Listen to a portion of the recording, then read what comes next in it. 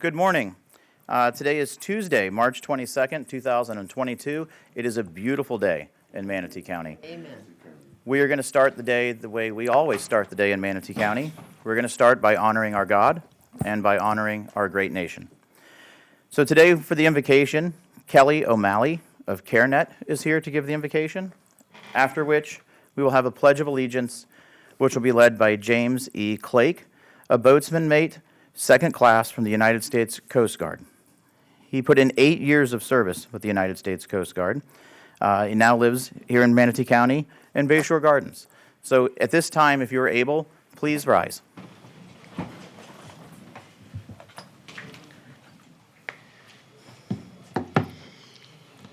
Thank you very much. If we can please bow our heads. Thank you, Lord. I pray for each and every individual that is here today.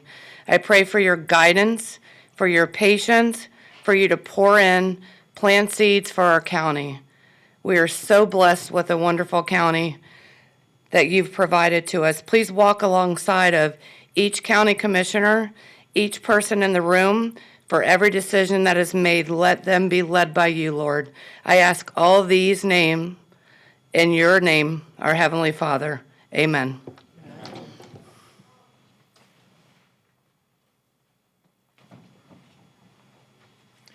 I pledge allegiance to the flag of the United States of America and to the republic for which it stands, one nation, under God, indivisible, with liberty and justice for all. Thank you, everyone. So we're going to get right into one of the important items of business today. Today we have with us State Trooper Tony Shuck, and today is going to be Trooper Tony Shuck Day.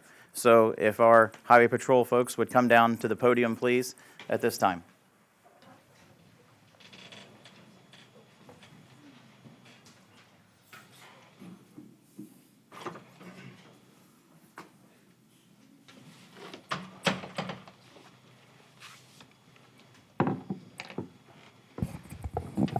Okay.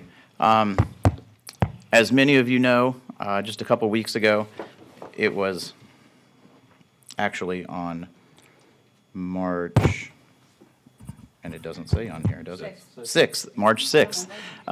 It was March 6th. So on March 6th, there was a foot race. The Sunshine Skyway was closed for a foot race. There were thousands of runners that were on the bridge that day, and unexpectedly, there was someone who went through all of the blockades on 275. It was in Manatee County. They were headed northbound, and they were sort of careening towards the runners. Trooper Shuck acted incredibly bravely, incredibly selflessly. She literally put her life at risk to save hundreds or thousands of people that were in danger, right? Many of those people, Manatee County residents. And I thought that it was incredibly important that we recognize her as, the hometown hero that she is. Every single day, first responders, the old adage, they go to work every single day knowing that they could end up putting their life on the line or risk their life that day. And this is a great example of that. This was a morning shift, and she was there for, a 5K. And who would have thought that, a drunk would have gone careening through the barricades, hurling towards the people, and that she would literally have to risk her life to save other people that morning at 8:45 in the morning. No one would have possibly expected that. So it really should bring to our attention the fact that every single day they put their lives at risk. And we do actually have a video from her dash cam that shows exactly what happened that morning. So if we could cue that.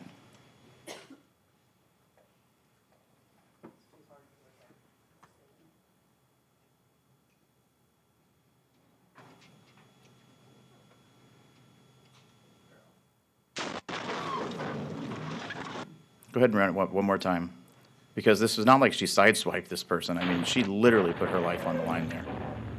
Thank you, Seth. So I'm going to read the proclamation first. Proclamation of the Board of County Commissioners of Manatee County, Florida. Whereas Trooper Tony Shuck is a mother of two and a dedicated and committed 26-year veteran of the Florida Highway Patrol. And whereas Trooper Shuck's quick thinking and selfless decision to risk her life averted a lethal disaster and saved dozens, if not more, of the 8,000 runners on the Sunshine Skyway Bridge. And whereas Trooper Tony Shuck acted as the last line of defense by putting herself directly in harm's way to protect others as she aimed her patrol vehicle into the path of an oncoming car heading towards runners on the Sunshine Skyway Bridge.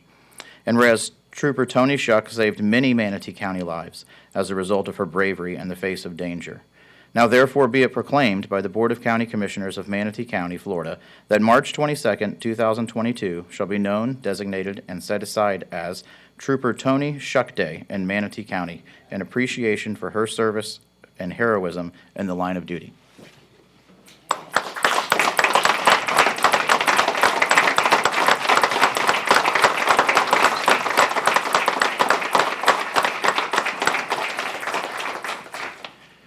So the County Board of County Commissioners also has a plaque that we're going to present to her, acknowledging Trooper Tony Shuck Day as March 22nd. It's in gratitude for her valor and quick thinking to protect many from life-threatening danger during the Skyway Bridge run on March 6th. So I'm going to hand that to her as well. And then the mayor of the city of Bradenton has come down as well and would like to say a couple words. Mr. Mayor?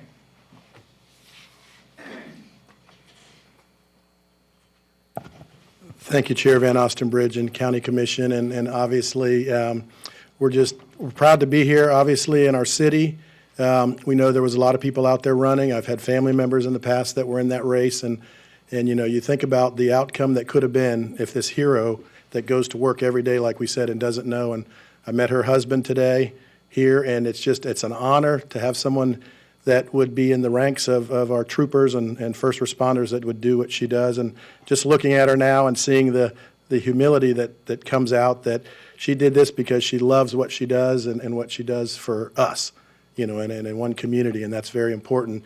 And a little bit that we can do, you know, obviously she lives in Brooksville, so I didn't want to have to make her try to come down twice for our meeting tomorrow for the city, but just on behalf of all the residents and the city council and all of our staff at the city of Bradenton, we want to give you this small token, a key to our city, because you're always welcome here, and we appreciate what you've done. Oh,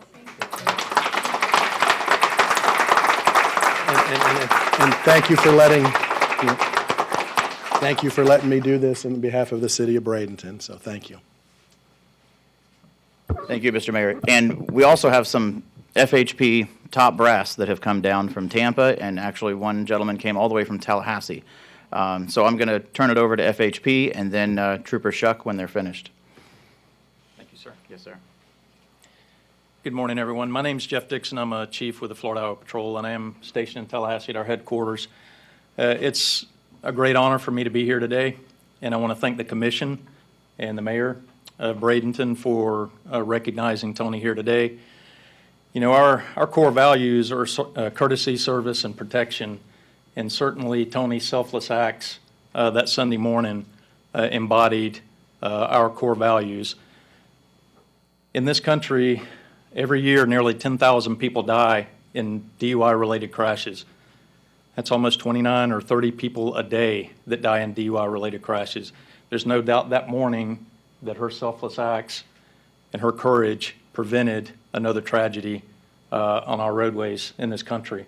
So Tony may not think she's a hero, but I think all of you in this room and everyone in this community knows that the courageous effort that she did that day really was remarkable. And we're very proud of her, and we're very proud to be here today and stand with her. You can teach many things in law enforcement. Our officers are trained to do a great many things to save lives every day. Courage and bravery are not things that you can train. People either act or they don't act when they're faced in a situation with danger. So we're very proud of Tony, and we're very proud to be here, and really honored on behalf of the Colonel of Highway Patrol, Gene Spalding. Thank you so much for honoring her today. Thank you.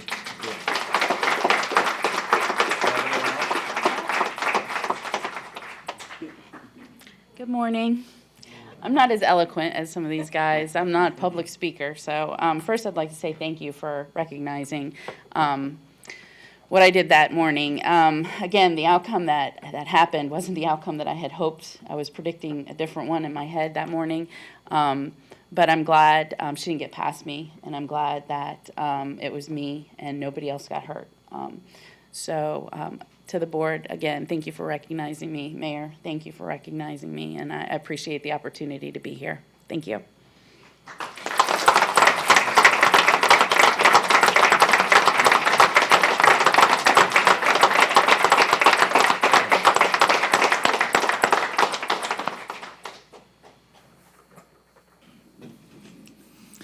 Thank you.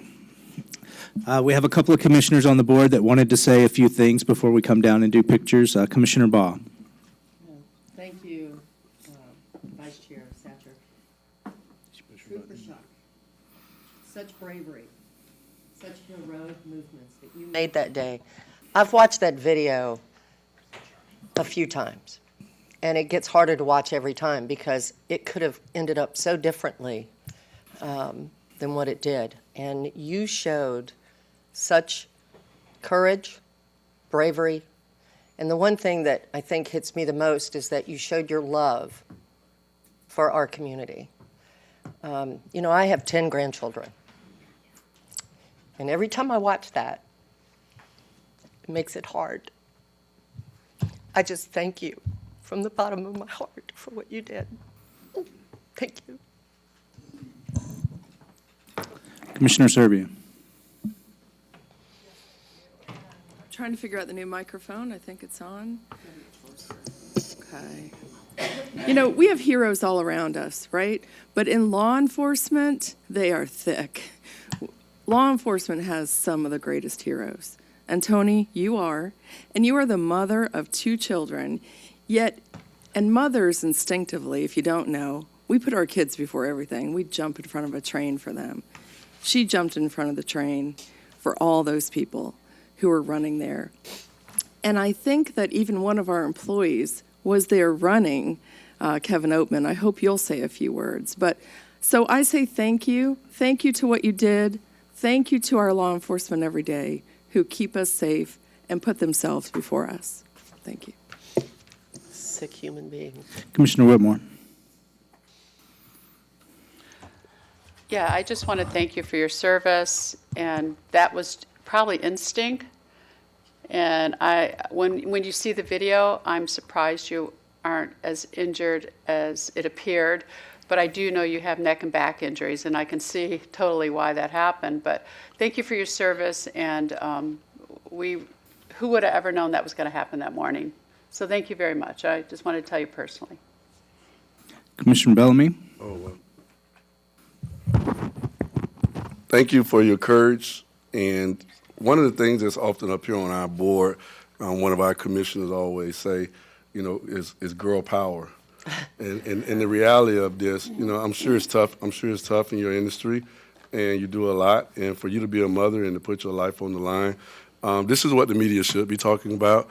And obviously, I hope Oprah picks this up, to be honest with you, because that's how phenomenal this is, for you to make sure that you make a difference and you provide the ultimate level of safety for people that's out, you know, running in the 10K. So I would say, Oprah, I hope you're listening. Please come down and make sure that you interview her so we can make sure the world knows that you have courage and you're making a difference in your job. Thank you. Thank you, Commissioner Bellamy. Yeah, I just wanted to say, obviously it's been said, but thank you so much. You know, the community at large, the United States and then Florida and Manatee County, I think that they are starting more and more to see and to realize the value of our law enforcement community and that they put their lives on the line and every day. And so, you know, when you're not on the battlefield, when you're not in the boxing rink, you shouldn't be criticizing the people that are. And so I just want you to know that we support you. We're working on things, you know, the county right now, we're working on things to help officers. We have an officer here in Manatee County who, you know, cornered someone trying to get away, and that person ended up running over him, and she's injured right now. And it's affecting things. We're working behind the scenes to see what additional help we can bring for law enforcement officers. And I think for policymakers across the country, they need to be thinking that way. The absolute worst thing anyone could do is be defunding the police right now. It is time to step up our game and say that we believe in our heroes and we back them and we're going to help them get their job done any way we can. And so I want to thank you so much for being here this morning. And I know we have, I'll go ahead and give. Oh, Mr. Chair, with your permission, one of our really beloved staff members and a fellow Kiwanian was actually on the bridge running that day, and with your permission, he'd like to say a few words to Trooper Go ahead, Shuck. Mr. Oatman, Kevin Oatman. Good morning. I was one of the runners out there on that bridge. I've ran that thing 5 times, and law enforcement has always been supportive out there. It's great to see that they're out there protecting us, but I was one of the few that got done early, and as I was driving by, I noticed the accident, and I saw the damage to your truck. And I can honestly say, from the 8,000 runners that were out there, we thank you for what you did, because as soon as we saw what happened, I'm part of a running group. I called my running group and make sure that they knew what was going on, and we've all said thank you. We are blessed for law enforcement to be able to go out there and protect us, because we enjoy the events, especially the Skyway. But if it wasn't for law enforcement like you all to go out there and protect us and keep us safe, we wouldn't be able to enjoy what we do. So again, thank you from the bottom of our hearts, from the 8,000 runners, as well as the organization, the directors. Thank you for what you've done. It means a great deal. Not only you, but as for your fellow coworkers and fellow troopers. So thank you. That's right. Thank you. All right. And one more thing I wanted to add. Tony, your husband is here? Yes. What's his name and where's he? Scott. Where is he? Yay.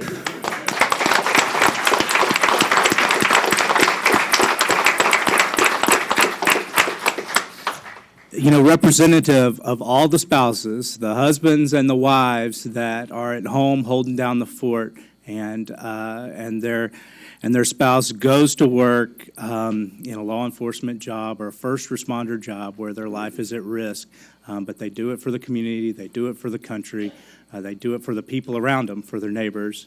So on behalf of, we want to thank you for your service and to all the others that fit that description. So thank you so much for being here.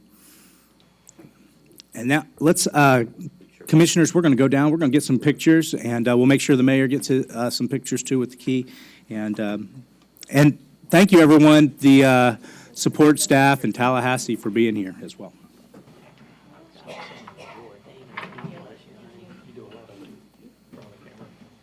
Hey, would you take a picture for me? 3:30. It was early. Good morning. Thank you, ma'am. Thank you. Thanks, sir.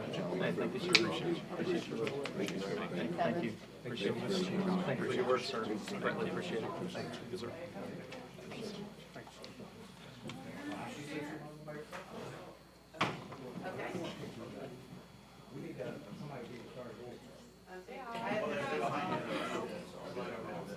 Photographer, take charge. Thank you. Appreciate it. Thank you. There's nothing else to say. Appreciate it. Think you covered it all. Should have had you speaking. No. Best speaker in the room. No doubt about it. It was good. It was good. I was like, I hope they don't want me to talk because I echo those comments. And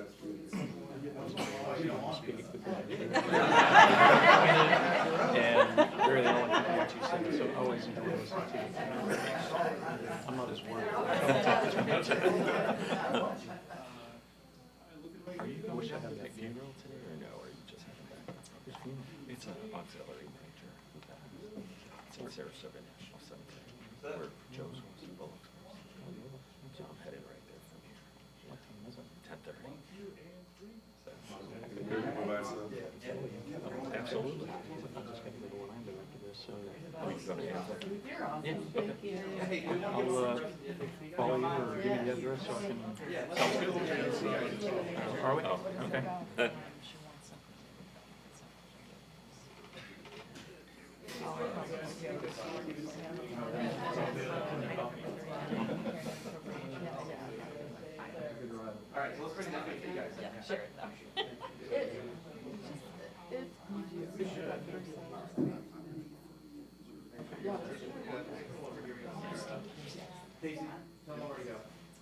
What are we doing?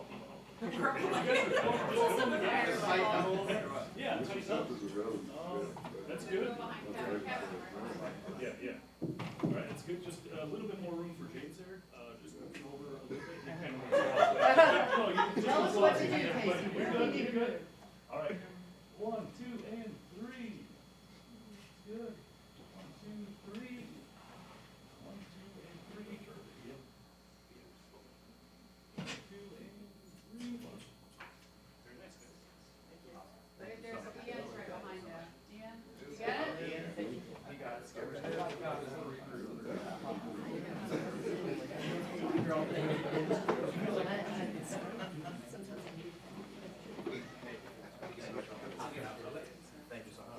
Kevin.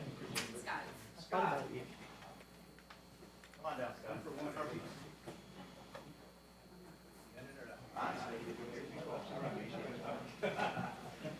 Get Gene in there with you. Thank you so much for coming, sir. Thank you. Appreciate it.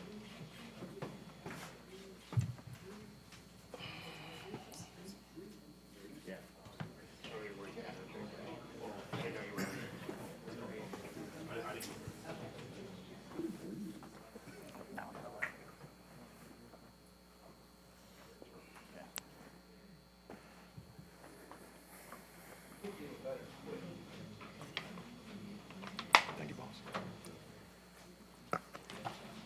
All right, so we're back. We do need to actually hold a vote on the proclamation. I can't imagine anyone is going to deny this. Move to approve the proclamation. Oh, push a button. Move to approve the proclamation. Second.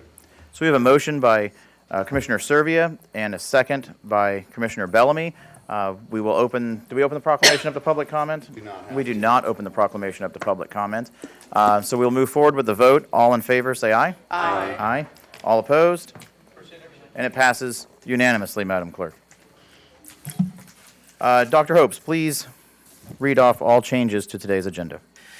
Yes, Mr. Chair, Commissioners, the agenda update for March 18th under public comments, written comments submitted through the online public comment form were added to citizens' comments, item 33, item 35, and item 38.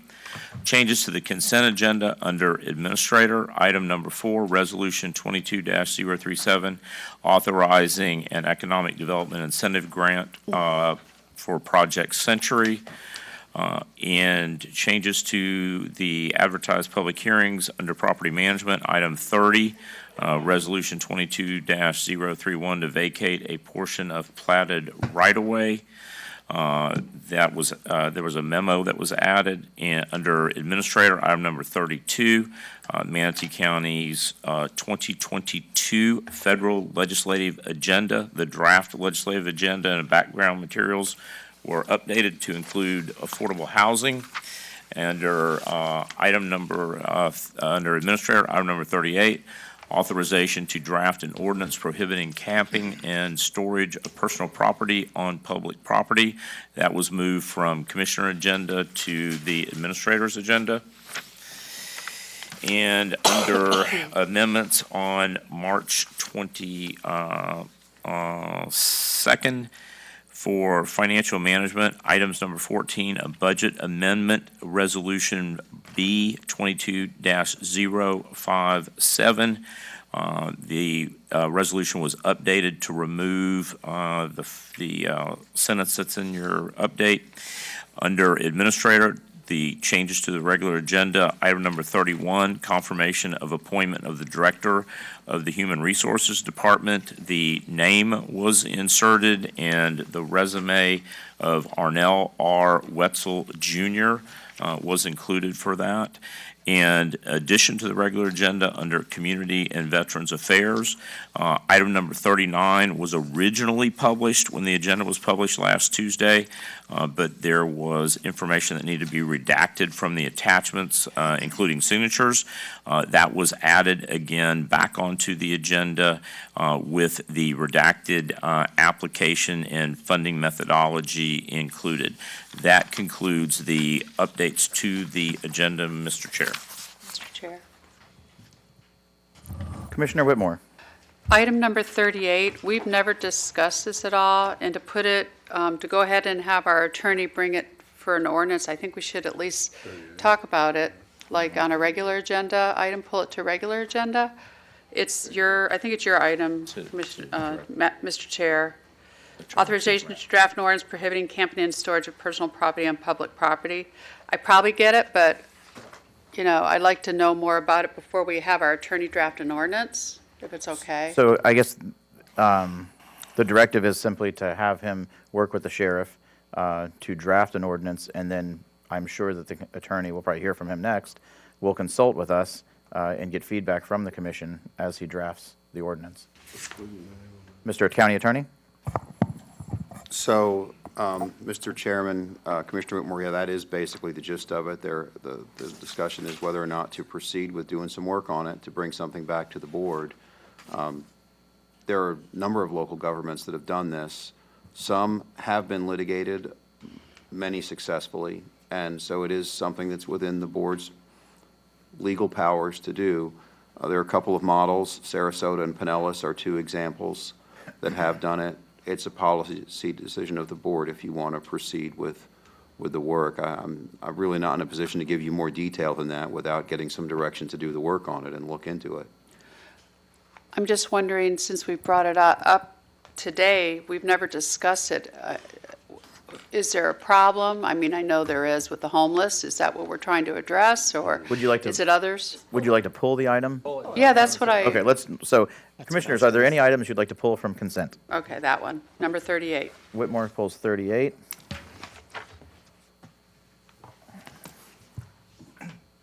Is there any other item the commissioners would like to pull from consent? Yes, I would like to look at 39.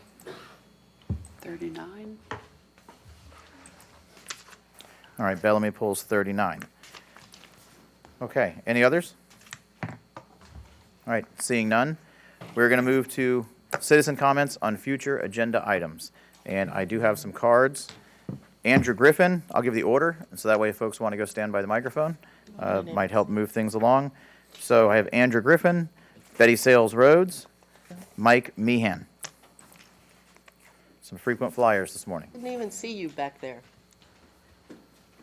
So when you come to the microphone, this goes for, all comments throughout the day. We have a civility pledge, and the spirit of that is that you keep your comments focused on issues and not individuals. You'll have 3 minutes to speak for each time you come to speak on an item. This is for future agenda items right now, so not anything that is on today's agenda. And when you come to the microphone, please state your first and last name and your county of residence. Andrew Griffin, Manatee County. I agree with the civility clause, just to let everybody know. I'm here in peace. Anyways, I actually had 39. It was not on the agenda when I was looking at it yesterday. I saw that it's been put on there today. So my only comment today, since I already signed up, was Tony. She's not talking about it. She said she's not. No, I'm not.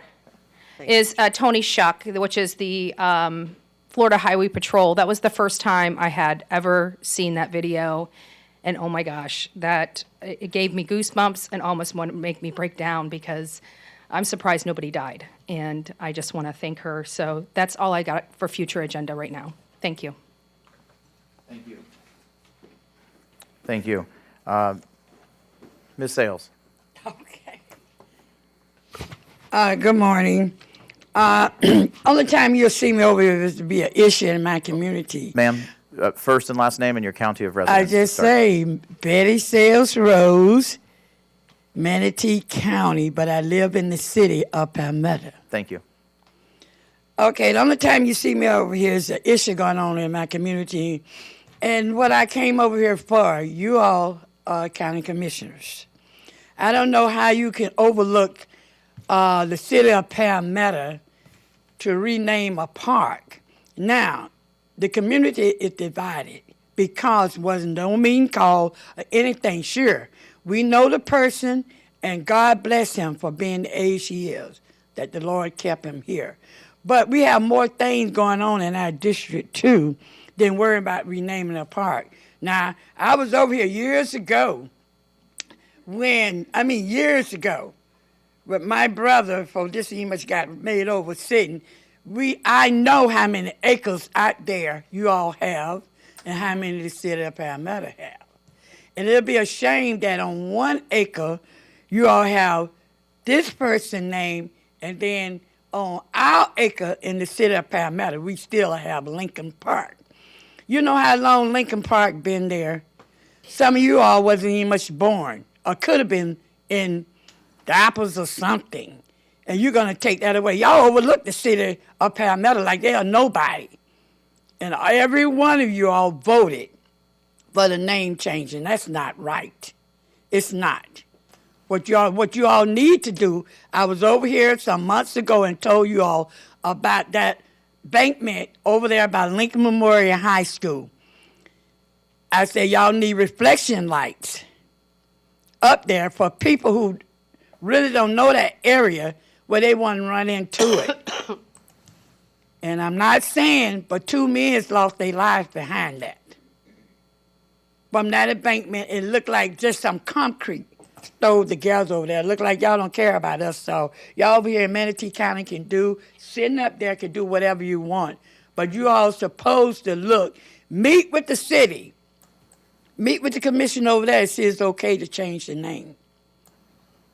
It didn't have a meeting. No meeting was given for us. Just like Missy, she got something going on with the name of park. All the names got to be in on March the 31st. You understand? So what different than her? Because over there, minority, over here, and I'm not biased because I have a lot of friends that is white, Hispanic too.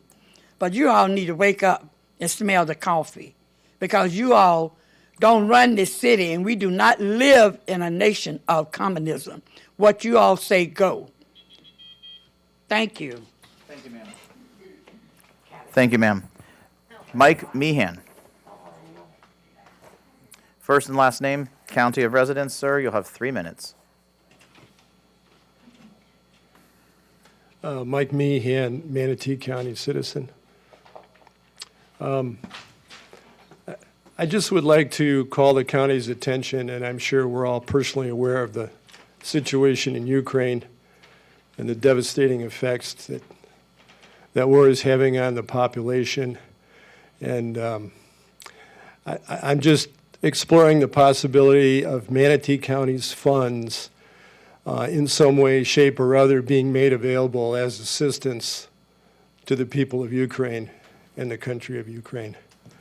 And in support of that, I've written a short elegy for you all to reflect upon.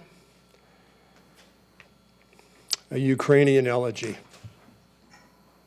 When evil becomes real, when the choppers fly with their message of death, when tanks and mortal men kill without reason, when the evil one shows his true colors for all the world to see, there is no tortured rationale or political smokescreen that can justify the slaughter. There is only the sound of the Ukrainian soul and its will to live free. An irresolute world will only watch from the sideline and pray that good will once again overcome evil. Thank you. Thank you, sir. Getting used to that. Thank you, sir. So is there anyone else from the audience who would like to come forward to speak on future agenda items? Please come forward now. State your first and last name. Hi, my name is Gina Smith, and I'm a Manatee resident, part-time resident, soon to be hopefully full-time. We hope so. And I'm actually here to ask you a question. Since item 38 was taken off the consent agenda, is it now a future agenda item, or is there somewhere else within this meeting that I would be the appropriate time for me to speak? So very good question. That will now be considered a regular agenda item, and it will probably be addressed. I'll tell you what, because there are likely people here. Yeah, once we finish consent, we'll go ahead and we'll address those items after consent, because I think there are quite a few people here to speak on that agenda item. I'll be back. Thank you. As a courtesy. I'm gonna go to the clerk as soon as we wrap up. Ma'am? we're going to bring you forward. Ma'am, we're going to bring you forward. We're going to bring you forward. The clerk is going to go last because she's going to sort of present to us. So you're coming forward. It's 30. Is there anyone who wants to speak on future agenda items? Did you want to speak on future agenda items? Okay. Do we have anyone on the phone who would like to speak on future agenda items? Yes, we have several callers. Future? For future agenda items? Yes. He doesn't know. He doesn't converse with them. Okay. Would caller ending in 760, please press *6 to unmute. Okay, caller 760. We are currently speaking on future agenda items. You'll have 3 minutes. Please state your first and last name. Hi, Commissioners. This is Kate Danahy-Sametz with Women's Voices of Southwest Florida. Can you guys hear me? Yes, we can. 9.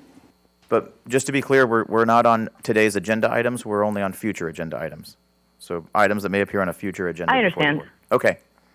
Go ahead. Awesome. Thank you. So I'm calling in with just a couple things.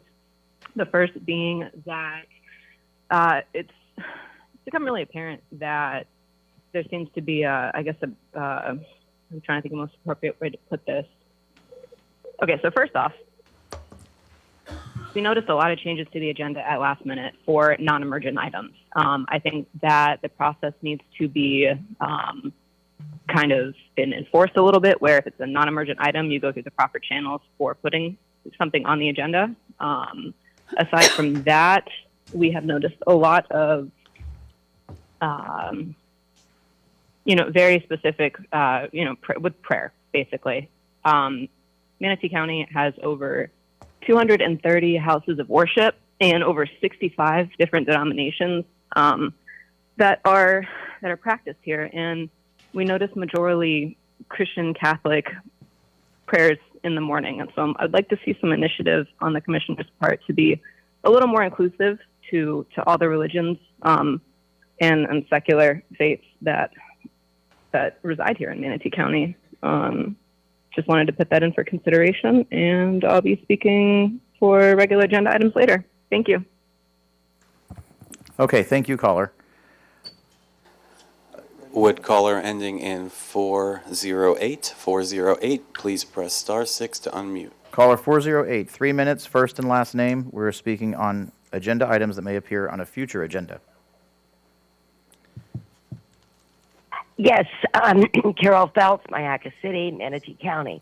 I sent a public comment letter in. I also sent an individual email to county staff and the commissioners regarding the format of the agenda packet. It's very difficult to go through. It seems to switch formats. Again, there could be a reason, perhaps land use meetings, the format is different. But what the problem is, you have one agenda, which is the outline itself, and then you have the agenda packet. Formerly, you could go to the agenda packet and find the attached documents in detail on each item on the agenda with a sidebar to the side. The recent format puts the outline of the agenda first, and then everything that has to do with those agenda items are attached to the back or continuous, whereas before we were able to go to a specific item on the agenda, go to the sidebar, and get the detailed information on it. So what that means is that basically in order to find information and be educated, informed, and involved on some of the issues that were on the agenda, you had to basically go through, I believe it was 1,789 pages to find what you were looking for.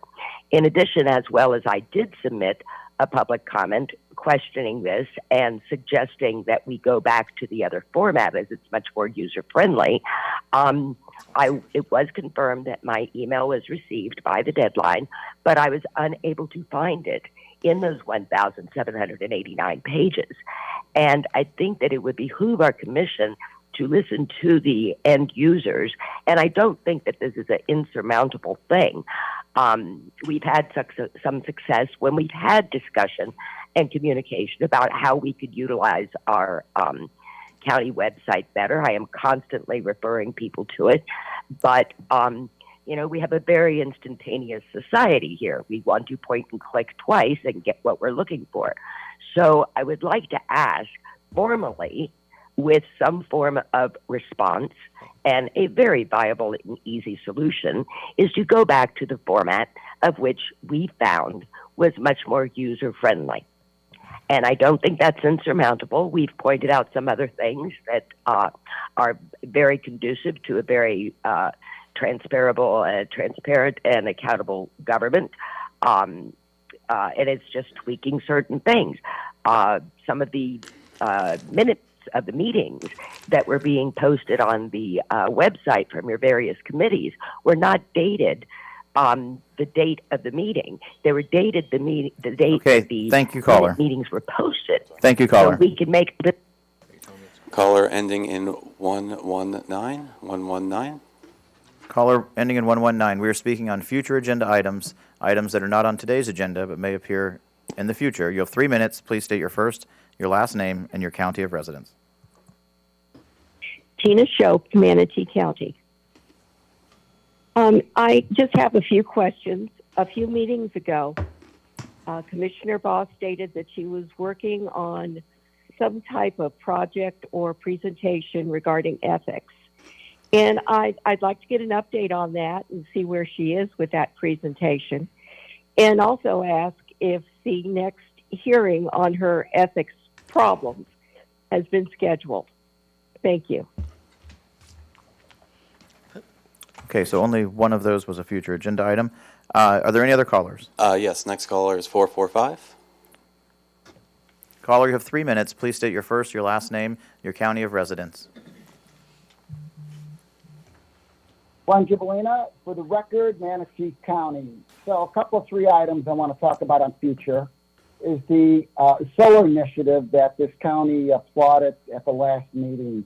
I sent you information on House Bill 741, where FP&L is going to destroy the solar industry. And has any of the commissioners reached out to our local solar installers, such as Solar Direct and a few others out here? This is a job-killing bill. So what incentives are the county going to do to make up for FP&L's wrecking ball of residential solar? You can put all the dog and pony shows you want and how great they are, but at the end of the day, my electric bill doesn't go down, and now they want to harass me further if I want to put more solar on my roof. Those guys are unbelievable. You should not endorse them. And what incentives are you going to have to make up to our local solar companies that are now going to have to lay off people because we're not open for business anymore, at least not in the residential rooftop business? My second item is the naming of the park. I did write a letter to Reggie. I haven't heard a response. I did attend the Palmetto City by Zoom last night. It was very interesting. It's just unbelievable. And by the way, that park, according to Attorney Barnaby, City of Palmetto owns 11 acres. You guys only own 5. So you think you'd extend an olive branch and at least open discussions of renaming the park. It's unbelievable that there's no coordination. They are pissed. I will tell you that. You need to reach out to them and apologize for the county's bad behavior and not inviting them to the table. So very disappointed in that direction. I'm not saying Coach Shannon is worth it. It was the process that was flawed. And lastly, during our ad hoc meeting yesterday, we had a workshop because we did not have a forum. And in that workshop, I asked again about the resolution for profit with surplus property. I was informed by Deborah Ash that the property that currently sits in surplus with Denise Thomas is only for nonprofits again. They said property management had it and they were going to look into it. Well, folks, it's been 5 years. So, Dr. Hopes, please bring some clarity to the confusion at our affordable housing ad hoc committee. So we're still confused about that. I did see 2 properties go out to bid for profit, which is great. But the surplus that is earmarked with Denise Thomas, we need to be in there. So Oh, there's my 3 minutes. Thank you. He always times it so well. Are there any other callers? Yes, caller ending in 489. Caller 589. 489. We're speaking on future agenda items. Items that are not on today's agenda. You'll have 3 minutes. Please state your first and last name and your county of residence. Can the back turn up the volume? Yeah, it's terrible. I Please. couldn't understand. I the think last- it was the speaker. No, it's happened Hello? the last 2 or 3. Yeah. I can't. Go ahead, caller. My name is Shannon Keever, and I live in Bradenton. I was calling because I noticed that there was an agenda item added at the last minute last night. It's a non-emergent agenda item, and I could have sworn that you all have already talked about this in like a few months ago, that this has been happening a lot and that it's happening way too much, that you guys are adding agenda items without giving the public time to prepare to speak on them. And honestly, it's kind of hard not to think that you're doing this on purpose. It's hard to trust you when you do that. I understand that there might be some items that are emergent and need to be established right away, and that should be few and far between. You need to really stop doing that, please, and just go through the proper channels of putting items on an agenda. So that was it. Thank you. Thank you. Are there any other callers? Yes, caller ending in 408. 408. Okay, 408, 3 minutes, first and last name. I think we just did 408. Yes, they did just hang up. Okay. Are there any other callers? That is all. Okay, thank you. We will close future agenda comments on future agenda items. We're now going to go to the clerk, sort of staying in the spirit of public comment, and the clerk would like to address the board. Madam Clerk. Good morning, Commissioners. I'm Angel Coloniso, your clerk and comptroller of Manatee County. I just wanted to bring something aware to you so that you could get the word out to your districts and the citizens in your district. We are coming up on our statewide event, Operation Greenlight, April 2nd and 9th. They're Saturdays. 2 Saturdays will be open extended hours, 8:30 to noon. This event is designed to get people to reestablish their payment plans, work with people on payment plans, to pull back cases from collections, which will save people as much 30% on those fees. We pull them back, they can pay it off. We will have the DHSMV will have their van outside and able to reinstate driver's licenses and issue new ones. We are also doing our passport event on those 2 days. So 8:30 to noon. In the past, we've had lines all the way out to Manatee Avenue.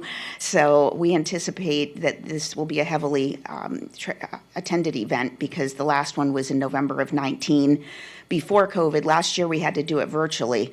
So we anticipate the numbers to be up high this year because of this. But this is a chance to work with people to get them back out on the road and driving. I've seen a lot of success stories from this, a lot of tears of happiness when we have this event, that people get that cleared off their head and have their license back in hand. What was I'm sorry, Mr. Chair, what were the dates? April 2nd and 9th. Okay. And 8:30 to noon. The doors will close at noon, but 8:30. We will accommodate as many people as we can that morning. And the location is? Those 2 mornings. The location is courthouse. across the street at the old courthouse. Historic courthouse, right. Commissioners, before we do comments on future agenda items, does anyone want to comment while the clerk is here? Okay. I just would make a comment. We were all briefed by you yesterday on a report that's going to come out, I assume, later today. Some of us were frustrated with how long it took until yesterday when I saw the report, and then I fully understood why it took so long. We had like constituents, and we don't pay attention to the media, but some of them were wanted it out sooner. But sometimes these things take a long time, and the reason is it's like an onion, right? And you just sort of peel back the layers. And when some of us ran for office, we felt like there were things that were taking place here that shouldn't be, and that there was favoritism and that sort of thing going on. And my compliments to you. You peeled back the layers, and ultimately you uncovered quite a bit of that. I dare to say the word corruption, but there were things going on here that absolutely should not have been going on. I really thank you for getting to the bottom of it. You serve the people. You and your Inspector General both serve the people of the county well in that report. Thank you. I think you'll see the complexity when you see it, what went into that, and why and how it took. We left no stone unturned. I mean, you brought a report and it looked like the Beijing phone book. So I immediately thought, well, this takes a while, I guess, doesn't it? I have an awesome team over there. They do great work. Okay. Thank you, ma'am. Thank you. Mr. Chair. Commissioner Baugh. Yes, on that note, Angel, I thank you for coming and visiting. I think you met with all of us yesterday. It was very enlightening. Can I say one thing, Commissioner, before you get too far down the road? I was here for Operation Greenlight. That report has not been published yet. It will be published momentarily. It will be public. Okay. All right. Well, Mr. Chair, I'll tell you why, what I was going to say, Angel, and thank you for bringing that up. I understand. But I do think that some things are in this that are very interesting pertaining to the county. You know, I've been here a long time, and I've used the word corruption many times before, and you did a great job in your report. So, Mr. Chairman, I don't know whether now might be the time. Maybe we need to wait until the report is released, but yes, I'm going to ask that the state attorney become involved in it. So just, I'll wait. Thank you. When you release the report, would you email each of us? Yes. Oh, you will all get a that's when it's published. When it's published, we will email everyone who's asked and everyone, you all, as a matter of business practice, get the report in your email. And that will be today? Yes. Any idea what time? Within the next hour. Oh. Pretty quick. Okay. I'll bring it back up. Thank you. Thank you so much. Thank you, Madam Clerk. Okay, I do have 3 commissioners on the board to speak in response to citizen comments from future agenda items. The order of the board is Cruz. I have Whitmore with a question mark, and then Baugh. So, Commissioner Cruz. Thanks. Some of the comments actually were going to be what my commissioner comment was, so I'll mention it here since they were brought up. But before I get to that, you know, relative to the city of Palmetto, and I'm not going to speak specific to this item, I'm going to talk in general. We've been reaching out, and I think pretty well, to all the municipalities asking to have joint meetings. We had a joint meeting with Longbow Key. We had a joint meeting with Holmes Beach. This Thursday, we're having what I feel is going to be a very productive joint meeting with City of Bradenton. Yes. All the municipalities know that this board is ready, willing, and able, and almost begging to have joint meetings to discuss how we as a county can work with each of the municipalities within the borders of this county to make Manatee County better for everybody. So, you know, to say we didn't reach out, we've been reaching out to everyone to have conversations across all kinds of things, from development to park naming to infrastructure to anything else under the sun. We're open to conversation. The agenda for Holmes Beach was like 12 items. We're open to discussing anything. So, you know, when this came up, it came up as a discussion about writing it, and then it came up as an agenda item to approve it, and then it came up a third time to finally approve it and present it. Multiple opportunities for anybody over at the you know, City of Palmetto, you know, council to come in here and voice their opinion or write a letter and voice their opinion. We've written letters to the school board before on behalf of this board giving our opinion on something. As far as I know, and maybe I'm wrong, but at least myself personally, I never heard a word from any of the 5 of them or the mayor about their opinion, pro or con, on this particular issue. So, you know, please, for the City of Palmetto, reach out. We will set up a joint meeting because there's a lot of things we need to talk about for the good of everybody, and this is just one of them. So, you know, I think that's where I stand with that. But where my commissioner comments were actually going to be was a few people mentioned this agenda, and I'm getting as frustrated as these people are. Before 2021, the agendas would come out like on Thursday or Friday for a Tuesday meeting. And that frustrated everyone. When we came on this board, we all discussed, the 7 of us, I think collectively all said, these need to come out as soon as humanly possible so that the public has an opportunity to review them. And for a blip of time, 6, 8 months, whatever it was, those things were coming out like 10 to 14 days in advance. Yeah, they were being modified and you had to add some things and update them as things occurred. But they were coming out in a timely manner. We never heard a single complaint. Now, all of a sudden, we've seen to have, for some reason, reverted slowly and slowly back to how it used to be. And I don't believe that was anything based on a policy of this board dictating, hey, let's hide information. And here's where it's frustrating is we've come up with whatever new super secret software we're using. I see this agenda like 2 or 3 weeks in advance. because we all get it, but we have to download it so it doesn't show up on a public website so nobody else can see it. But we see every version. I get 2 meetings ago, I think we had like 9 updates on that thing. And then at the last minute, it pops up for everyone else. That is frustrating. That is not what this board promised anybody. We promised everyone we would get that information out in a timely manner to allow full discussion. And the fact that I'm seeing an agenda that the public is not seeing immediately frustrates me from day one. Update it as much as you want. It's a website. You can update a website on a daily basis.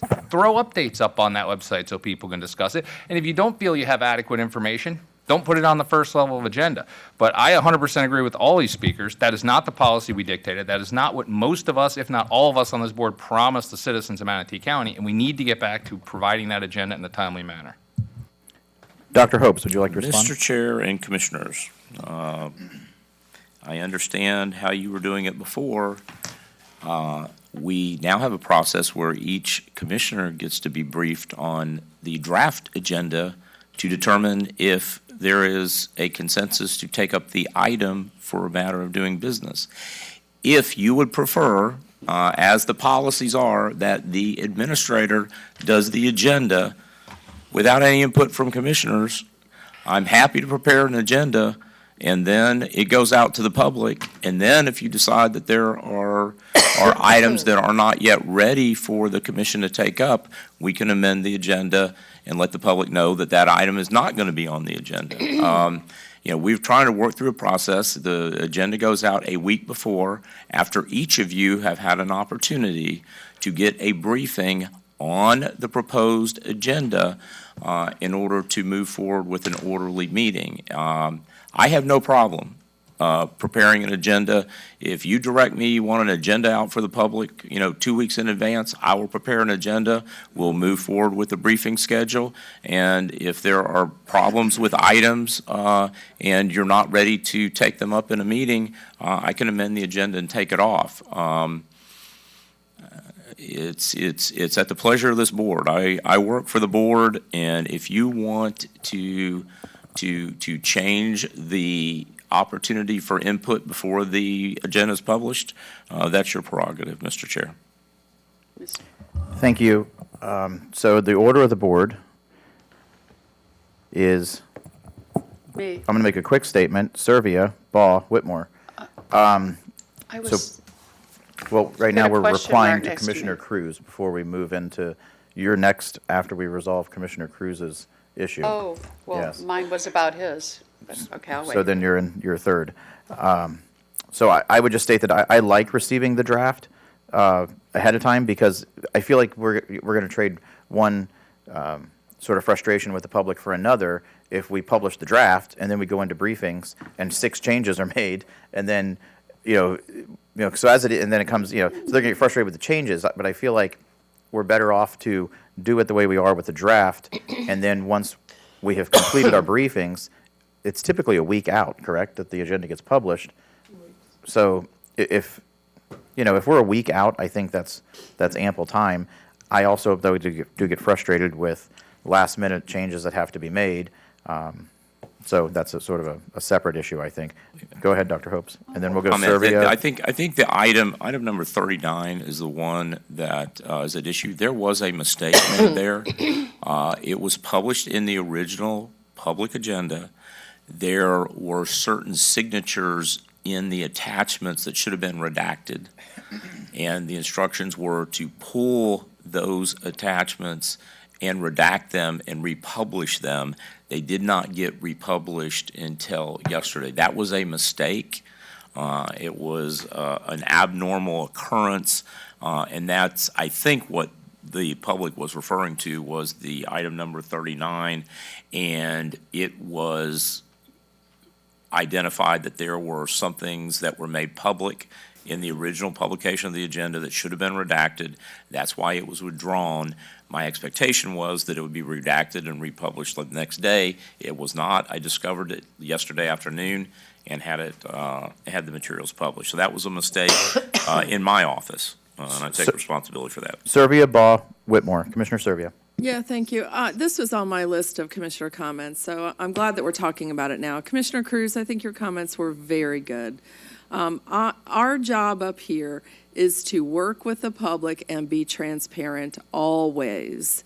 And so it is a little bit frustrating when last-minute changes are added to the agenda, especially 5:30 on a Monday night for a Tuesday night agenda, and especially if it's an item that's going to be of interest to the public. Now, a lot of times we will have final plats on the agenda where a bond was tweaked, something very innocuous. And those types of things, I don't want to slow down the process for doing business, but I think we need a policy where, you know, it's pretty clear where we can make a call on things that are urgent, things that are not urgent, and things that are controversial. We have to allow the public time to understand the issues. I like the draft agenda. I don't want to just put everything out there. I like vetting it. But we can't hide things from the public. Even if we're not doing that, it appears we're doing that, so we need to change. Thanks. Commissioner Baugh. Yes, thank you, Mr. Chair. You know, last year when I was chair, we actually expedited commissioners receiving the agenda and the public. We moved up those dates. When Dr. Hopes came on board, we moved up the date that it would get released to the public and to the commission. Now, I don't have a problem with the time frame that we're looking at. What I would, however, have a problem with, and I've said this, I think what we should do, again, it's communication. You know, I like the board being able to look at the agenda and say yay or nay or whatever the case may be. Are we ready for this one? Are we not? Because we each have different things that we're working on and looking at. So I understand the draft. I would think, however, and I see Bill Logan in the audience, and he's just doing, you know, he's really, his job is developing as we move along. But I really do believe that this is a matter of communication, perhaps a memorandum. They seem to go out quite often, not from Dr. Hopes, I don't mean from him, but, you know, there are memorandums that can go out to the commission, and also then Mr. Logan could get it out to the public. And I think that that's where we missed some of this. It doesn't really matter to me how you go about it, but I think that the board probably, we need to be communicated as to the procedure that perhaps the new chairman and Dr. Hopes has come up with, and also, you know, it needs to be put out there for the public to know if there's any changes going out in the time frame or the presentation. Again, I don't think, I know it's always been that the county administrator put the agendas together. I understand that. But I do think that we need some comments from commissioners on that. I think that's very important. I mean, after all, we run the county. So, you know, I think that is important. So I appreciate trying to make the changes, but perhaps we just need a little bit better communication in that process. Commissioner Whitmore. Our government is called the administrator form of government. The last 3 meetings, George, 100%, and Scott knows I'm going to say this, I've had Charlie Bishop, Jan Brewer, Leslie, Scott, and Bob at some of them during the briefings, the last at least 3 meetings. And we're getting this shared file, it's what it's called. Mm-hmm. And we all had to put it on, to me, it's a public record. Why isn't the public seeing it? Okay, that bothered me. And but the problem is, the last 3 meetings, I actually go through everything, except I have to admit the plats are not my deal. But I read everything on the agenda, and it changes. And actually, even today, you added something, and so I've actually demanded, and they weren't going to do this, that my briefings be 2 or 3 days, like it has been for 16 years before the meeting. And the reason why is I tried the other way. And then I had to read the agenda 3 times because it changed completely. Stuff got taken off of it, and then in the last minute, stuff got added that I never got briefed on. So, yeah, I agree with George. I think this is foolish, and I think according to, if we're polling commissioners, to me that's like a sunshine deal, but our attorney's here. But it is a shared file, which is a public record. And just so the public, and I was never going to say anything, but, you know, we have all seen the agenda 2 or 3 weeks before, all of you, and I even asked Scott, and I think you checked the minutes to assure that it wasn't a policy. I said, I thought the previous board wanted us to put this out 2 weeks before, but they actually checked into it because I had that concern and we didn't. So That's with that. And item number 31, which we're going to talk about, to be honest, it wasn't just signatures. Mr. Hopes talked to me the other day, and the money was wrong. It was supposed to be 50,000 one year, 50,000 the next year.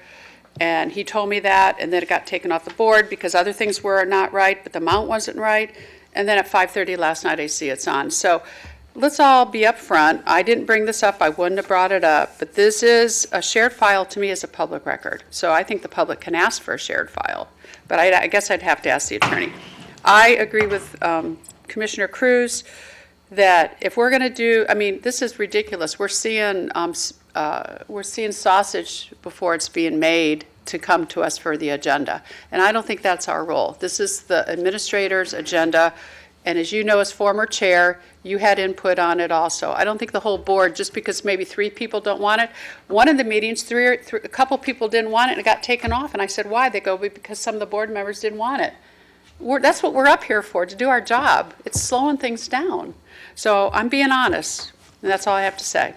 Thank you. Oh, no, I'm sorry. I was talking about just this. We're going to come back to okay. you for future agenda items, comments in a moment. And I would just say, Commissioner Whitmore, that the reason the administrator and I have been doing it this way was to include commissioners in sort of the development of the agenda instead of commissioners just being presented and given the agenda. And of course, a draft is public record, just like an email or anything else that comes through the county. But that was the purpose of it, was to include us in the sausage-making sort of, development of the agenda ahead of time, and sort of eliminates some of the public sausage-making that's going on as we speak. The order of the board is Cruz and Baugh. Commissioner Cruz. Yeah, I'll be quick just since I started this. This claim that we're doing something efficiently is ridiculous. First off, I think at least 3 of my last 5 briefings, if not more, I didn't even have the draft agenda yet. I'm showing up blind on these things. So whatever process we have is terrible because I can't comment on the draft agenda because I don't even have the draft agenda half the time. I just show up and flat out tell all of you, and Scott, you know this, because I'm telling you in that meeting. It's like, I've never seen anything, just tell me what's important.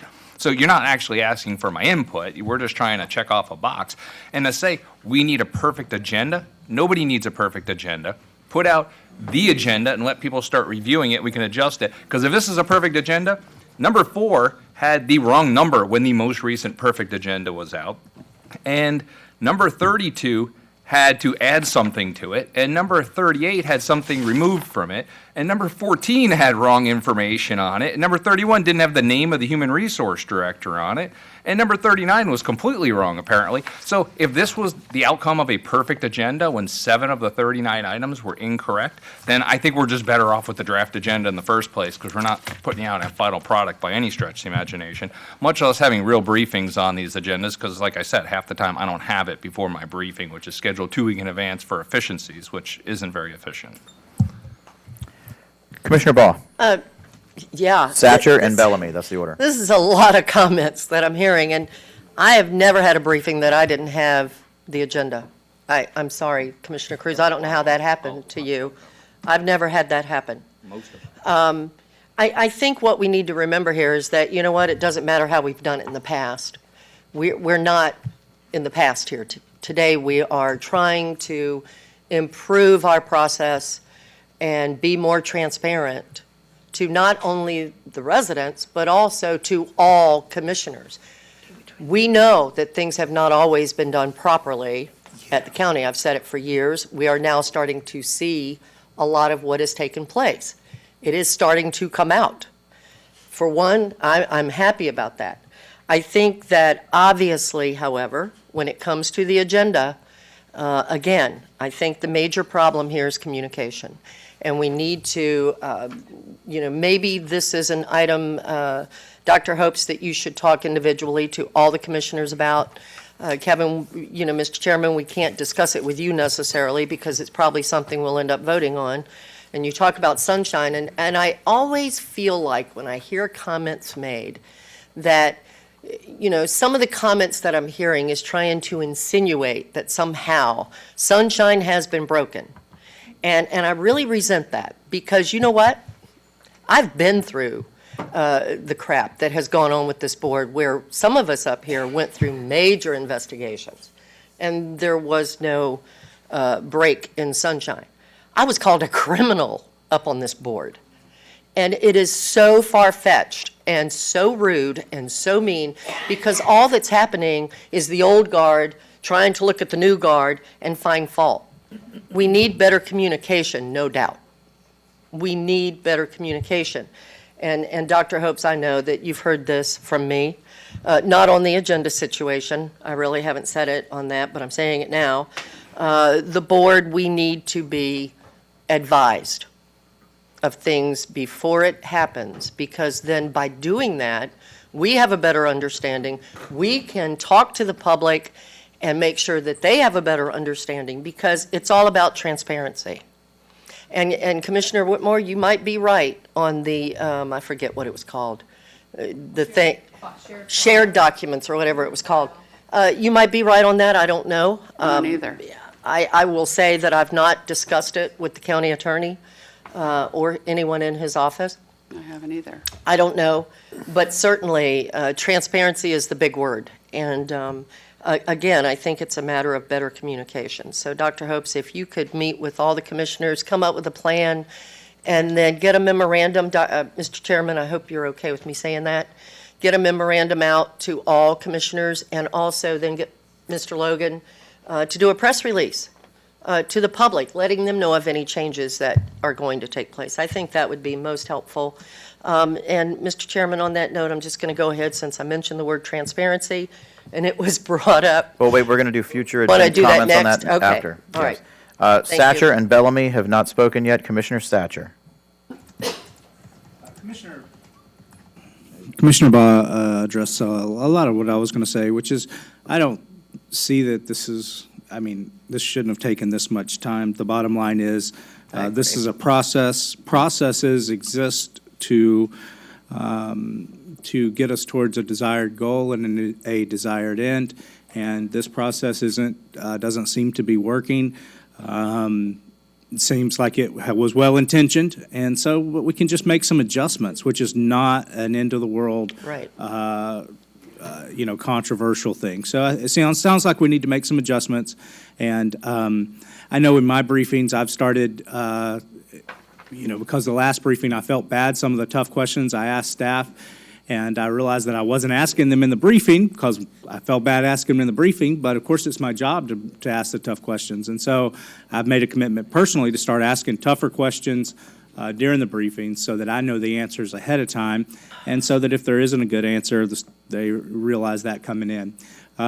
So I would just reiterate that it's a process. We can change the process, make some adjustments, and to think that we're going to find the magical way to do all of this and never have to make any changes would be unreasonable anyway. So I don't think it's a big deal, and I don't think it's worth any contention or fighting. No. We'll just make an adjustment. Thank you. Correct.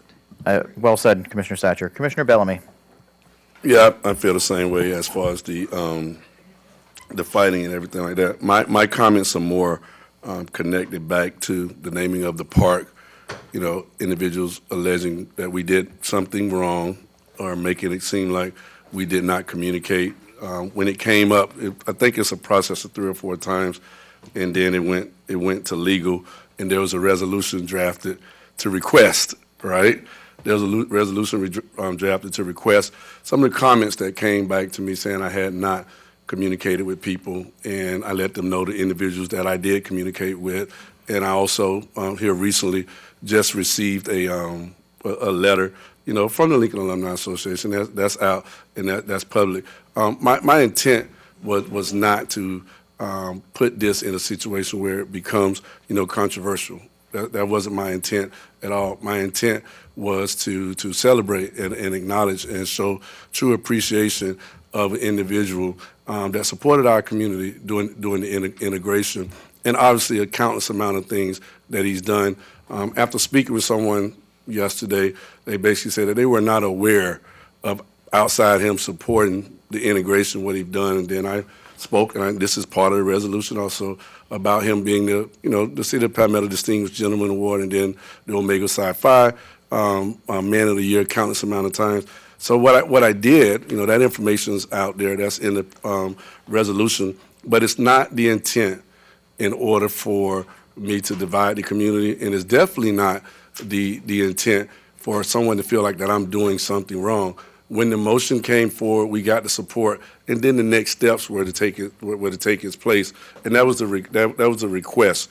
Anything else from that standpoint, I don't really have anything on it. I did speak with some people about it. They are kind of backing back because it's tough to make change, and you have to have the courage and the fortitude to want to make sure you're hanging there when there's opposition. And you're going to have some opposition, and I appreciate anybody's opinion on this matter, and I embrace it. I had one individual to reach out to me, and we agreed to disagree, right? And I'm not upset with anyone. I'm not upset with anyone or anything like that, but to allege that we did something wrong or to allege that me as a commissioner did something wrong is just false information, and I think that needs to be put out there. And from a legal standpoint, I'm not sure if Mr. Clegg is going to comment on that, but we took all the necessary steps that we were supposed to take. Am I correct? Or you want to comment on that, sir? I can, if you like. I would like you to. And the answer is yes. We adopted Resolution 21111 on July 27th, which requested that the city rename the park. We did not take action to rename the park. We asked the city to do it. And I think Commissioner Cruz, having a dialogue with the city about it in a joint meeting is a good suggestion as a way to move the issue forward. Right, and I'll just finish with this right here. Again, my intent was not to divide the community, and there are a lot of shots that people throw up here at commissioners and public figures and everything like that, and that's the nature of the beast. That's the nature of the beast, and I don't have a problem with that. 95% of those shots are opinions, and 5% of them are facts. That's right.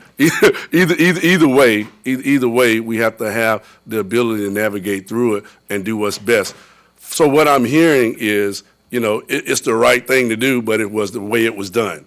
All right. But what we just heard from the legal is that we just submitted a request, and now we're asking. And like I wrote in an email yesterday, I would ask the city of Palmetto to support it. I would ask those commissioners, all 5 of them, and the mayor publicly. And here's the reason why is because of the impact of the individual and the lives that they have touched and the difference that they have made. And you're going to have people that disagree with that. And I will tell you all this right here for a little comedy in it. When we celebrated Coach Shannon's 100th birthday a couple of weeks ago, after I had a one-on-one meeting, and I say, Coach, I still got a problem with you putting that paddle on me, right? Yeah. And all due honesty, every time I see him, every time I talk to him, there's some things that I did not like that he done to me, but it helped me get me where I am right now. There's some things that people may not like what took place, but I guarantee you there's a majority support that he helped our community get where we are right now, transitioning through the integration. That was a tough time. That's part of our history books in Manatee County. And I think that's important to be acknowledged. And to the Hispanic community, there's nowhere in the world I would want to dismiss anything. Acknowledging Coach Shannon would give us an opportunity for us to see his name and then say, what did he do? And one of the things that we could say that he helped bridge the gap during integration. That's not necessarily in the books, right? But we can talk about it, but once we get past this, hopefully we will get past this, now it's identified, it's there, and we can take, and I'll hopefully put one of those little, I don't forgot what it was that they put up there, you could actually go to the information real quick, and we can see the history and the things that, say again? The tag. Not the tag, it's we're putting them on, I don't know, I can't think of it right now. But I just want to make sure that it's not to divide the community, and I'm not backing back, but I'm good either way. I'm not backing back, but I'm good either way. All right, I'm done, Chair. Thank you, Commissioner Bellamy. And now that Commissioner Bellamy has segued us into comments on citizens' comments on future agenda items, we'll go to Commissioner Whitmore and then Baugh. I wasn't going to bring this up, but I was actually in high school when Coach Sanum came to Manatee Highs to transition to integration. And I was there with a lot of students that were forced to come to Manatee High to integrate. So I'm probably the only one up here and maybe in the audience that was there.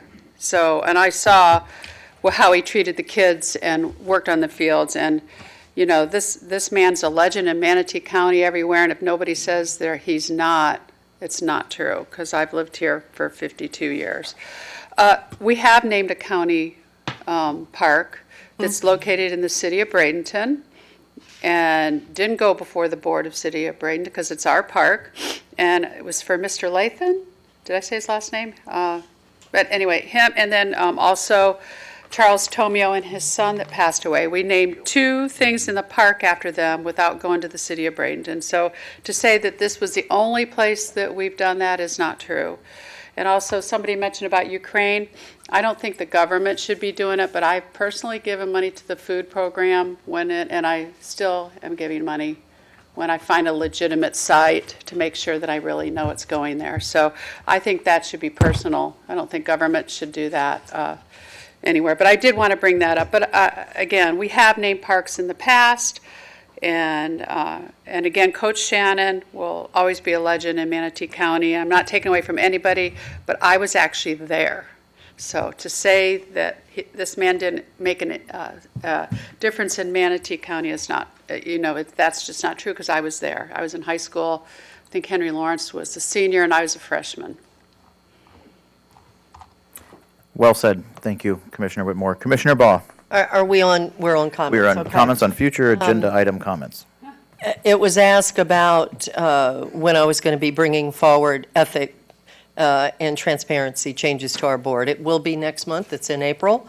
I had a meeting the other day with the county attorney and discussed some of it with him. And I can assure you, with some of the stuff that you guys are going to be hearing about soon, you'll be thankful. We need better transparency in county government from all people. And we see that with the report that the clerk's office is going to be releasing soon, I hope.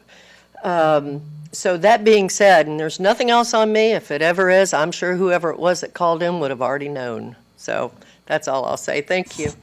Thank you, Commissioner Baugh. Politics. So, Commissioner Bellamy, I would just state that you have not in any way, shape, or form divided the community on this at all. There is a very small, 10 people or less group of folks who oppose you politically, who are trying to politicize this matter and using, quote, the idea of that the process was wrong to try and cast shade on a great man, on a World War II veteran, on someone who dedicated his life to serving this community through education. And as Frank Bruner said, really well, stuck with me in his invocation the day that we honored Coach Shannon. He said so eloquently that Coach Shannon is someone that we should all emulate, as he has followed in the footsteps of the Lord for 100 years. That's right. Anyway, there's no better person for us to have named that after. It's 10:22 now. We'll recess this meeting until 10:32.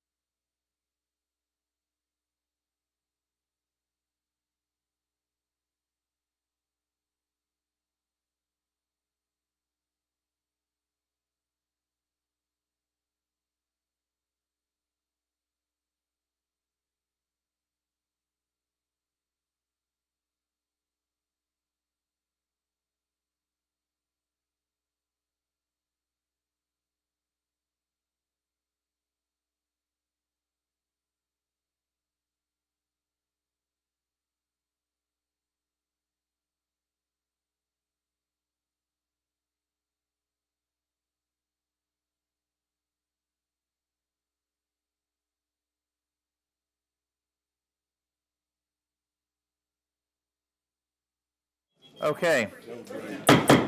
All right, welcome back, everyone. Welcome back. So we're now, let's go ahead and work on the consent agenda, items 38 and 39. Folks, items 38 and 39 have been removed from consent, so I am entertaining motions to pass the consent agenda minus 38 and 39. So moved. We have a motion by Commissioner Servia and a second by Commissioner Whitmore, a second by Commissioner Baugh, I apologize, to pass consent minus 38 and 39. We'll open this up to public comment. Is there anyone from the public who would like to come forward to speak on the consent agenda minus items 38 and 39? You'll have an opportunity to speak on 38 and 39 when we address them next. Seeing no one, we'll go to the phone. Is there anyone on the phone who would like to speak on consent minus 38 and 39? There is no one on the phones. All right, we will close public comment. We'll move forward with the vote. All in favor, say aye. Aye. All opposed? Madam Clerk, it passes unanimously. Let's go ahead with 38 and 39. Dr. Hopes, please introduce those agenda items. Yes, Mr. Chair. For item number 38,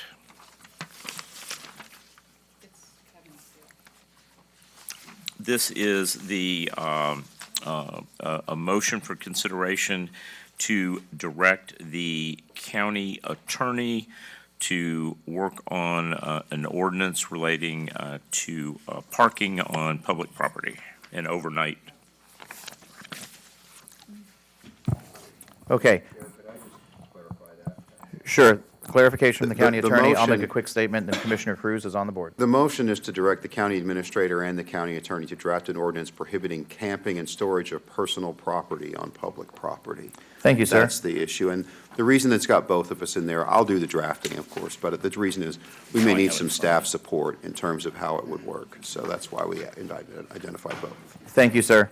You're very So welcome. just to Commissioner Bell. help understand where this came from, I had a constituent, well, actually, I had 3 separate constituents email me in a relatively short period of time that there were tents that had popped up on sidewalks on public property, one on 41 near to Sears, one on 64 out towards the interstate by the Gettle Toyota that's out there, and then I think there were 2 on the Gettle Toyota, and then I personally, like a day or 2 later, I forwarded these emails to the sheriff, and while I was out driving on 26th Street near Cortez Road, I spotted a tent on the sidewalk there. I did email the sheriff and the deputy who was in charge of homeless outreach.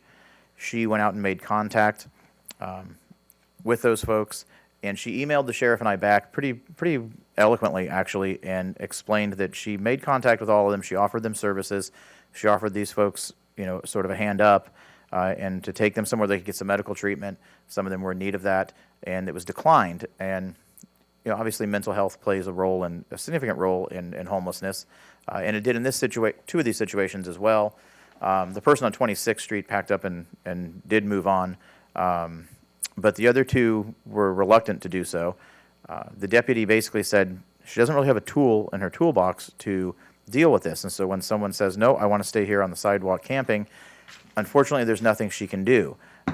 She and the sheriff both were quick to explain that they're not really interested in going out and arresting people for camping on the sidewalk, but they do need a tool to essentially tell folks, when we offer help and services, it's a little more of a nudge, essentially, if we tell them, so it's illegal to do what you're doing, so again, how about those services? And it sort of gives them a tool to move them on, and like I said, they're not looking to go out and arrest people for being on the sidewalk by any means.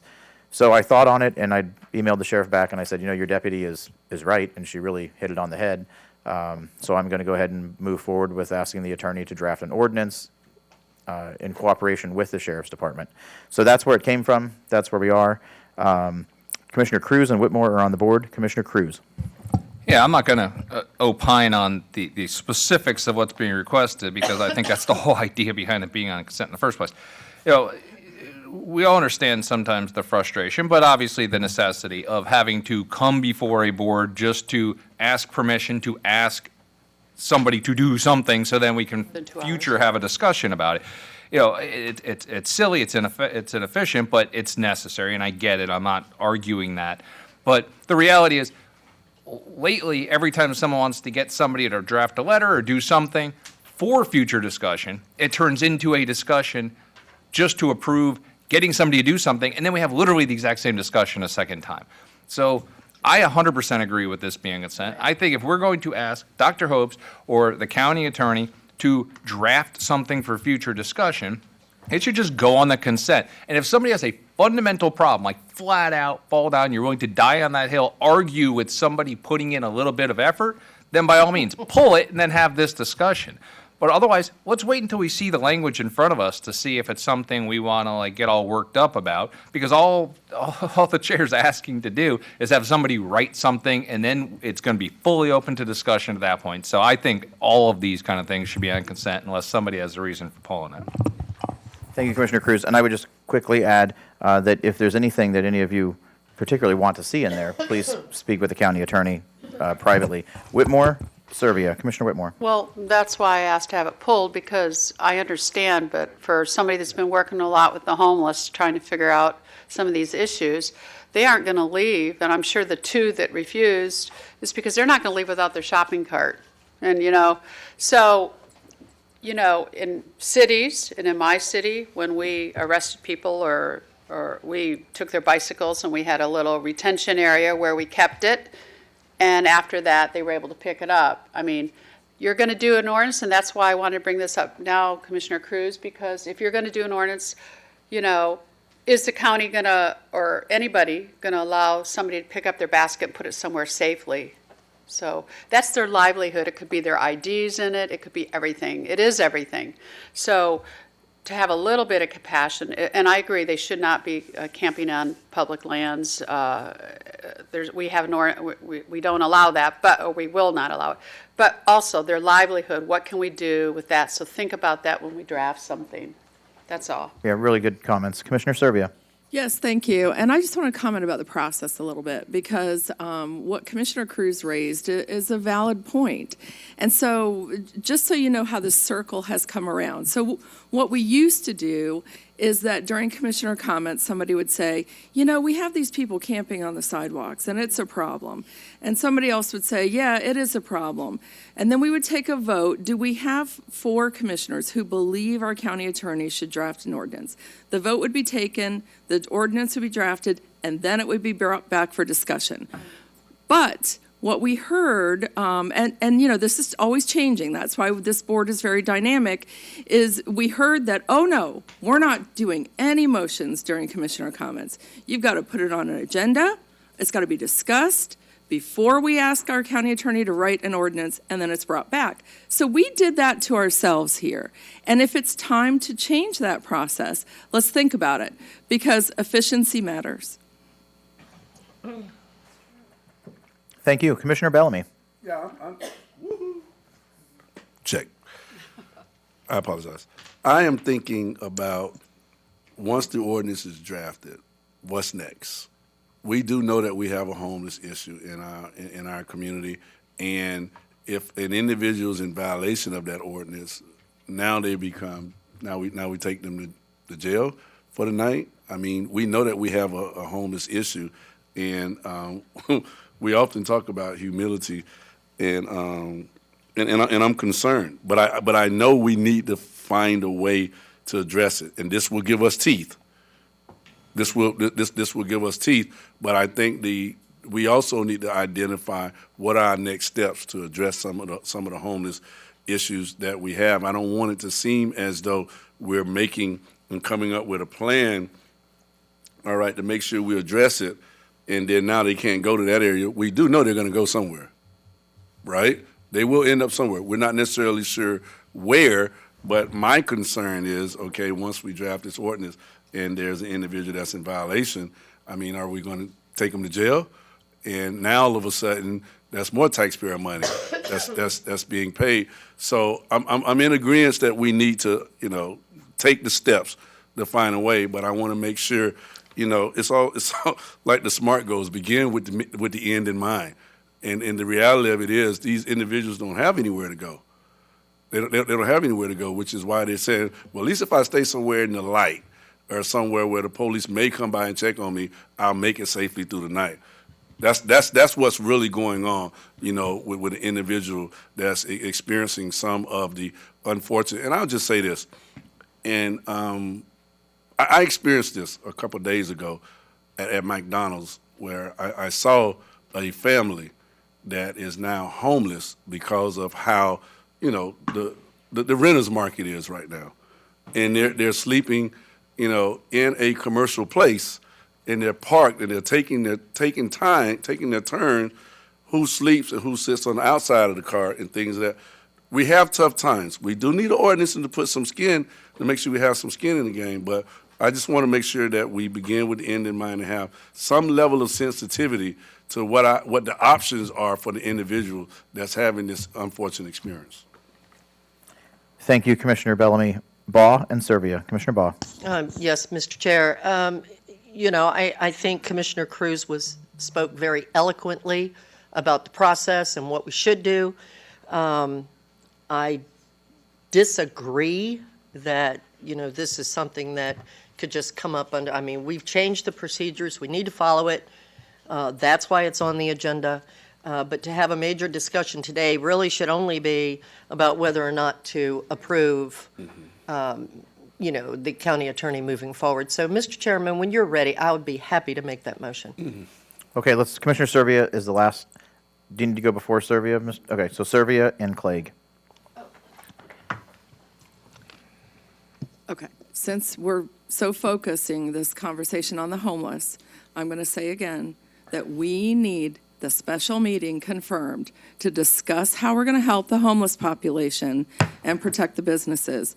I have heard it's tentatively scheduled for April 15th for half a day. I still can't get confirmation on it. I've got lots and lots of people who are trying to get plugged in. So please, can we confirm that date and the amount of time? Mr. County Attorney. Mr. Chair, I like the way we're doing this compared to the way we used to. It's easier for me to have this on as an agenda item so I can have a heads up about it, so that I'm prepared for the board to take it up for consideration. So I hope you all stick with this process and just see how it goes. I do think we'll bring this back in a special meeting, because I think there will be some decision points for the board when you get into how you want this to work. That it will require you to, you know, maybe take a couple of votes before we're ready for a final hearing for adoption. That's all I have, sir.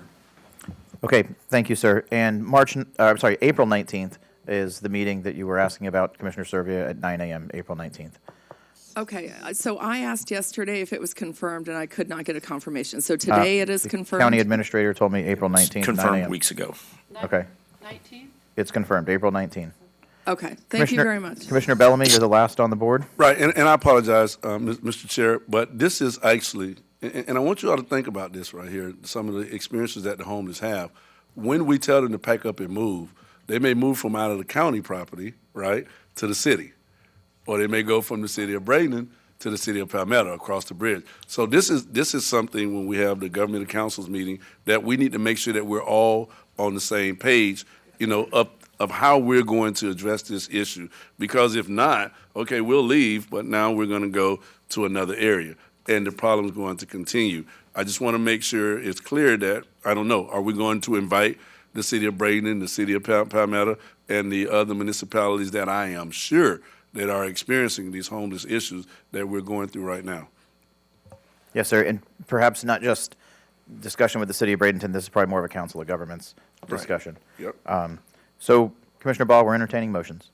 Yes, Mr. Chair, I would like to make a motion for authorization to draft an ordinance prohibiting camping and storage of personal property on public property by the county attorney's office. Second.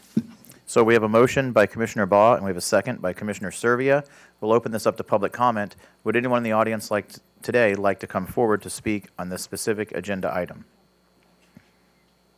So as the folks come forward, you can just form a line at the podium there. You'll each have 3 minutes to speak. Please state your first and your last name and your county of residence, and make sure you're speaking on this specific agenda item. Thank you. Hello, my name is Gina Smith, and I'm a part-time resident of Manatee County. I am a resident of Wildwood Springs condominium area, which most of you probably are familiar with. We are between 34th and 43rd Streets and Cortez and 53rd Avenue. We have, with all of the 3 HOA areas, we have approximately 800 units in that entire development. So my concern today is about the homeless population behind our condominium, especially in the area that I am, which is closest to Cortez and 43rd Street. It is an 88-acre bird and Audubon bird and wildlife sanctuary. It's a beautiful oasis. You know, probably many of you have been in there. Very well maintained. It was built in the late 70s, early 80s. Recently, at our annual meeting of our board of directors, it was mentioned in the prior 3 weeks, 5 transients were trespassed off our property but adjacent to our property. 3 of them arrested on outstanding warrants. 2 were identified as sexual predators, giving their address as the woods right behind our property where I can see. Also in the past year, a man was arrested and is currently in jail for exposing himself to multiple women in several of our pools. I've experienced loud yelling, trash, debris, odor of human waste, items taken from courtyards, theft, people swimming in pools. I certainly understand, I really appreciated Commissioner Bellamy's comments. It's not an easy fix, and I do have a lot of compassion. I feel blessed. I thank God every night for what I have and pray for those people who are in those situations. It's not an easy fix. I understand that homeless have rights. It's not illegal to be homeless. However, there are a lot of things that happen that are illegal that are the result of that homelessness. My fears are loss and damage to personal property, potential disease from, they're using the bathroom, they're using it as a bathroom, they're using toilet paper, they're throwing toilet paper out. It's right there by our property. Loss of value to my condo, and of course, safety has gotten to be a bigger concern. Our management has been working with the county, our private security and law enforcement. There have been some positive results, many good intentions, limited results at times. I met with him and he was very complimentary of the county and codes enforcement and the county. It's a beautiful paradise. My concern is as these things start happening, our property values go down, people get into our properties, and that's 88 acres with 800 units. And so if we get to that point, it's going to be a bigger problem. That's going to, we are county, it's going to be a bigger problem. So I'm here today to learn more about your ordinance that you're proposing, ask you to continue to look at options to solve the problem, and reach out to us, be willing, for us to help you, and just to hear us, and we appreciate that. Thank you. Thank you, ma'am. First and last name, your county of residence. Good 3 morning minutes. and welcome to paradise. My name is Ethel Finch and I live on Wildwood Springs, 110 Pinehurst Drive, Bradenton. I'm a full-time resident, and I will be discussing about the item number 38. My name is Ethel Finch. I live at 110 Pinehurst Drive, Bradenton. I have lived here for 2 years and I love it here. I am also a board member for our homeowners association. Our area is just beautiful, a bird sanctuary, lots of flowers, and plenty of room, 88 acres. When I came here, we had very little homeless. Since then, it has been increasingly getting worse, even through efforts that have been made. This used to be a minor problem. Now it is a major problem. They are using our property next to ours as their living quarters. The unit owners hear foul language, loud music of all hours, experience foul smells, and the homeless have set fires. One a couple of weeks ago, and there is trash all over the place where they are living. And above all, they made themselves a home in one of our neighbors' courtyards when they weren't home. We have a manager on our property who has been trying to solve this problem. He has worked with code enforcement and has notified our security company and law enforcement of this issue. His hands are tied and exhausted all options. We now have owners who don't feel safe and want to move.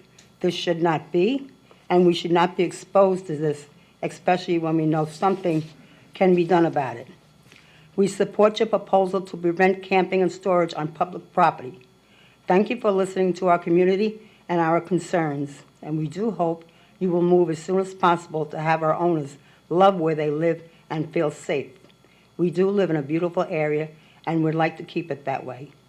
If you need further proof of issues and problems that have been going on, you are more than welcome to discuss this matter with our business manager, who has been working hard to get this problem taken care of.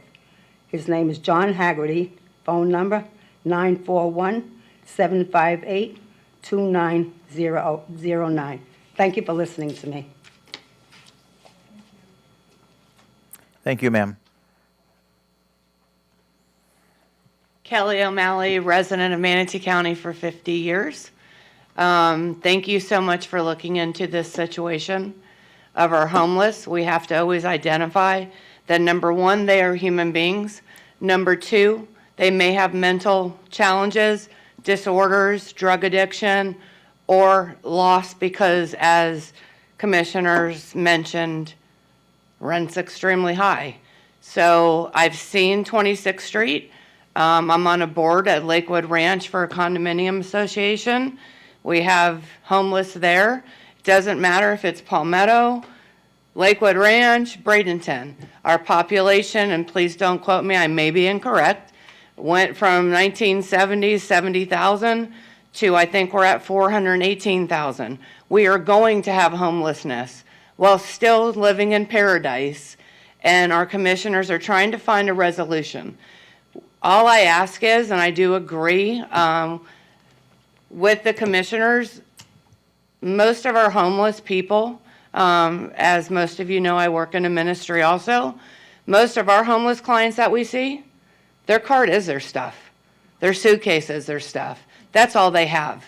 So when it comes to writing up an ordinance to our attorney or county attorney, maybe Turning Points can have stock containers that has it locked so they're able to obtain their things. We know that there are resources out there that they can deny. Turning Points for a P.O. box. We know Salvation Army. We know there's Salvation Army for women that have limited beds. We know Monaster Ministries that's now opening up. Unite Us that's working with homelessness. So just to let everybody know that's watching and in the audience, the commissioners are already walking alongside of this problem. It's just we need something in writing so that our sheriff's office, our local police department, whether it's Bradenton, Palmetto PD, whomever, can walk alongside. I can tell you my ministry has signs up that it's protected, meaning that if somebody comes on the property after hours, they will literally talk to the homeless person because they normally charge a cell phone behind my building or set up something. As long as they're not harming someone, I say it's okay. But if the sheriff's office comes by and the sheriff's office says, how can we help you? They will put them in contact with Centerstone, with Turning Points, with organizations for homeless. So please don't think that nothing's happening, because I'm part of this resolution too, and everybody is trying, but we have exploded with population, and this is needed, so thank you very much. I appreciate your time. Thank you. Andrew Griffin, Manatee County. So I'm going to try to stay just on point with the ordinance itself. What I'd like to see is maybe two different ordinances, one for prohibition and then one with restrictions, because I am just not, you know, what I don't want to see happen is a bunch of people being arrested for being homeless. That really is not doing what you're trying to do justice. And with our affordability being at issue here in this county with rent and high cost of homes, we are going to have displaced citizens here. It's happening all over the country. We're not unique to this problem.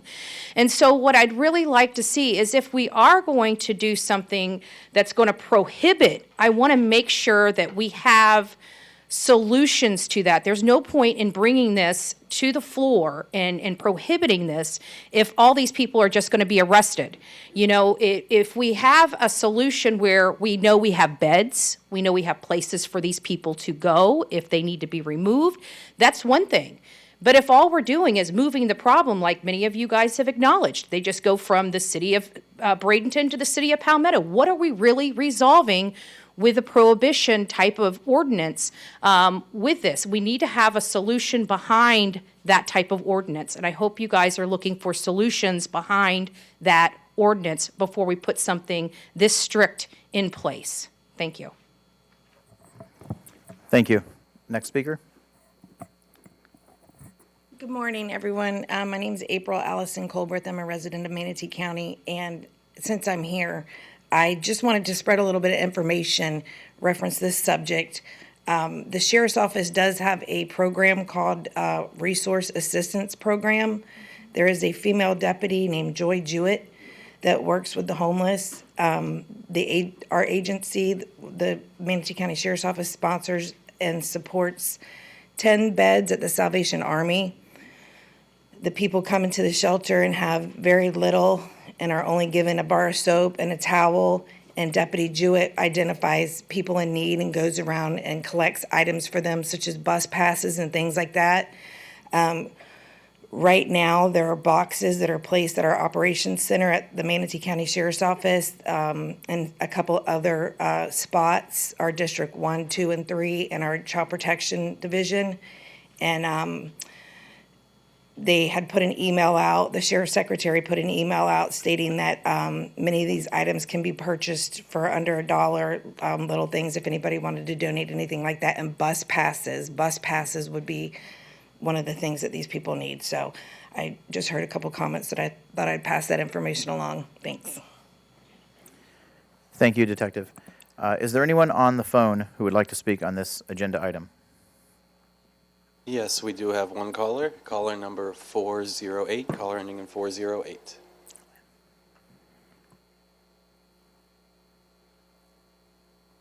Please press *6 to unmute.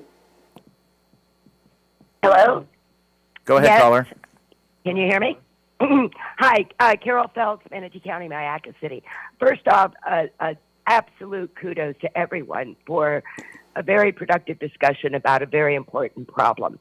The main reason why we have homeless, why we have things, still goes back to we have great weather here. We have people who come here, and they end up with sunshine-itis. And it is more prevalent in Florida, just like everything is more prevalent in Florida with the increase of the population. However, I'm sure a lot of us can remember the days when all we did was shuffle people from Manatee County. Sarasota sent their people down 14th Street to Manatee County. We shuffled them back. We played the game for a while. We do have to provide, and people are providing for themselves. We are also getting into our rent issues.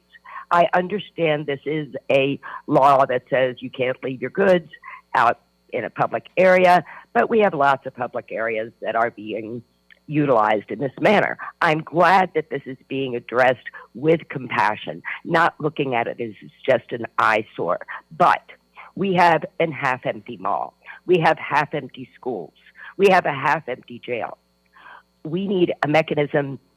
As we say in horse training, you make it easy for them to do the right thing and hard for them to do the wrong thing.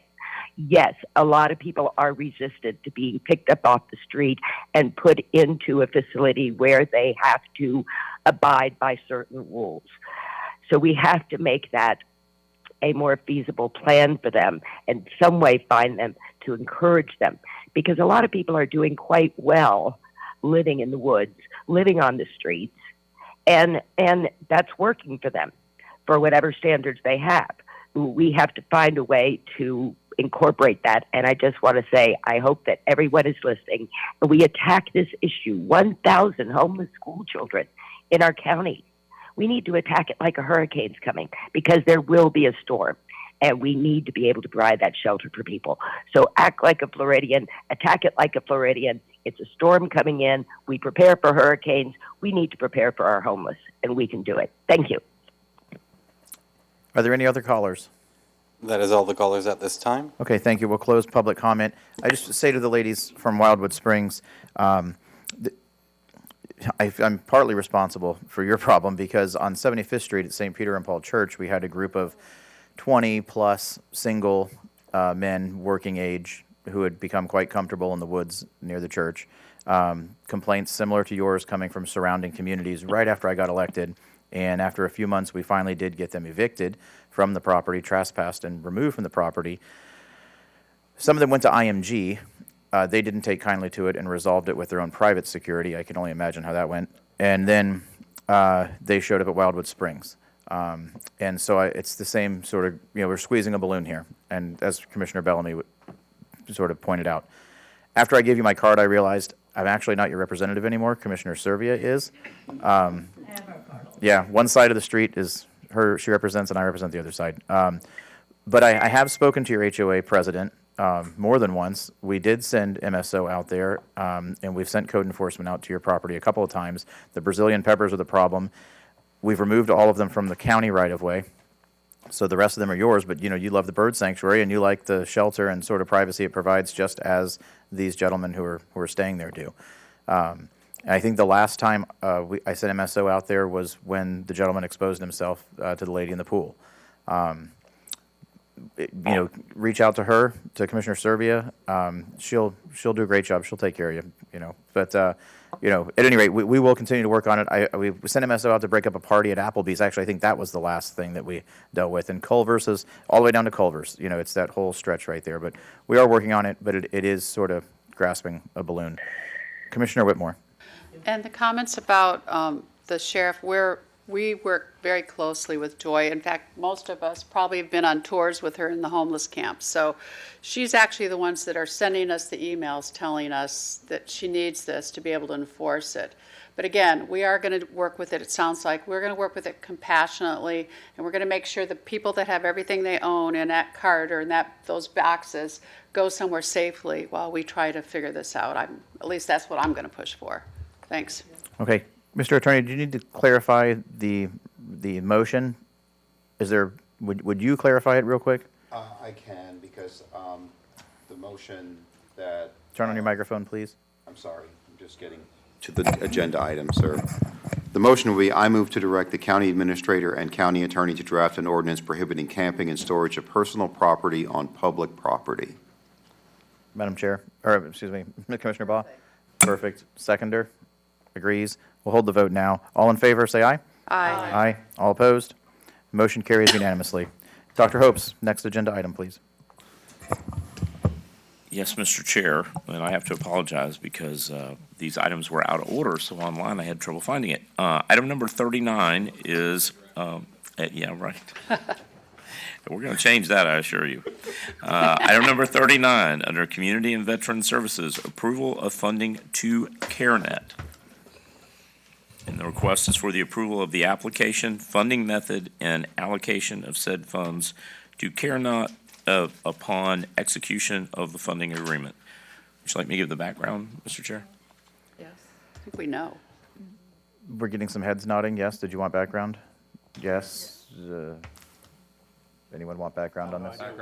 Been through it. I pulled it, Mr. Chair, but Okay. I just had a question. Like, where are we going to, where are the funds coming from? I just want to make sure that I'm clear. Okay, so we'll go Hopes, Whitmore. So just a reminder that this was something that was approved by the board in, unfortunately, it was like July last year. We did go through an application process with the entity, and they fulfilled that request. It's attached to your agenda package. The funding based on the recordings from that meeting, Mr. Washington identified the funding as the reserve funds for the Children's Trust. Subsequent to that, someone has raised the issue as to whether or not you would have to have a public hearing in order to do that. My suggestion, since this item is pulled, is to amend the funding account to the general revenue of the county, and then we can sort out whether or not it can come from the Children's Trust. But we do have funds that can be used out of general revenue, which is where we fund adult nonprofit programs, and that will move this item forward. This applicant has also applied to be considered for funding in the fiscal year 22-23 from both the children's funds and the adult funds. And I believe that they have adhered to the request that the county has made with regards to the use of the funds, and the draft template contract has been distributed to you, which is what they will have to execute before we release the funds to them. Thank you, sir. Commissioner Whitmore. And yes, I'm the one that brought this to Mr. Hope's attention. We talked about this weekend, and the numbers were 50,000, then he was going to give 50,000 next year, so that would equal 100,000. Then it got pulled because what we saw last Friday or whatever wasn't correct in the numbers. And then now it's coming back 100,000. But my deal is with the Children's Fund. From the very beginning, when we talked about this, I actually contributed to CareNet. So, you know, and I've also contributed to Solve too. My issue was it's coming out of Children's Fund, and I brought this up to the board before. This, to me, should not be coming out of the general fund reserves. This should be coming out of the board reserves, because we can do anything we want in the board reserves. There's no strings attached. If we use children's services monies, their reserves, we would have had to, and I checked with Jan this morning, this item would have had to have been a line item that if it wasn't in our budget as a specific line item, then we have to go to public hearing. And so in order to get away from that, to go ahead and fund this organization, you can give it, and with, well, how much do we have in our reserves? Like 1.2 million in the counties, am I right? 1,050,000. So we could give 100 out of the county commission reserves. Also, whatever money we get, if we use the children's services tax, if we gave 100,000, it has to be spent by September. And it has to be related to new programs, not supplementing programs. So that's a lot of money to spend in this frame of time. So I'm okay with it coming out of county commission reserves because it's unrestricted. I do have a major problem out of children's services because there's many rules attached to this, and I'm not even sure of all of them. I just knew of that because it's come to us before. That's all. Thank you, Commissioner. The order of the board is Satcher, Cruz, Baugh. Commissioner Satcher. Thank you, Mr. Chair. You know, we talk a lot about, and some of the concern on this was, where were we on process? When you start in July with a vote from this board, and here we are mid or late March, that's a whole lot of process that you've been put through as an organization. Wonder how many women could have been helped during that time, how many babies could have been helped during that time if we had been, you know, able to move quicker. But I do know, and one of the things that I've heard from the county administrator is that one of his goals was to give the county more information about, you know, what was going on so that they can see, because, you know, we have, I've seen organizations like this in the past, and so I have that personal knowledge, but, you know, if it took us a while to get that, in fact, 9 months from the first time it was spoken about on this board. So in that time, you know, 9 months, that's amazing. But let's just assume, I want to see is, I would like, let me just be clear, I am hopeful for and even expect a 7-0 vote. This should be a 7-0 vote. In fact, when I initially thought about this, I think about how I can push things in the right direction, and I also think about, but what can we all agree on? And that was the initial reason why I brought this up. Was I thought, well, everyone can agree on this. In fact, this is one of the biggest, you know, criticisms of pro-life movement is, oh, well, you don't care about the, you know, the babies except for making the law. And I think that criticism is unfounded, and I think some evidence of that could come through what we've seen in the public debate on this. But regardless, this should be a 7-0 vote.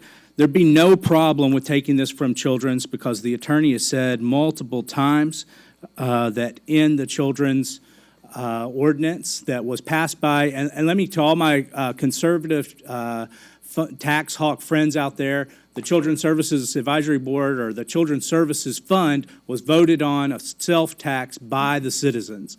So they voted to do that. I've got a list here of hundreds of thousands and millions, actually total, of dollars that are going to different organizations in Manatee County from out of that fund. That fund has come in very strong over the past year because it's, I believe, a sales tax tied fund. And of course, we know the economy has been booming in this area. Well, it came back strong, regardless of how it came back strong. I don't remember. So if I'm wrong about where the additional funds, more than were expected, came from. The attorney has told us that it would be absolutely fine because in that draft language that the voters voted on, it included maternal care and prenatal services. And so we don't have a problem legally with that. However, if we, for some, we really want to have our name on it. We want to say, no, it's not from necessarily the children or not from the county. Sure, we understand it's taxpayer money, but this is taxpayer money that's been put aside for the board to specifically direct, and we want to put our names on it. Then, that's something that maybe we could consider doing. But at this point, I don't see any objections that have been raised from this board that have not been extensively addressed. And so I am hopeful that we will see a 7-0 vote. And I think that the women of Manatee County deserve that. I think those that have come through a tough time, that became pregnant unexpectedly, deserve that. I think those babies in the womb.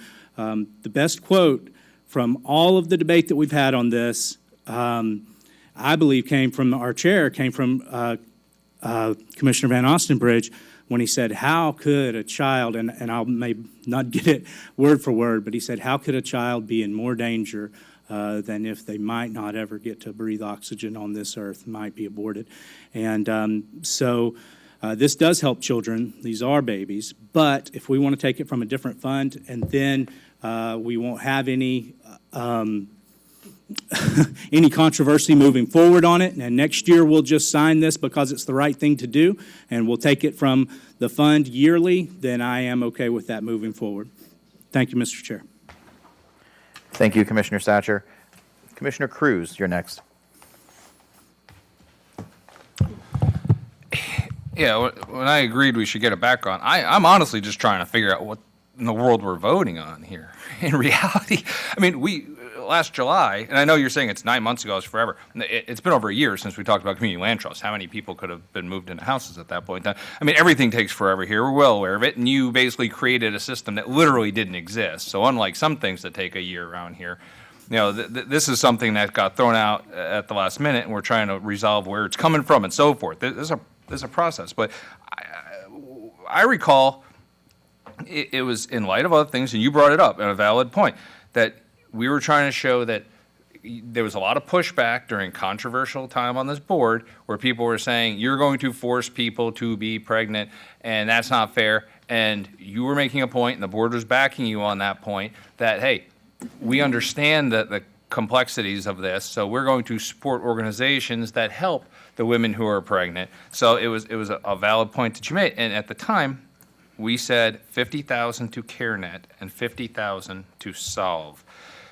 Solve came in and said, you know what, this, for whatever reason, I don't want your money, but I don't recall, maybe I'm just wrong, I didn't go back and read every minute of everything we've ever said. I don't recall us ever saying, okay, well, let's just take that 50 grand and hand it to somebody else. So at that point in time, and I understand where people are coming from, people are trying to play angles, and I get how these angles get played around here. That's not the case. I'm just trying to make sure that we're transparent and we're discussing things in the open about reality, that, we agreed to $50,000 to someone, and now I see something saying it's $100,000, then it's $50,000 in 2 different years, and then there's an application for $250,000. I got a million numbers getting thrown all over the place here, and I don't even know what I'm voting on, so it can't be a 7-0 vote without even having a concept of what we're voting on or how we got to this point. It seems like a number just got thrown out there blindly under the assumption of no one's ever going to vote against us. You might as well have made it $1 million, honestly, because if it's going to be a 7-0 vote, because we're going to get yelled at for not voting on it. Because we have $1.05 million in there. We could have just spent it. I'm all for this. I'm not against this. I'm not against CareNet. I think it's a good cause. I voted in favor of it when there was the 100,000 to 2 different organizations. But we've got a lot of great nonprofits and organizations here, some for the children, some for adults. There's a lot of organizations. If this is the case and we're using our discretionary funds, I'm guessing we're all going to start coming up here with our own pet projects to push for different fundraising, and there goes our discretionary funds for our reserves, because we're going to spend it all, because there's a lot of worthy causes around here, and this is in fact one of them. And I fully support the $50,000 that we originally voted on to move that forward. And I agree with you that this is something that can be incorporated into children's services, and if that's what the attorney says, more power to it. We have a Children's Services Board, and they have a very extensive application. It looks like that application was filled out. And I trust Xtavia and Connie and everyone else on that board to do their full diligence on everyone and allocate those funds accordingly. And sometimes people request $1 and they get a different dollar. That's just reality. We have organizations that are hugely supported in Manatee County, like Pace Center for Girls, for instance. They get like $180,000 a year. They don't get $250,000. Some people make requests and get $0. It's the discretion of that board based on their results first format in terms of how they're going to fund it. So I agree. I would encourage CareNet, Solve, every other nonprofit that supports children at every stage of a children's life to apply to that board. They're very intelligent, and they're very well funded to support people. But I'm just trying to figure out what we're voting on, because I recall $50,000, and if someone wants to do it, and don't huff and puff, like, it says 100,000 in an agenda, which we've already discussed that the agenda had to get modified and processed. I just want to know what I'm voting on before I vote on it. If it's the 50,000 that we agreed to, I'm 100% on board. If we're just going to start throwing numbers out and just say, you better vote on it or I'm going to accuse you of something, then that's a whole different story, because that's just a policy issue and not a support behind a nonprofit issue. Okay, so the order of the board is Baugh, Servia, Satcher, Bellamy. Just for some clarification before we move any further, because you threw a lot of things out there that I think administration should address. I'm going to go to Dr. Hopes, and then we'll work through the Board of Commissioners. Thank you, Mr. Chair. I'm going to do this quickly as possible. So, yes, in July, you authorized these funds. You directed the county administrator to develop an application process that would allow for the allocation of these funds and the results-based outcomes to be measured in support of this funding. We did that. These funds were for the fiscal year 22, not last July, so it's really been 4 months since the fiscal year started. We put this on the agenda as it's worded for you to do what you're doing now, because there was a lot of discussion about the money, and quite frankly, we were sort of put in the middle. This is a Board of County Commissioners driven funding allocation. It wasn't in any of our programs that we normally went through. So there was a total of $100,000 that were allocated to 2 organizations. One declined to participate, the other one did.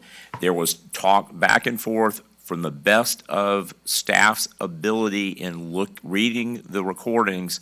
It was out of the Children's Fund, which was not my personal recollection. So what you're voting on is to allocate X amount of dollars to CareNet from X funds. That's the decision of the board, because this was a truly board-driven issue, a board-driven allocation. We put together what I believe is a substantial application process, which is the same one used for other nonprofit organizations to get both children's funds and adult funds, including the measurements that will be used to determine the effectiveness of the funds. So my suggestion is, what you have before you is to decide how many dollars and which account you want us to take the dollars from and authorize it. We have an agreement ready for them to execute, but that's what it is. Thank you for that clarification. Baugh, Servia, Satcher, Bellamy. Commissioner Baugh, the floor is yours. I'm tired. I remember the discussion that we had on this, and to be honest, I got to tell you, I'm a little disappointed that it is now taking all this time for it to come back to our board. I thought they already had been paid the money that we had talked about in the meeting, but then I realized that maybe it had been delayed just because of what they do. I've heard comments about, you know, our board not having any oversight on nonprofits that we give money to. You know what? I will tell you that this board at one time didn't have a lot of oversight, particularly on the Children's Advisory Council, their board. There wasn't a lot of oversight on monies that were spent. And, you know, the commissioners at the time, we didn't say much about it. Now it seems that, you know, it's a topic for discussion. At any rate, we do have, you know, this board set it up, Commissioner Whitmore helped me, I don't remember how many years ago now, but we do have a policy, you know, where the different nonprofits have to prove how they're spending the money and that they're making improvements to the process. So it is there, and shame on anybody that would say it's not, especially if it's a commissioner. I would ask, Mr. Chair, and I don't know the answer to this right off the top of my head, or maybe I should just ask the county attorney. I would rather the money come from the Children's Fund, but Mr. County Attorney, is that something that you'll check and let us know, you know, in the future if we can do that next time, or? Madam Chair, Commissioner Baugh, you can, or Mr. Chair, excuse me. Lots Not of me. female chairs over the last couple of years. You can do that, and it is a legal use of Children's Fund millage revenues. Oh. But there is a procedural requirement in that ordinance that if you fund it outside of the advisory board, which is what this would be, then you need to do it through a public hearing. That has just been brought to my attention. I want to just emphasize. Yes, This was I not like something getting this, but we should have had it maybe a few days before so we'd have a chance to read it. And Agenda at 5:30. And it wasn't reviewed by my office. I hope you understand. I mean, it's okay, but Okay. we did not have an opportunity to review this. That and was I- my next question. And I will, but it's okay. It's something the board can take action on today once you sort out which alternate source of revenue you want to use and how much you want to spend. And then an agreement has been distributed to you, which is our standard form funding agreement, and I'll want to incorporate that in the motion. So when the board is ready for a decision, assuming you want to move forward, I can provide you with the wording of a motion to take action today. Good, okay. I am in favor of this. I think it's for a great cause. Anytime we can help unborn babies get nourishment, or mothers that are expecting, you know, and help in the health issue, I think it's a great idea. You know, I've been amazed at the women that seem to have issue with this. I find that appalling. At any rate, Mr. Chairman, whenever we get through public comment and so forth, I'll make a motion. Thank you, Commissioner Baugh. Commissioner Servia. Thank you. So I have some comments. I've been taking notes, and I just want to start with, you know, a quote that was heard earlier today, and it was from Commissioner Satcher, who said, "Processes exist to get us to an end." If you know me, you know that I'm always harping to honor the process. Honor the process. This one was placed outside of the standard process, and because of that, it required a lot of staff hours, a lot, which equates to a lot of money. It was well vetted, and it was evaluated, and it was analyzed per our standards, but because we didn't take it through that standard process, it just caused a lot of time and money to do that. And I'll give you an example. So I got a call 3 weeks ago from a citizen who said, "I don't want to go through 311 because I want to stay anonymous." And, you know, the state of Florida will not allow us to take anonymous complaints anymore. But people are afraid of retribution. So sometimes they call me and they say, "Can you please help me?" And you know, you be the person who makes the request. When you go outside of that process, and in this case it's true, we have a standard process of 10 business days to address those comments through 311. It takes 3 weeks. I still don't have an answer because we went outside of the process. So I really do want this board to remember why we have a process and why it's important to always honor it, because that's how we best utilize our tax dollars. And there's accountability. We build in accountability through those processes. Well, I feel what we want to avoid as commissioners, as a board representing the county, we want to avoid picking winners and losers. We don't want to do that. We don't want to be perceived as bringing forward pet projects. That's not a good thing either, okay? I go to Republican meetings all the time, and my Republican friends tell me, please don't do that anymore. How come the board gets to choose whatever they want to fund and it's funded? Well, it's not exactly done that way, because when you have a process, it goes through a vetting process, and in this case, it would be the Children's Services Advisory Board, made up of many, many community members. And one of the things they look at is donating money to a particular charity going to save the taxpayers' money because the county won't have to do the work, for example, or maybe it saves money in other needs that would be created if we don't address it here. So there's, again, a lot of analysis that goes into it.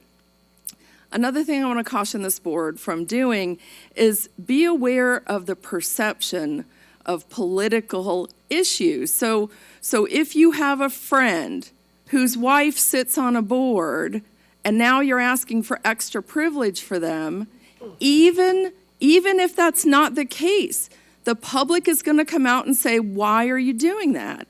And it's a bad look. So I like the discussion that has happened here. By the way, I love this organization. They do fantastic work. I completely support them. That's not the question here. The question is about the process. Cruz, you had some great comments. You really did, and Whitmore too. Can they spend $100,000 by September? We have somebody here from CareNet. Maybe they can address that. Maybe they can. That'd be great. Is this urgent? You know, we talked about why are we putting things on the agenda at 5:30 if they're not urgent, if we could have vetted this a little bit more. That's why it took 9 months. It took 9 months because we went outside of our standard process and had to deal with all these issues. If we're going to take this out of the Children's Fund, we just heard we have to have a hearing on that, that's appropriate. If we're not going to take it out of the Children's Fund, take it out of the board discretionary fund. So I'm not against this issue, this donation, but I'm terribly against the process that we've taken this through. Thank you. Commissioner Satcher. Thank you, Mr. Chair. I'll speak to just a few of the things that have been raised. I think we know how we got to 100,000 was that was what we wanted to do to begin with and voted on. With the process or the way of doing that was to go 50 to one organization and 50 to another. The truth is, I spoke to the other organization before I ever brought it up and said, look, when it comes to issues, the one where, liberals can lose their objectivity the quickest is this issue. You may have some pushback on this. Are you sure that that you're okay with this? He went and had a discussion and came back to me and said yes. After he saw the stuff that went on in these chambers, with people making a charade out of what is supposed to be and is a real government process of overseeing people's and making policy and overseeing their tax funds. And we had, costume time, and we had people arrested, and we had,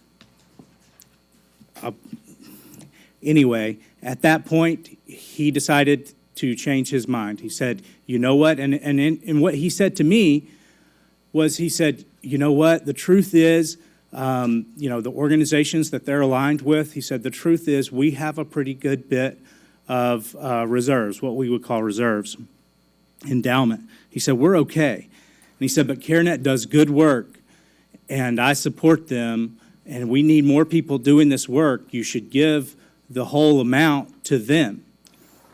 And we will be okay financially. And I think, didn't need the political blowback or didn't want it. And so I said, okay. Then the votes went the way they did. On almost, in fact, I feel like everyone, except for the issue that I just addressed, but every other thing has been set up here ad nauseum. So every other issue has been addressed, but that's how we ended up at 50. You know, probably in an ideal world, we should have written the check for 50 within, 30, 60 days, and then said, hey, if you want to write up a grant for the other 50 that was approved to come out of this fund, that was all extra money, realize, and let me reiterate, we didn't take any money from anyone that applied for anything from the Children's Fund. And so that's probably ideally, but of course, hindsight is 20/20. I think that once someone was going through days and days, and I believe over a week, filling out an application, at that point, why not go for the full amount that had been set aside for this purpose? When I spoke about this, my goal, in fact, the other organization, Solve, I'm not sure I even knew that organization before I started this. My goal was not to get money to an organization. My goal was to get money and help and services to women in a crisis pregnancy center or situation. So the female who's being beaten finally gets up the courage to leave her abuser. She's out on the streets, first month, last month, and security deposit required to get her own place to live. All of her, connections and everything she knows here is here in Manatee County. And then she realizes she's pregnant on top of all that. That's who I was thinking about. I think that's who we should be thinking about when we take this vote. And so it seems like, for simplicity's sake, and because at this point, there comes a point where we need to do the right thing or not, make a decision or not, I would like to have the county attorney read off a motion that allows us to take action today, real similar to the action that we tried to take 9 months ago. But regardless, I'd like to read off that motion or that suggested language for that motion. Also, I think it needs to be, there's sort of two discussions going on here. Granting the $100,000 to CareNet, but secondly, as Commissioner Whitmore brought up, where should the funds come from? So I can incorporate both of those into the motion. If I was going to ask Commissioner Satcher, would you like that motion to be $100,000 and from the board's discretionary fund? Worded that way. So looking through millions of dollars that have been approved to different nonprofits in Manatee County from out of this fund, the Children's Fund, the Adult Fund, General Services, et cetera, I can only think of one reason why this one is so controversial. I see 260 to some, I won't start calling names of the organizations. It's not their fault. But the only reason I see for this to be controversial is because of, I don't even know why this is controversial. It should not be controversial. So, yes, $100,000 is how much money I'm trying to, and I hope this board is trying to use to help women in a crisis pregnancy situation and those children. So that's what I would like the motion to include. Yes, sir.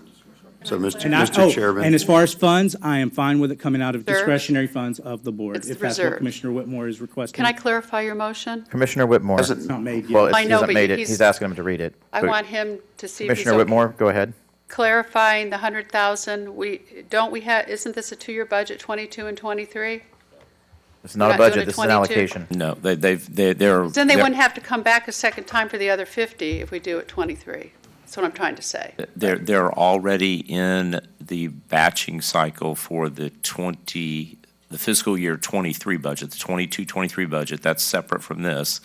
This is the Okay. current budget year. It's a one-time 22. allocation. Right. Okay.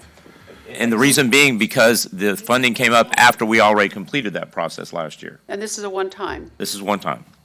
But they are in the queue for consideration. other things. Okay. Back before you later. Mr. County Attorney. I am ready with the wording of a motion. I just want to make sure the correct reference to the fund is the board's discretionary fund. Is that the Right. best It's way the to? reserve. That would go to the motioner. I'm asking the county administrator, because he's the one who's, and maybe Jan is the right person. I want to use the right fund. Let me get our chief financial officer here to make That's the sure. best way She's to the do it. Let's keeper get- of all accounts. I want to make sure I'm using the right fund. There's no strings attached to it. After the vote.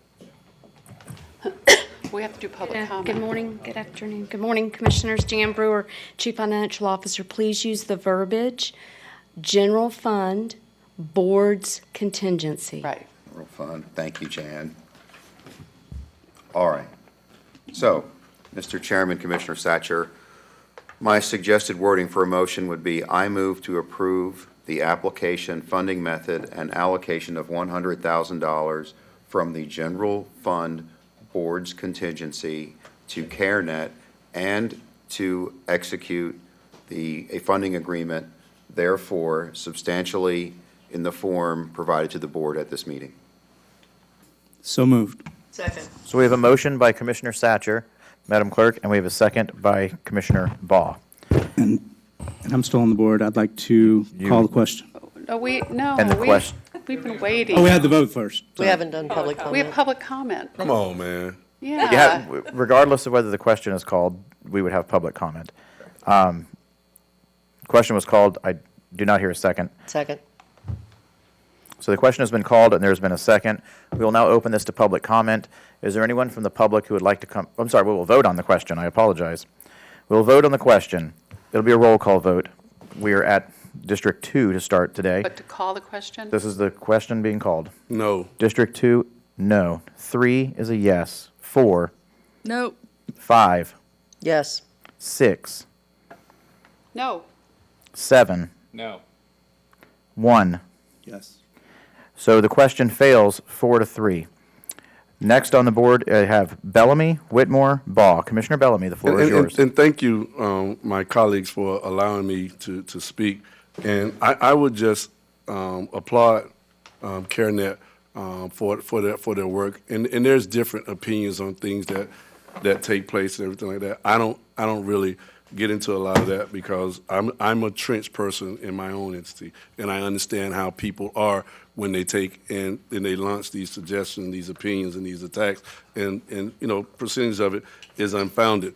I have to speak about how this took place, where we had $100,000, and then we both say we were going to take 50 and split it for SOF, and then split it for CareNet. And here's why I'm concerned about just tossing the $100,000 out there. And I want y'all to imagine and think about this. I am wondering would this, and I applaud Commissioner Satcher for his strong efforts and his desire to make a difference in this area that he's passionate about. Okay, I'm very passionate about youth and making sure that their character and their reading and their sports and all those things go in the right direction. I am curious if this board will allow me to just say, okay, I want to find a way for me to make sure I support, give $100,000 to the Heritage Month so the Unidos Now can be can be supported, or the Haitian Cessation Group with their month of Haitian Flag Day, or Juneteenth celebration. And I wonder if I could just come up here and say, we want $100,000, and I'm going to get the support because I'm passionate about it. I am passionate about it, and I want to make sure that these entities, the Juneteenth celebration from Roslyn Education and Enrichment Services, can I get $100,000 to support their efforts, because I guarantee you that they're making the strides and the impact to make difference in lives. And here's the point. Yes, I support it at the $50,000 amount, right? Because that's something that we agreed to, all right? But here's the reality of the process. All these other entities that I spoke about have to go through the process. Now all of a sudden we're saying we're going to give it, take it out of the what's the name? The General Funding Reserve. For the board. Okay, and I'm excited about that, and I'm excited about that, and the reason why is because I have some money that I want to come out of the General fund reserve to make sure I support when we want to, move forward on Juneteenth or Heritage Month for the Latino community. And I am wondering, I am wondering, will I be able to get this board support? I plead to you and I beg you, because these individuals are the ones that's out right in the farms and doing the things of the work in order for us to make sure that we get where we are this day. So I would ask this board, as I support this, right? As I support this, can we move forward and we get $100,000 to support these entities? 9 times out of 10, the answer is going to be no, because they got to go through the process. But here's what I'm saying. I will support my commissioner, my friend Commissioner Satcher, on this right here, bringing out a general fund. Well, please allow me to come back and ask for a request. And can I get you all support on it? And here's the reason why. We all have things that we're passionate about. We all have different areas that we know that need to be impacted based on the areas that we work within. So can I get the board, after I support this, I guess my cross conversation with Commissioner Satcher and some of the other people is, can I get you all to support me for $100,000 to make sure that we get Juneteenth kicked out, or the Heritage Month for the Latino community, or the Haitian Flag Day acknowledgement for the Haitian community? That's what I'm asking for. The KVO truck payment fund. Exactly. That's exactly the point. On the list. Whitmore and Ball. Commissioner Whitmore. Get it down.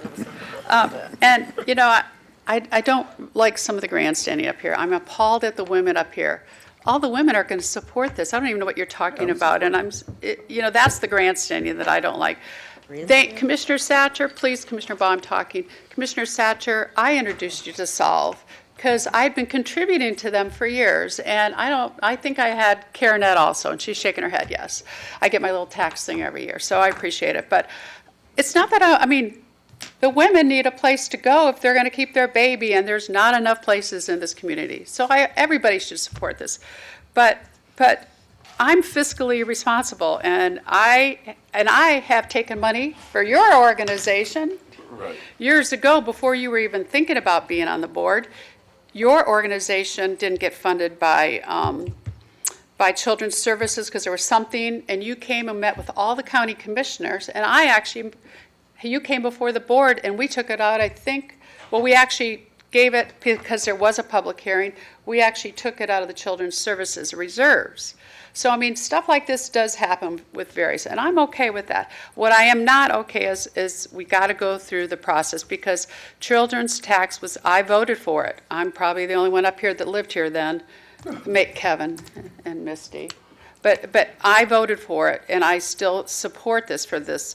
But again, there has to be a process. Solve is a wonderful organization, and if they don't want to take public monies and show their financials and have to set guidelines, more power to them. I understand. CareNet, if they're willing to do it, that's fine. There has to be outcomes, and not with this money. This money is discretionary. They can do whatever they want. They can take the $100,000, use it to salaries, do whatever they want. But if they go through Children's Services, there is a process. So again, I don't like how we went from $50,000 when I talked to Scott, and he told me that's what he was going to put on the, that was all wrong. It should have been $50,000. He told me that Friday. And then Sunday I see now it's $100,000. If this is the first, I don't like that, but Solve doesn't want the money, so I'm going to do it. But this is a one-time donation, and if anybody wants to ask for money in the future, and if they probably need to go through the Children's Services. There are strict laws at Children's Services when you go through them. If you have a client that's drug addicted and they're having a baby and they're on drugs, by law you have to report it. That's what we require. That's the law. If you're in your own private nonprofit, you don't have to. You should. It's a law, but we don't know if you do. We oversee that. We audit you when you take public monies. If you're willing to go through all that, more power to you. And so I just want you to know, it's not the women up here. Some commissioners should be appalled at. It's just I want to make sure the money's taken out of the right pot. And I called Jan over the weekend, and I called Jan this morning, and I said, wait a minute, has this been anywhere in the books? Because Commissioner Satcher's right. It should have been paid a long time ago. And there was never a fund for it, and nobody put it anywhere until now. So that's why it needs to come out of the board contingency reserves. That's Thank you, all. Commissioner. It's now 11:47. Are we good to move into public comment? Yeah. Okay. Only one card has been submitted. That's Allison Sneed. I don't believe she's still here. Actually, I know her. She had to but leave. She had to leave. Perhaps she's calling in. So then we will go to public comment for anyone in the audience who would like to come forward to speak on this specific agenda item. We ask to remind you of the spirit of our Civility Pledge, which is that you focus on issues and not individual people. You'll have 3 minutes to speak on this item. Please start off by stating your first and last name. Kelly O'Malley, Chief Executive Officer of CareNet, Minnesota Crisis Pregnancy Center. First of all, I just want to take 1 minute, and that's all I'm going to do, to go over services. Somebody asked me if we would utilize these funds, and I could cry right now because I work about 133 hours a week. So, amen, and yes, we can. We not only help pregnant women, it's sex trafficking, raped, same-sex couples, it's post-abortion healing, miscarriage grief counseling. We do not judge somebody that has an abortion. We love all people. If we have an atheist that comes in, an agnostic, any denomination, we don't judge them. We love them. And we love them with the love that we know that we have in God's heart. Are we Christ-centered? 100%. Do we shove it down people's throats? Absolutely not. Do I love Manatee County and this community and each person up here? I do, and I have the utmost respect for you. CareNet has been open since 1997. We have integrated new programs when I came on board and have state-certified programs. We are committing with Unite Us to unify to make sure abuse, drug addiction, that we're doing everything needed. I know my first grant that I wrote with these non-discretion funds for this because I wanted to make sure I was doing my integrity, my earnest duty with data integrity, and letting you guys see everything that was needed. It was 144 hours, okay? One grant. I then wrote 3 grants because your employees are wonderful, and walked alongside of somebody that said, Kelly, prenatal, children's services, and adult, you need to write 3 more. Okay, I'll do it. Went to the meeting, had an extensive interview. We are up for the challenge. We are blessed that you guys are doing this for us. Do we need another staff member? 100%. Is our population more? Yes. Do we want to help the homeless people? Someone that is addicted to drugs, so we can walk alongside of them and give them the resources needed. I love that James loves that we're pro-life, but I have to tell you, we're pro-love, okay? Abundant life for all. And that's all I want to say, and thank you. Thank you so much. Well said. Very well said. Thank you, ma'am. Detective, first and last name, county of residence, 3 minutes on this item. My name is April Allison Colbert. I'm a Manatee County resident.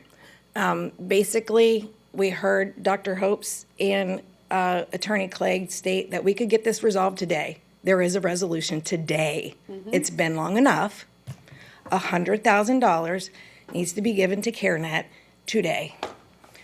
Everybody agrees CareNet's a great place. We could go on and on and on and talk about it. The process has occurred. Everyone has talked about the process and the process and the process. It's occurred. It's done. There will be processes for Commissioner Bellamy's issues. Yes. And we're going to hear those when those come to the dais. But today is the issue for CareNet. The process has occurred. The $100,000 has been spoken about. You guys get the emails. You guys get the information. If you didn't get it in time or you forgot about it, that's part of your process that might need to get fixed. But it's not CareNet's problem. CareNet's problem is they're not funded well enough and they need some help. And it's our responsibility to help them. So I am urging every single one of you to help them out. Thank you. And thank you for the honorable mention this morning I just found out about. Thank you. I think you know the routine, ma'am. Yes, Sandra Griffin, Manatee County. It's hard to go after these beautiful ladies. I just wanted to, bring to light, there were some things about the processes brought up here. Obviously, the process, like she said, has been done. It went on longer and longer because apparently we went outside of the normal process, which that entails a process. So I just wanted to make sure that's clarified. So we're through the process, right? And not only that, but everybody this year, I took a hiatus for about 6 months, but I remember this conversation very clearly because I took a hiatus. And I very clearly recall, sorry, my phone's ringing, that it was $100,000 that we wanted to infuse into this issue. Right. It doesn't matter who gets it. It doesn't matter if it was 4 people, if it was 2 people. We wanted to infuse $100,000 into this issue. We've all had pet projects. This is not immune. We've got, a swimming pool, right? Beautiful. I drive by it. I drove by it getting built. Beautiful. So this idea that we don't have pet projects, even me as an activist here in Manatee County has an agenda. I have things that I want to get done. There's nothing wrong with that. There's nothing wrong with that. So with that being said, CareNet needs this money. This is and I sent an email out to some of you about, we have like this elderly care grant coming up and some other grant coming up, and I felt that we need more family-based type of stuff. This is it. This is it. There's a balance here. We do stuff for the elderly. We do stuff for the young families. This is the balance. This family does, quit hitting your head. So this is the balance. CareNet needs this money. This can be resolved today. We voted on it before I even left here. Let's just get it done. Let's give this wonderful organization a hand up for the people of this county. I really do appreciate it. With that, I close. Thank you. Thank you, ma'am. Is there anyone else in the audience who would like to come forward to speak on this specific agenda item? Seeing none, we'll go to the phone. Is there anyone on the phone who would like to speak on this item? Yes, we have several callers. With caller ending, He won't even say. Why am I not surprised? with caller ending Okay. in 408, please press *6 to unmute. Gotta be Carol. So, Carol, before you start, I just want to say to all of the callers who are on the phone, remind them of the Civility Pledge. Remind them they'll have 3 minutes to speak on this specific agenda item, to state their first and last name and their county of residence. Go ahead. Thank you. Carol Phelps, Mayaca City, Manatee County. Once again, I am extremely grateful for the citizens that have spoken up. And I realize that this is a controversial issue. And the controversial issue is that the perception is that there is a bias toward a religion-based nonprofit in exercising these monies. Well, it takes a public and a private sector to accomplish a lot of things. And we just got off of a discussion about the homeless. And yes, as Andra said very eloquently, there's a process even going outside the process. This was popped up at a last-minute item. Yes, it's gone on for a year. Yes, apparently we have $100,000 out there that we want to answer something as immediate need. Maybe I hope people see it as a form of compromise to address the issue in a rational manner. The problem is that there is a bias as seen because it is basically somewhat of a religious organization. Maybe we could come up with an adequate compromise to say, okay, we were going to do $100,000. We were going to do 50 for this and 50 for that, which both tended to lead to that other area. Maybe we could find a way to use part of it for CareNet and to just placate the masses, play nice, get away from the controversy, do a kumbaya, find maybe one that isn't as perceived as affiliated, because they all need help. And we just addressed a homeless issue. There's 1,000 homeless school children out there that are here right now, and maybe they might benefit from $50,000 in a way we could use that too. So we serve the same purpose. We serve our own creators. And I think that we just have to find compromise and address the controversy in a way that it makes sense and is fair and equal to everyone, and still points to what we're all trying to do, and that is preserve the quality of life for all. Thank you. Next, we have caller 589. 589, please press star 6 to unmute.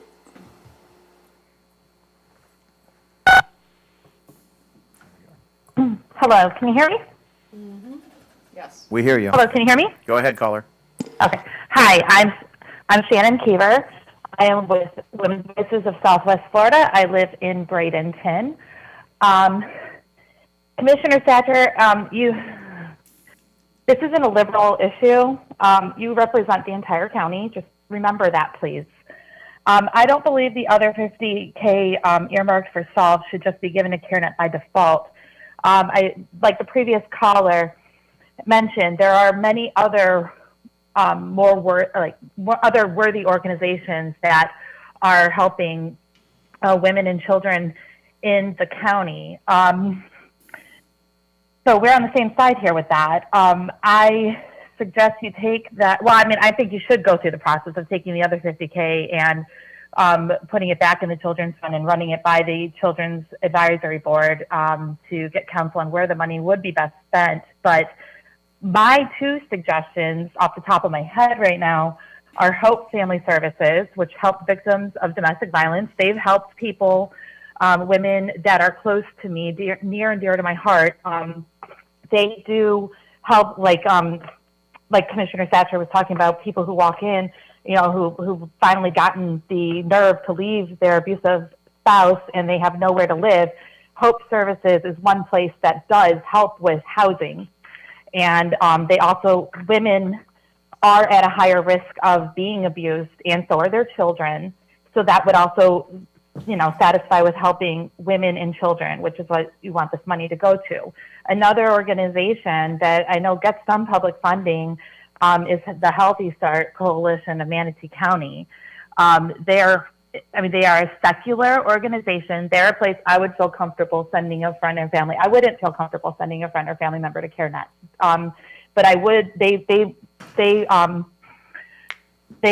the same, actually more really than CareNet, in the sense that they also offer home visits and they offer breastfeeding services. They offer help to connect women with prenatal services. They are an overall very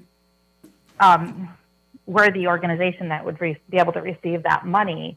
The issue I have with CareNet isn't so much that it's faith-based, it's that they proselytize to their clients and their volunteers, and that, I think, is a problem when you've got public funding. If you have private funding, it's fine, do what you want.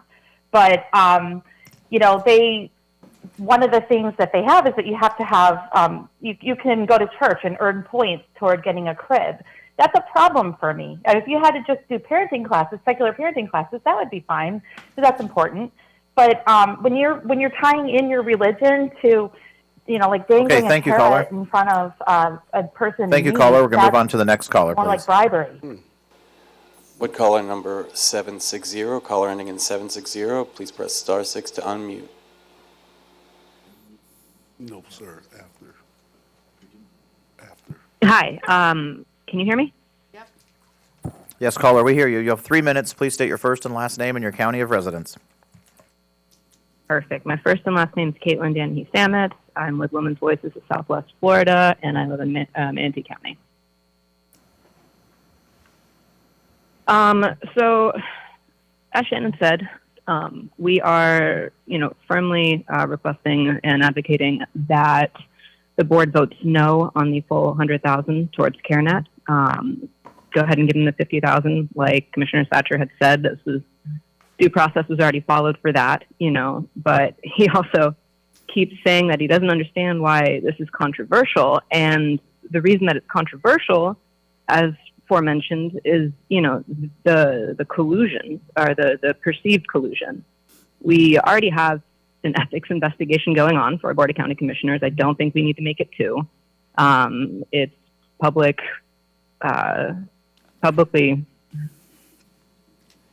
published that Commissioner Thatcher is sitting on the board for Jason Bearden's company, and Jason Bearden's wife sits on the board for CareNet. So I'm sure that it's not a stretch of the imagination to see how that looks in the public's eye.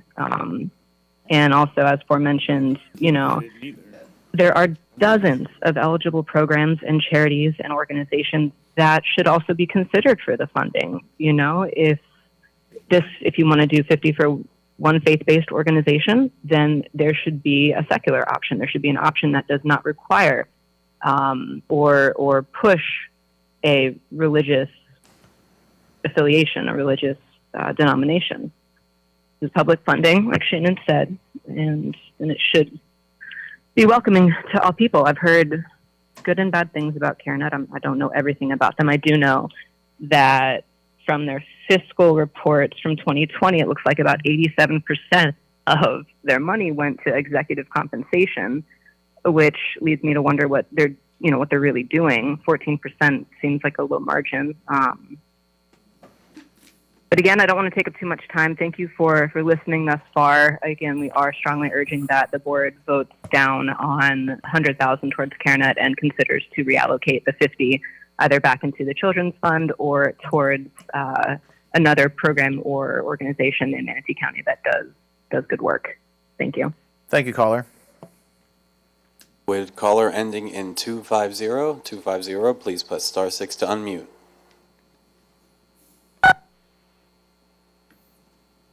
Hello, can you hear me? Yes, ma'am, we can hear you. You have 3 minutes. Please state your first and last name and your county of residence.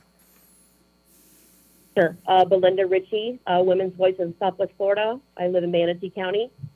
Kind of just wanted to touch on the irony of the process when, CareNet's there and stomping her foot a couple of minutes ago, asking for, demanding her $100,000 today when she was the one that, knew enough about the agenda to give the invocation this morning.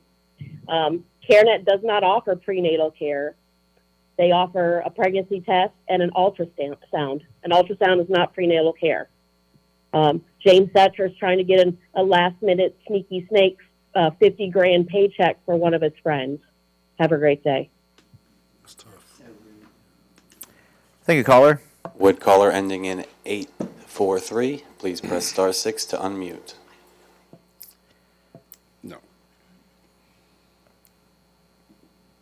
Good afternoon, Commissioners. My name is Jason Beard in Manatee County. First off, this whole funding process should have been done already. This should not taken this long, and I think the reasons of why they take so long are an excuse and should have never been taken this long and cannot continue to take this long.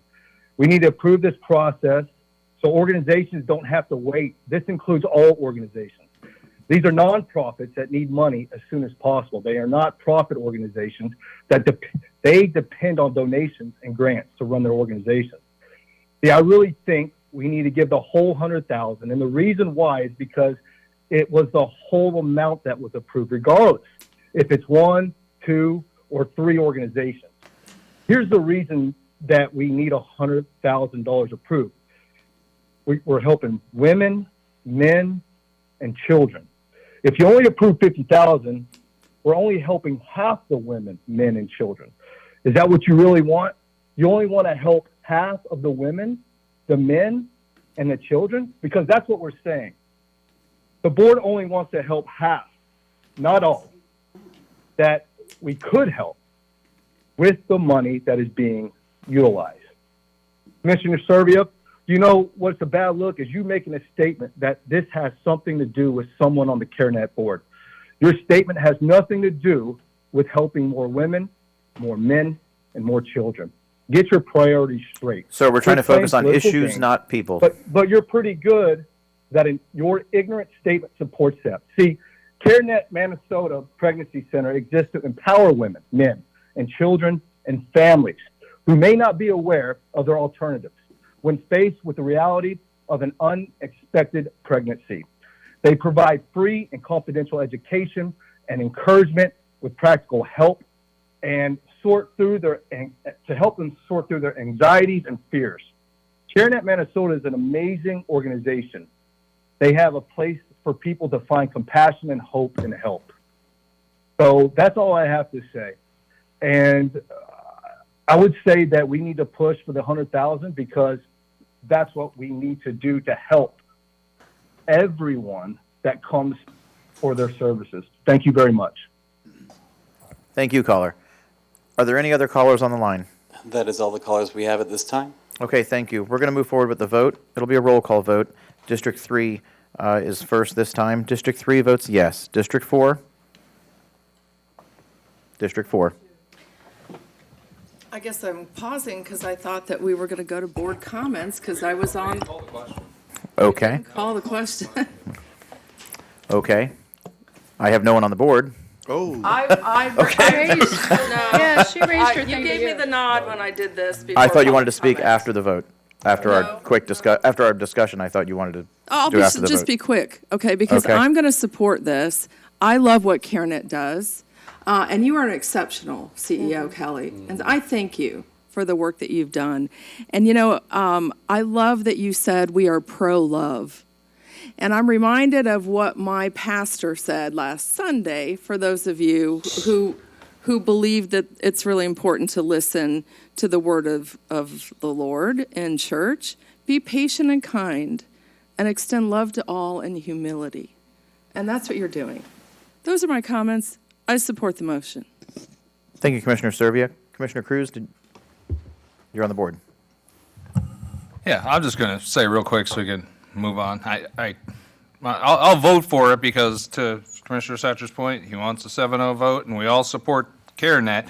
But I disagree with this process. Anyone who comes up here and says the process has been done is wrong. It was not done. It was a $50,000 decision, not $100,000. Do not get gaslit into some assumption based on what people are pretending happened. It did not happen. It was a $50,000 thing, which I 100% support.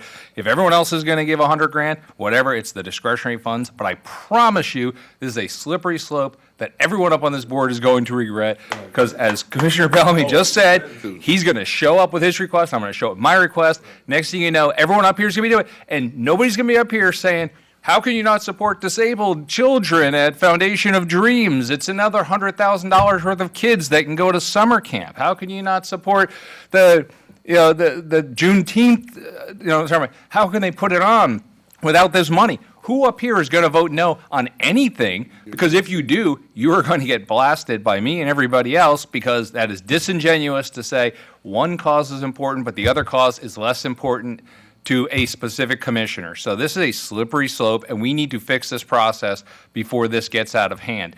Maybe look at something like what Kiwanis does. Kiwanis, the president of Kiwanis has a discretionary pocket they can distribute. Maybe we say, hey, maybe every commissioner up here gets $20,000 or $50,000 to push off to something. I don't think we should do that either, but that seems like where we're going. Yep. Because whether we all just get discretionary funds to hand out to people that we support, or we come up here and fake 7-0 votes over and over and over again to support each other, that's where that discretionary fund is going to go. All that money is going to get distributed. I'm going to make sure of it. I'm already starting to think about who I'm coming up with next. So I'll vote on it to keep it a 7-0 vote, but it should be $50,000 and move on with our lives. This $100,000 is not what we agreed to, regardless of what process we're pretending we followed. So I have just real quick, Baugh and Bellamy are on the board. Both indicated they wanted to speak after the vote.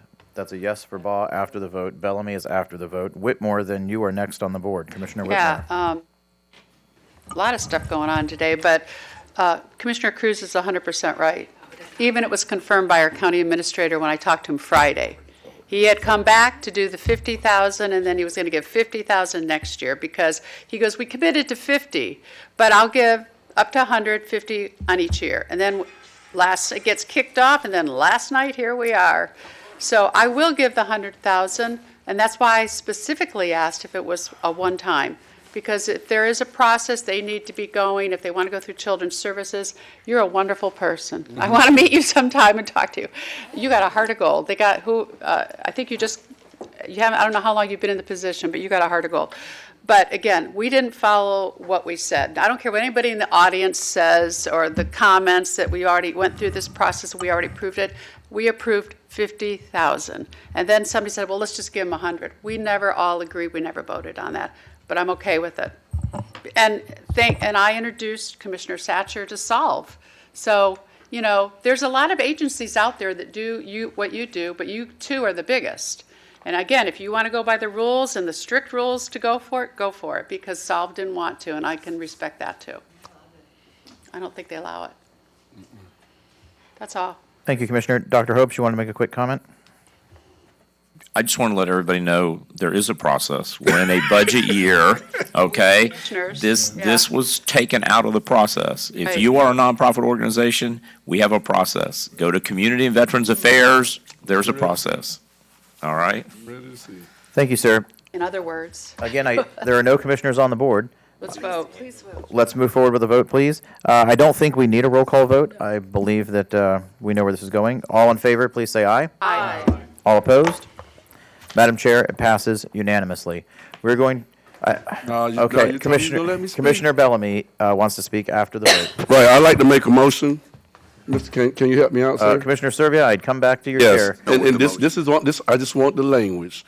I would like to make a motion for $100,000 to be taken out of the general fund from the board to support Juneteenth celebration with the Roslyn Education Student Services and Education Consultants Consortium, Inc., which is Barbara Harvey's association, as well as the Heritage Month from the UNIDOS now split equally. That's my motion. At the next meeting. Oh, my gosh. We haven't even talked about it. I don't even know all the organizations. Kevin, you got to let us go through the process. I'll call the sir. question. Second. We have a motion by Commissioner Bellamy. What the hell We have a is second by Commissioner Cruz. I didn't. And now we have a question. The question has been called by whom? These two. Commissioner Cruz, seconded by Commissioner Bellamy. We will first open this up to public comment. Oh, we vote on calling the question. I apologize. That will be a roll call vote. 3 starts this time. 3 on calling the question. Sure. 3 votes yes. 4. Yes. 5. 6. No. 7. Yep. 1. No. 2. Yes. Okay, so the question has been called by a vote of 5 to 2. We will move forward with public comment, and then we will hold the vote. Anyone like to come forward to speak on this specific item, this specific motion? Anyone from the public? I'll go to you next. All right. Seeing no one coming forward, we will go to the commissioners. Commissioners? This is ridiculous. Commissioners? Oh, sorry. Mr. Satcher? Thank you. Is there anyone on the phone who would like to speak on this specific agenda item? There are no calls at this time. There are no calls at this time. Mr. County Attorney, before we call the vote. Mr. Chair, Commissioners, assuming the motion passes, agreements would have to come back to the board for those Exactly. things because Exactly. they don't necessarily fall into the pigeonhole, if you Yep. will, of nonprofit. Well, this is under the reserve, sir. Let me finish. They don't fall into the pigeonhole of nonprofit services where we have a standard agreement and process. It sounds like some of them may be a little bit different, so they would have to come back to this board. Thank you, sir. The question has been called. We're moving forward with the vote. It'll be a roll call vote. District 4. Yes. District 5. No. District 6. No. District 7. Yes. District 1. No. District 2. And my point has been proven, yes. District 3 is a no, and the motion fails by a vote of 4 to 3. I didn't do We are it. adjourned until, Sorry. Commissioner Baugh, you are on the board. I just want to bring up some things. I would not vote for that because number one, Never I heard don't of know it. what exactly they are. Number two, that's not the same process that we just took with That's the not item true. that we just approved. We went through that months ago, back in July. The motion was to start the process. Let me finish. So that is exactly why I voted no. Go through the process, bring it back, and you'll probably get a yes vote. I'm just saying. Thank you for your support. Well, there is a right way, and you know what? CareNet did the right way. So the other thing is grandstanding. I've seen a lot of it up on this board in the past. I think that's a miracle. Somebody said grandstand. I don't know who said it about the women, but anyway, Misty. it's generally the women that do it. That was me. It is political. This is a political board. We are all voted by our constituents as a political party. We are political. This whole thing has been ridiculous that it took so Here we long. go. Either yay or nay, just vote and get it over with and move on. That's all I wanted to say. Thank you, Mr. Chair. To the folks who have come with the green shirts on, when we return from lunch, I will take your agenda item out of order and have you go first. This meeting is in recess until 1:30.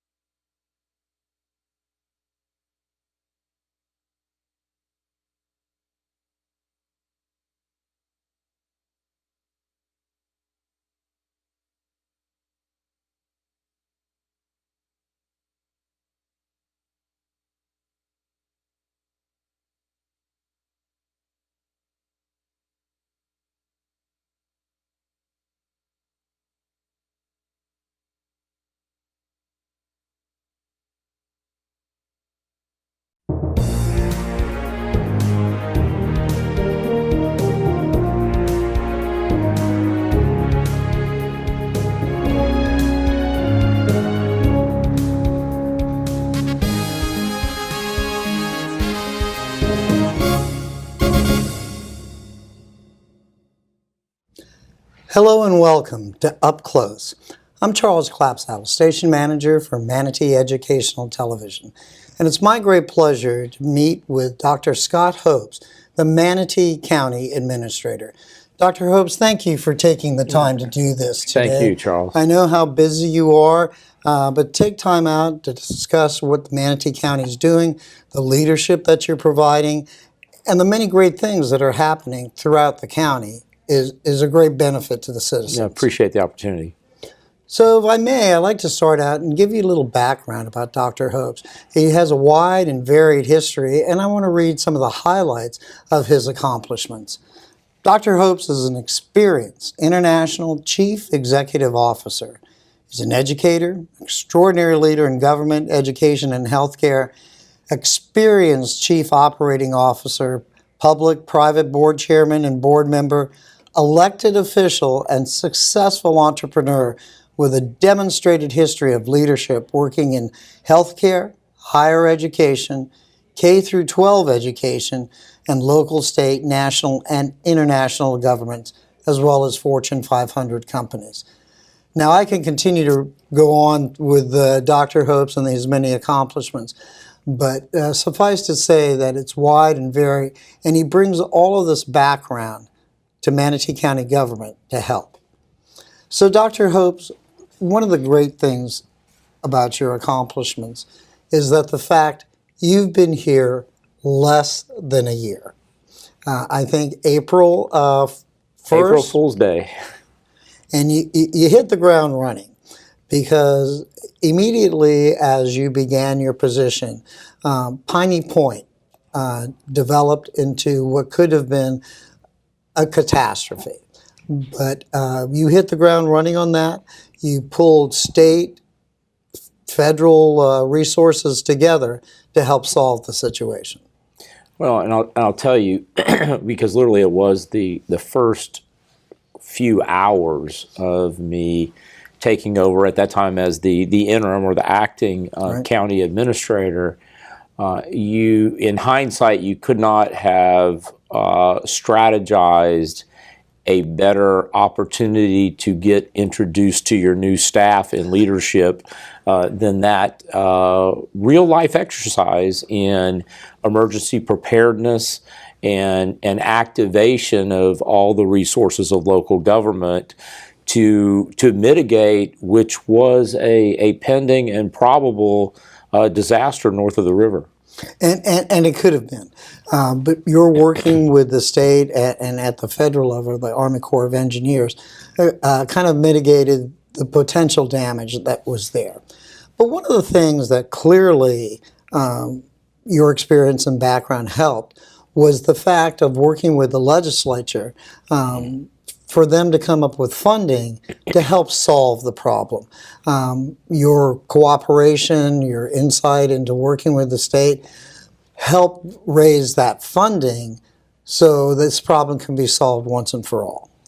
Yeah, and what was interesting is obviously with my background with the legislature and leadership, as well as the governor's office and the staff, is that we engaged the governor in the very beginning. That was one of the first calls that I made to get that assistance in anticipation of needing it. And obviously it proved to be the right call because, as you know, within 24 hours, Piney Point actually did breach. Yes. And the governor had already mobilized the assets of the state government. The National Guard was activated to bring in equipment with Chinook helicopters and things like that. And the governor himself on Easter Sunday morning met with me and some of county leadership at the EOC. And I believe it's because of that early engagement with Congressman Vern Buchanan and the Army Corps and the EPA and DEP and the governor's office and our local legislative delegation were right there with me. I have told many people since that legislative session last year. In my more than 30 years working in Tallahassee, it was the easiest $100 million I ever got out of the legislature. And it was one trip up there. And as you know, the Capitol was pretty much off bounds to the public because it was, at the height of the COVID pandemic. And so I remember, being summoned to Tallahassee and had to fly up there late in the afternoon and being escorted into a ghost town of a Capitol to go before a committee of the House. And the DEP secretary at the time, Secretary Valenstein, kind of laid the foundation. And then I came in, and the next thing you know, before the legislative session was finalized, we secured $100 million in the initial funding to ensure that we were on a path to permanently close, and as the governor has stated, Governor DeSantis, to write the final chapter in the book of Piney Point. And I want to talk a little bit more about Piney Point as we get through this discussion. But your leadership and understanding of the process during this whole thing really helped mitigate the situation and find out efforts to help solve it. And that was critical.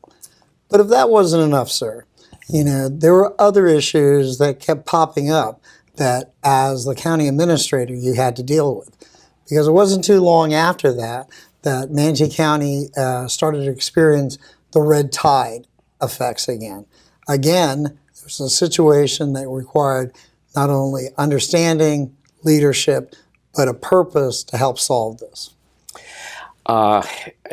There were no shortage of events that were sort of thrown my way, but we did have red tide, and preceding red tide, we had the macroalgae bloom that sort of may have been a precipitating factor. So we had these environmental effects that were cropping up.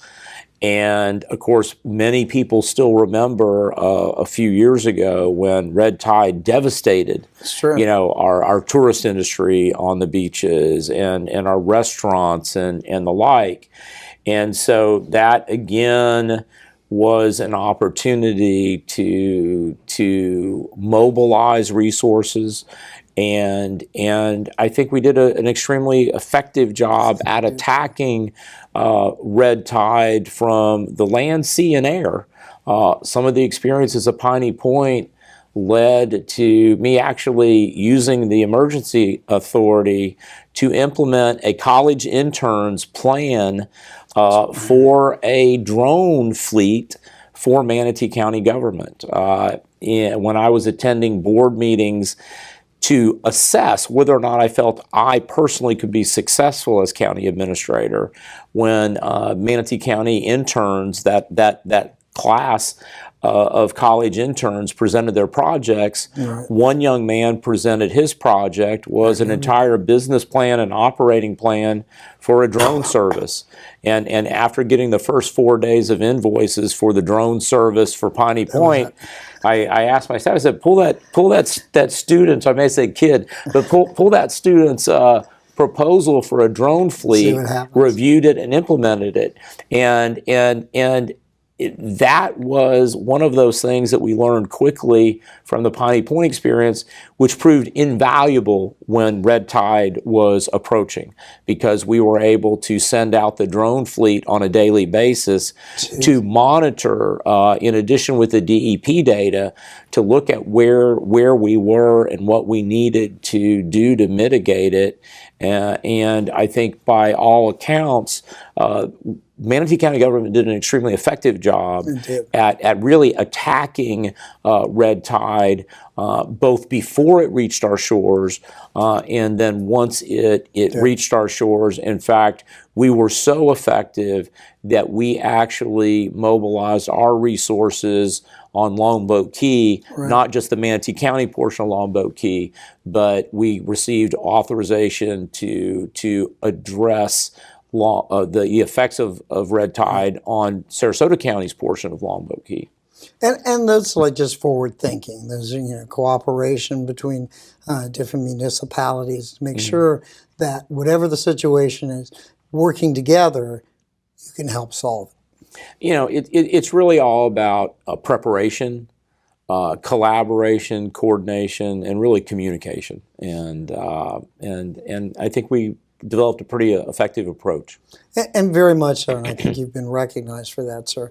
But right after the red tide and during the process, there were other things going on because you moved right into the budget session, the consideration.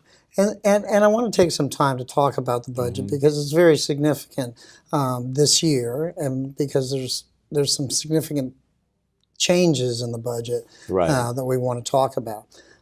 But coming out of the red tide situation and other things, meeting with your staff, moving right into the budget and the county commission to see how best this budget can move forward. And if I may, sir, the total annual budget for coming up is $2.2 billion. Is that correct? Yes. That's a significant amount of funding that's available, and almost $923 million in net spending. Yes. So nearly $1 billion in net spending out of that $1 billion. budget. I mean, that's significant. And we want to go into where some of that spending is going because through your vision, there's significant things that are happening in a wide variety of aspects. And if I may, but before I get too far ahead, not only is the budget almost $1 billion, you also, for the first time since 4 years, have reduced the property tax. Yes. And that's significant. And what was that, a 4.7% decrease? What was the budget? The decrease in the millage was 0.2 mils, which was significant. It was significant, and I think that was that may have been a test of my stamina, so to speak, because that was after the budget had been developed, and it was somewhat of a curveball that the commissioners threw, and I think many were probably surprised that staff and I were able to figure out how, after fully funding their level 1 and level 2 priorities, that we were able to deliver to them a budget which not only hit their target but exceeded their expectations for a tax cut to property owners in Manatee County. And anytime you're exceeding expectations, that's always a good thing. It is. I mean, I will tell you, I went through a 24-hour period where I was not happy with my collective bosses. But once I came down from that initial reaction and was able to actually think through it and identify a pathway to deliver that tax cut, I was somewhat pleased with myself, I have to say. Well, good for you, because it's a big step, to be able to reduce that and still have that net spending still at such a high. Well, and as we begin to talk about the budget, keep in mind, I took the helm of Manatee County government on April 1st. By April 1st of each year, a majority of the budget's already put into place. That's right. And so in my early conversations, while I was assessing the likelihood of me to be successful in this job, I gained an understanding from a majority of the commissioners, what their aspirations were for delivering on their campaign commitments, what their priorities were with regards to capital improvements to Manatee County. And so literally, to the credit of the staff, I engaged in really rewriting the budget that had already been written up to that point in order to incorporate the vision and priorities of the commissioners in the budget, which is the process I think is appropriate because the taxpayers and the electorate elected the commissioners to create the Manatee County that the people would like to see. And unless you incorporate that into the budget, it's not going to happen. That's true. And you have a really terrific finance manager with Deputy Administrator Jan Brewer. Yes. And very thorough, detail-oriented, and who pretty much can answer any question anybody throws at her. She has an exceptional, financial mind and operational insight, and she quickly became, my really right-hand resource, and was the first person who I elevated to the level of Deputy County Administrator. Sir, if I may, I want to take a moment to talk about the CIP, which in this budget is significant. For those people watching, the CIP is a capital improvement plan. Right. And it's a long-term plan. It requires a lot of detail. It requires a lot of information as you're putting that together. Yeah. But this year alone, you're investing $1.1 billion in infrastructure, public safety, parks, and the environment. And we'll get into the detail in each one of those categories in a moment. Right. But that's significant. Yeah, we write a 5-year capital improvement plan, and it's a rolling 5 years. And so this capital improvement plan, which was implemented this fiscal year, is a $1.1 billion capital improvement, the largest CIP in the history of Manatee County. And the critical importance of it is that when you look back at the past 10, 15 years, and when you look at how Manatee County reacted to the recession, there were about 300 layoffs or staff reduction. The departments were all consolidated to save money and expenditures, and capital improvement plans and budgets shrunk. But what appeared to have occurred is when the economy started growing again and the population started growing, Manatee County didn't pivot. And so there was a different mindset, and so it was almost like a stagnation. And so what needed to occur through the budget is to play some catch up. All of us experience the traffic and congestion that is a result of this population growth, and so the critical importance of a new strategy for the capital improvement plan to ensure that we adequately invest in infrastructure, in public safety, in the environment, and parks was critical.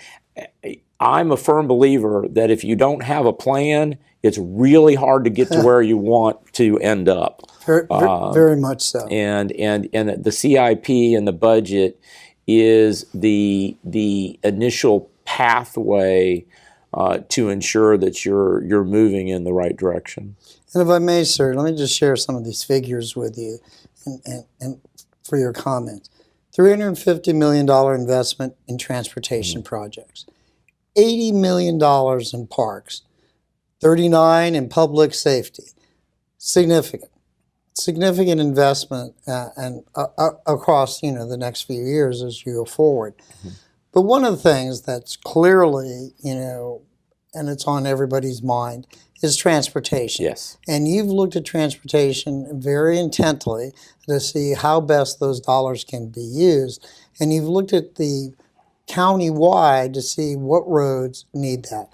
And if I may, you're going to widen Lorraine Road, Upper Manatee, which is really needed. expand Erie and Moccasin Wallow, and then improvements to 59th, 75th Street and upgrades to 63rd Avenue. That's countywide. That's the beginning. And that's just the Right, beginning. right. And we'll talk about, your Yeah. projected transportation thing. But that's a countywide investment throughout all of Manatee County, which is really significant.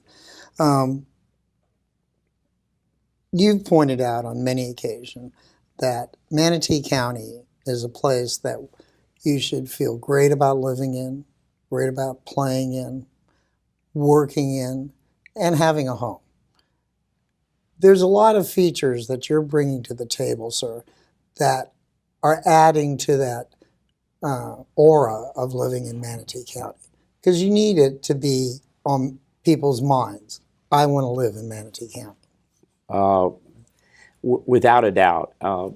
As you know, I spent 4 years, I think 4 years plus on the school board. And as chair, Manatee County, and as chairman of the school board, and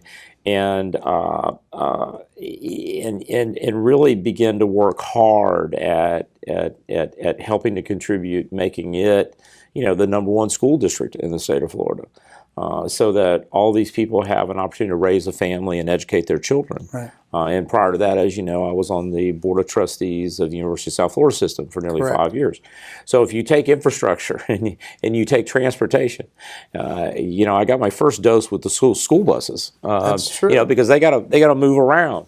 And so like Moccasin Wallow and Erie Road, it was evident because as chairman, we were building 2 brand new schools, a high school on Erie and an elementary school on Moccasin Wallow. And I remember going out there and looking around, and it's like, you had an orange grove next to one construction site and fields and agriculture around the others. But you also could tell that there were things that were getting ready to happen from a community growth perspective and Right. neighborhoods. Moccasin Wallow is a hurricane evacuation route, and it was a little 2-lane road. That's true. And we were putting in an elementary school there, and it was evident without me being engaged in the county planning process that things were going to happen. I remember having a campaign sign in an orange grove, which is now houses, and it wasn't that long ago. I mean, I ran for re-election in 2018. And so these investments in transportation, were critical to get moving. And that's the other aspect of it. I was surprised to find that there were road projects that were budgeted, funded, and approved, but had not been moving. Moccasin Wallow was one. And a lot of that had to do with you had to acquire property to Right. widen the road. And there had been an attitude, let's say, about giving people years of opportunity to decide whether or not they wanted to sell property to widen a road. There's a reason why government has eminent domain. Right. And I quickly got with the general counsel, and we came up with a different approach to determining what was important for a community, and to sort of make it clear that we were going to put community first while respecting individual rights and property and values of property. And I'm happy to say in this less than 1 year period of time, we have acquired tens, if not hundreds, of parcels of property to be able to begin and complete these road projects. And Moccasin Wallow was a critical one where I personally got involved in the negotiations for the most critical piece on the corner of Moccasin Wallow and 301. And I gained a new friendship with Mr. Stuart Chin, and he and I met, and I met with his lovely wife and sister, and we came to terms, and we acquired that last critical parcel a couple of months ago. And Moccasin Wallow is now, under construction for widening it. But it's a fascinating process that one goes through to contribute to the infrastructure needs and demands of a community as growing as rapidly as Manatee County. And a lot of that is just forward thinking, thinking what's best for the community. It's a matter of building partnerships. It's a thing of cooperation with people and building and growing, nurturing, that partnership. So it's the benefit goes to the county. Partnerships and relationships, and also motivating, a lot of people and personalities to kind of move in the same direction. So Dr. Hopes, transportation, a key element in people's quality of life. But another big aspect, and that you've been working on, and I want to hear all the details about it, is parks and recreation. Yes.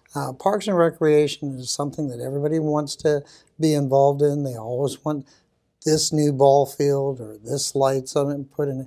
Tell us a little bit about the parks and recreation growth, because I can tell you right now, you've got the Premier Sports Complex, which is, a highlight in any community. Yeah. But here in Manatee County, it's truly a highlight. But that's not just it. You're working GT Bray. You've gotten more facilities that you're building. So give us that kind of overview, if you could, for Parks and Rec. Yeah, and the you have the Eastern County that's rapidly growing, and Premier is an example of that. But Premier is very unique. That is a highlight really of the region and the Southeast United States holding national and international events. And so if Premier out in Lakewood Ranch, we're well on our way to begin construction of an aquatics facility, right, with I think it's a 10-lane competitive pool. We currently have, I think, 22 soccer fields, which we're adding lighting to on a regular basis, and there'll be locker rooms under construction. The library is already under construction, nearly 50,000 square feet. Wow. And so that's rapidly expanding. Folks out in the western part of the county with GT Bray, undercover pickleball courts and clay tennis courts with underground, watering systems, improvements to the pool, and John Marble Park, with a new gymnasium, which we have too few of. But we're going to need to renovate the east southeast pool in that area. So one of the things that I remind people of, the cost of development is in the preservation and protection of the environment. And that includes parks and green spaces. We have one parcel. We're getting ready to receive a second parcel next to it in Parrish for a parish central park, which Parrish does not have a county park. Not yet. We have expanded soccer fields at Buffalo Creek in that area, and are looking to expand that even further. We're looking at additional soccer fields out east, in working with families who are interested in contributing to that. Improvements on the beach. If you look at what we're doing with Coquina Key, and the porous parking lot, where it's a concrete parking lot, but the water flows through the concrete into collection, so that you no longer have that flooding in the parking. So massive improvements to Coquina Park, the Coquina North and Coquina South boat ramps. And so, look, we have to provide safe places for families to play, and for children. Our trail system, where we've got federal funding requests in to continue to expand our trail system. You look at what we've done in Robinson Preserve, and I mean, place. We have a beautiful collection parks and environmental preserves for families to enjoy the outdoors.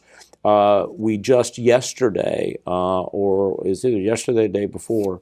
I think it was yesterday, we took back full possession of the Rye Preserve. It had been utilized by the Sheriff's Youth Ranch for family foster care, which is no longer provided for in the legislature. So that had been somewhat dormant for a couple of years, and I made the very difficult decision of terminating that license agreement with the Sheriff's Youth Ranch, which is not even local. It's out of North Florida, and through a rigorous process. Right.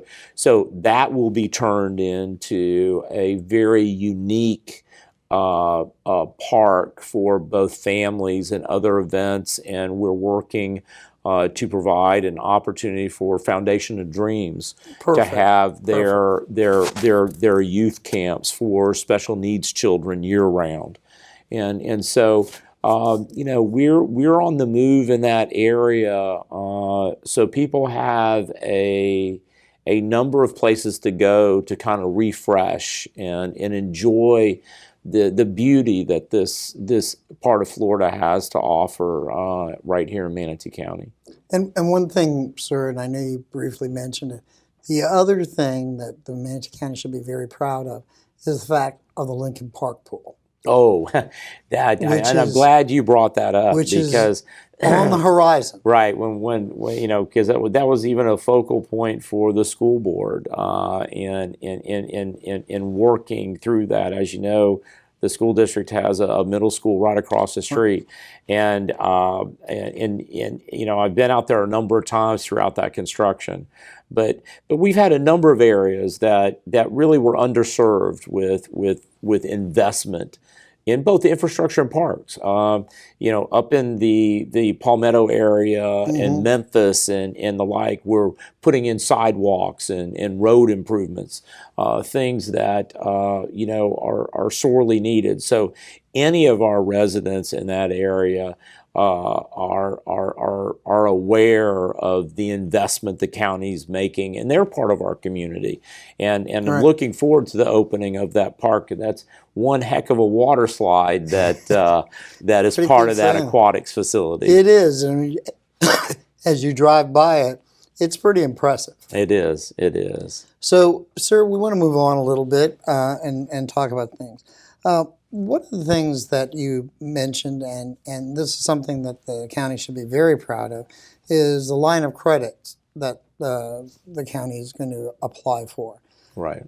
Not only are you, and I believe the number is 130 million? Yeah, we did, I think it was 3 separate tranches. So we did 2 $40 million lines of credit, and then an additional $50 million line of credit for the utilities. And the reason for that is we, in order to expedite getting all these projects moving, I felt that the best strategy was to get these projects into design and engineering before we go out and do long-term bond funding to get these projects completed. And so you look at the situation where we're all competing for resources, we're competing for talent, construction firms, the like, and the bond markets are good right now, but the problem is when you go out and you bond for long-term debt, you have a spend requirement. And so if the projects aren't ready to go because you haven't designed them and engineered them, then you've got to spend all that time with designing and engineering. And because of the low cost of money, we were able to basically get this, $130 million of a credit line, which we started drawing immediately at 0.47% interest. And so anybody that's borrowed money for a home or a business or something like that knows that's nearly like free money. But what it did is it allowed us to accelerate getting projects moving. And so I'm really pleased with how well that strategy has worked. It also gave us the opportunity to go into it having a more reliable cost estimate for these projects. And so we've been watching the bond markets and our bond consultants, financial consultants, have been watching it, daily, but definitely weekly, so that we can identify the right time to move forward with those bonds, because it takes about 3 months, if you're well organized, to move towards that permanent long-term debt.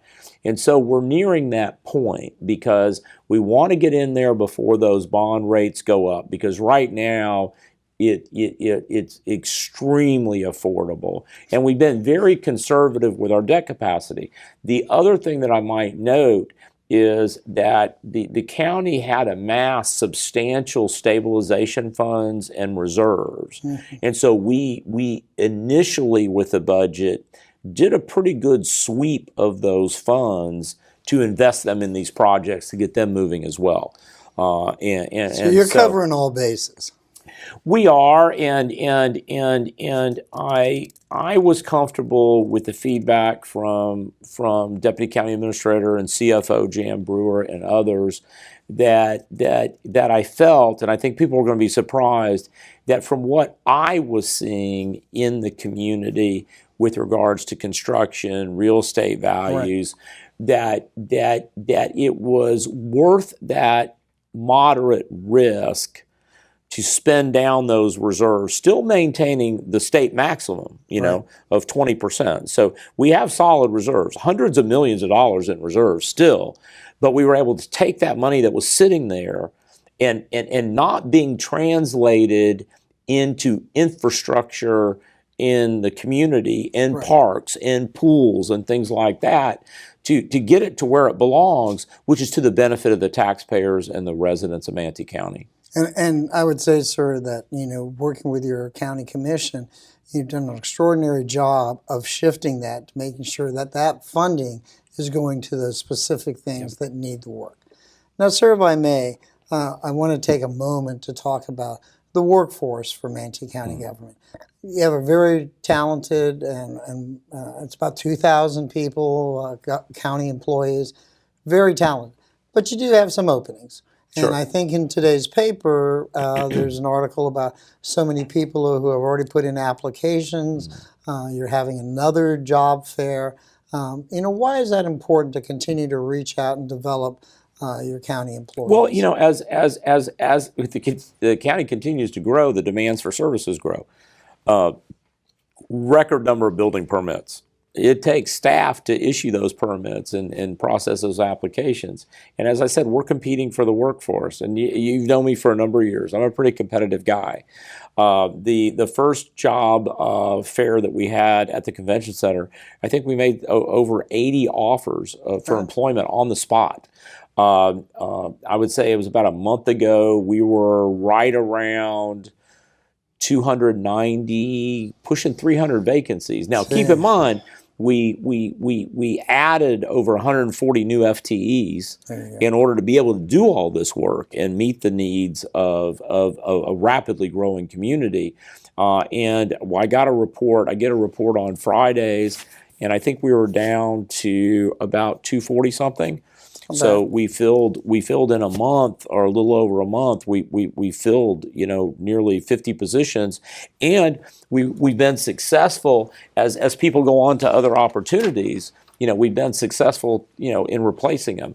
But we're all competing for talent. And I think the full complement, if we were fully staffed, we're pushing about 2,200 FTEs. And I think that's terrific. We're kind of winding down a little bit, but I have several other questions. I want to give you the opportunity to respond to those. Mm-hmm. And one of the most important things, and again, you've spoken on this many times, you have great people working with you, is economic development. Yes.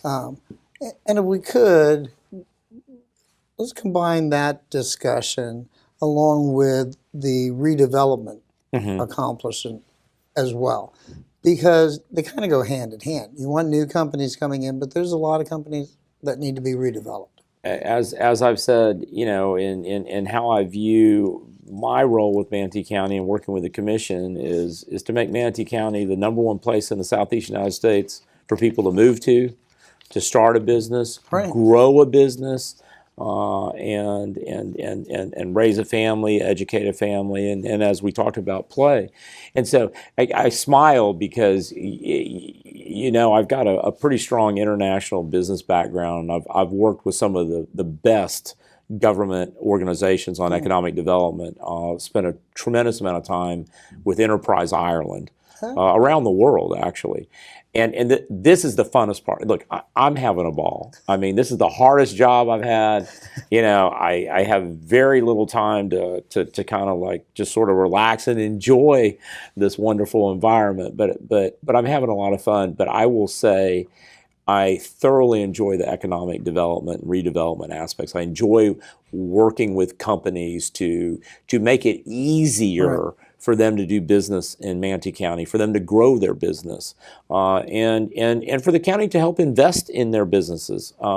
And so you're probably aware of some of the hallmarks. I mean, the sort of last mile Amazon facility on Talavast. Tremendous. I had commissioners that were upset with me, you know, because they didn't know about it, and it's built. Well, that's part of being competitive in that economic development environment, because these national and international companies have options of where they want to go and do business, and many of these deals, so to speak, are sort of secret, and the legislature allows that, you know, until they're being rolled out. And I think that's important from a county perspective, is to look county-wide. I mean, this isn't just, you know, one company. These are companies with national and international impact.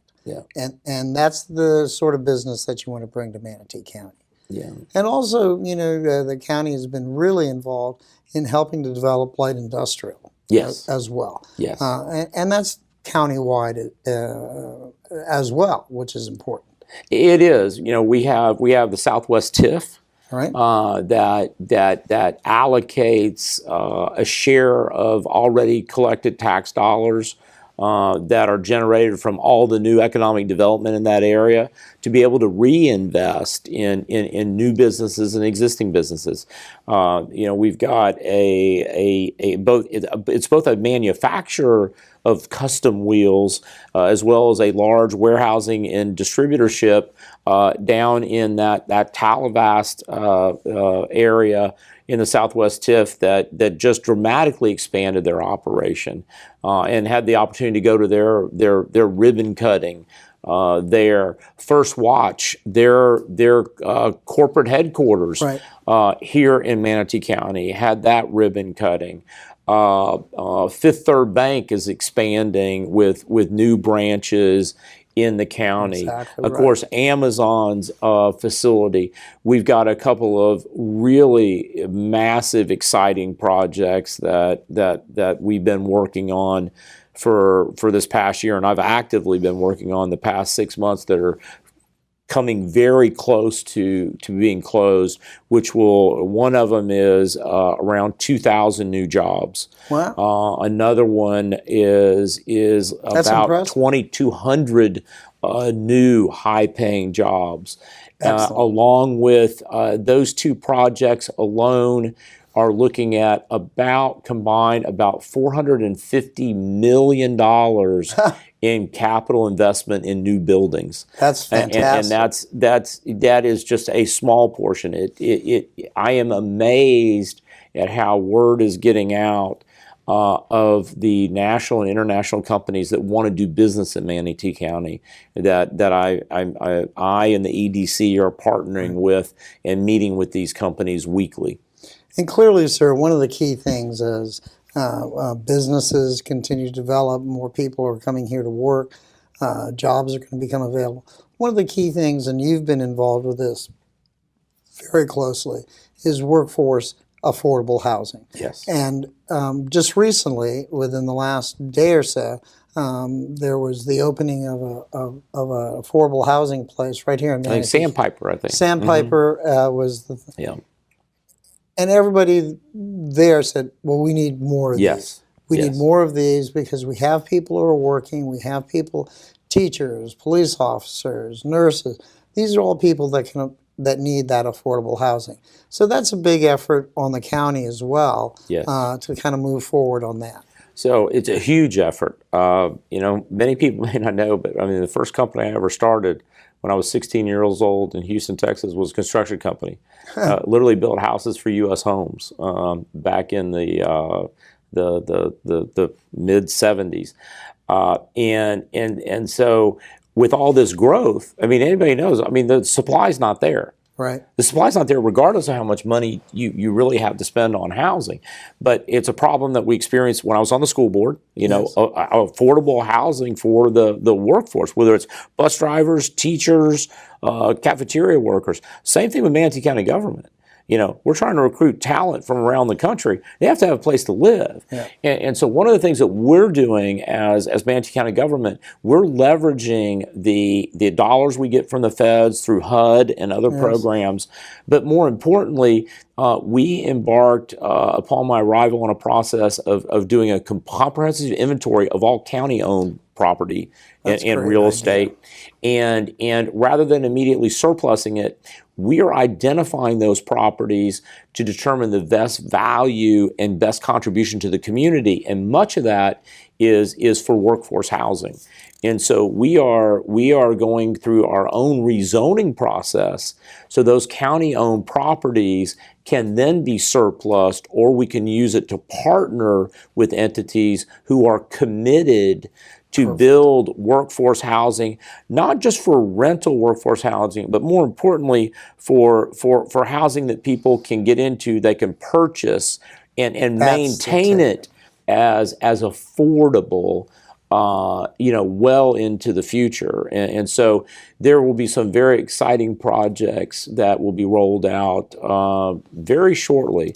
But we still continue to invest and deploy dollars so entrepreneurs can build basically your one-off affordable entry homes. And you have tremendous support from your Board of County Commissioners that want to move forward and see this opportunities for affordable and workforce housing move forward. Just have a couple more questions for you, sir. And this one, if affordable housing is tough, how tough was redistricting? You put together a team. You hired a consultant that worked directly with you to look at redistricting, which was a tough process because everybody looks at different ends of the table and they see that. Give us a little recap on the redistricting efforts. Well, I think the advantage was that I had been an elected official and had participated at the state level with redistricting. This was a different animal. This is a different situation. We experienced exceptional growth out east, and you had a pretty significant disparity in population. And I was not sure how it was going to go, but the commission came together, and it helped to have a good consultant, actually the most experienced redistricting consultant in the state. We brought in from Tallahassee, and we had a number of work sessions and education sessions, workshops, exactly, and were successful in getting every single commissioner engaged in the process, even the at-large commissioners, which technically were not affected by it. Correct. And we actually completed it well before the deadline. And I think the commission did great work. So we ended up with what you would refer to, I guess, as a rural district, which includes some of these new semi-urban areas, a coastal district, which incorporates probably at least 90 to 95% Right. of coastal Manatee County, or at least the saltwater coast.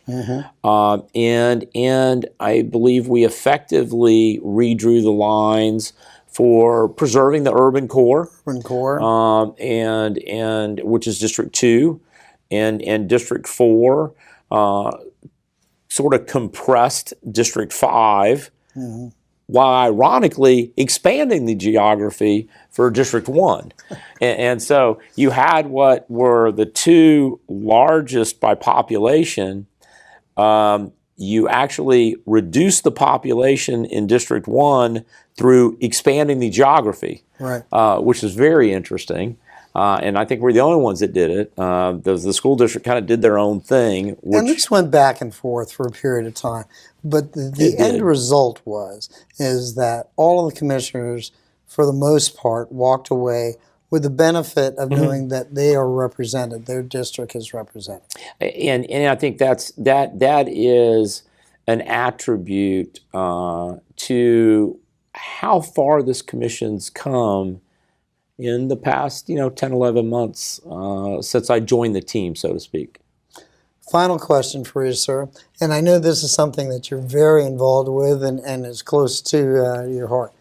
Water taxis. Yes. This is an idea that's been floated around for many, many years. It's an exciting thing. We have great access in and around this area.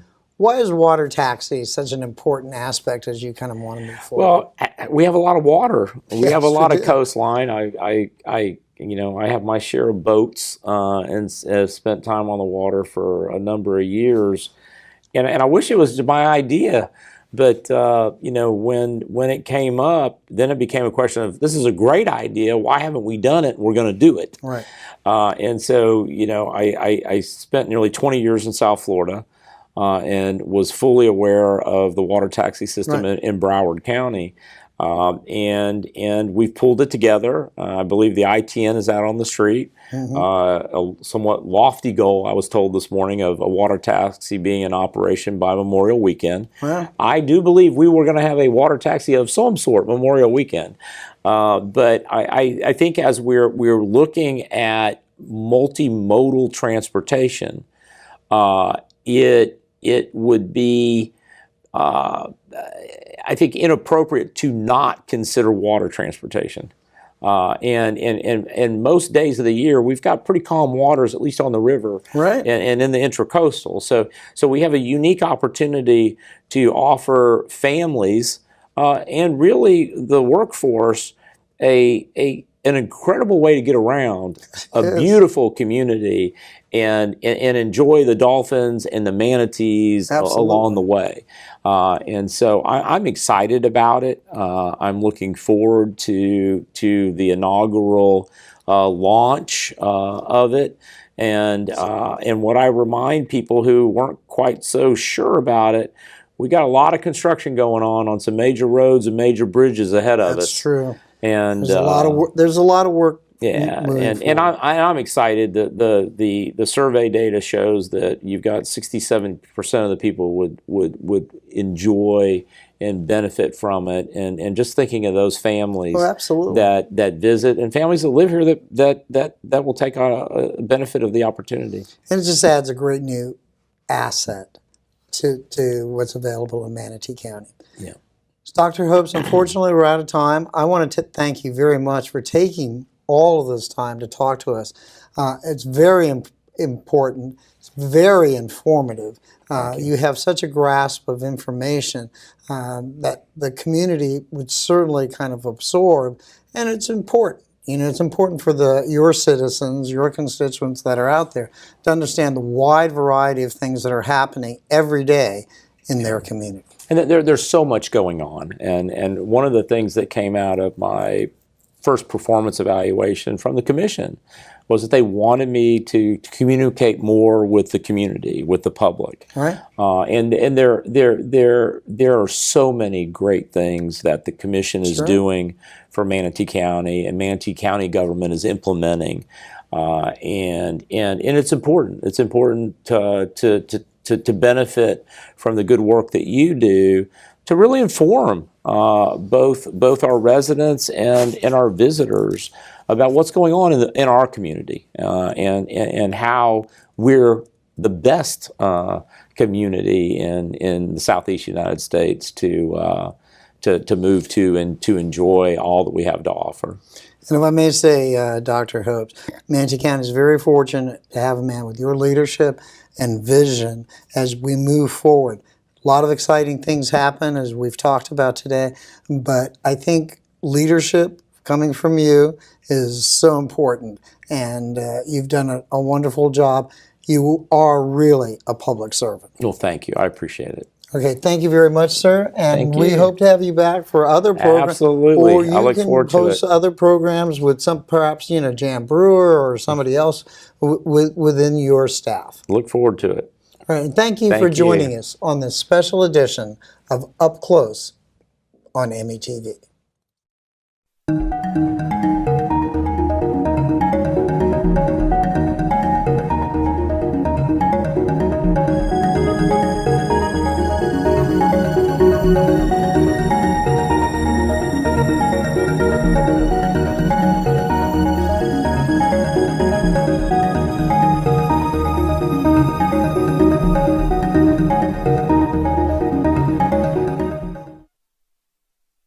Make your mark by naming our park on this episode of Manatee on the Move.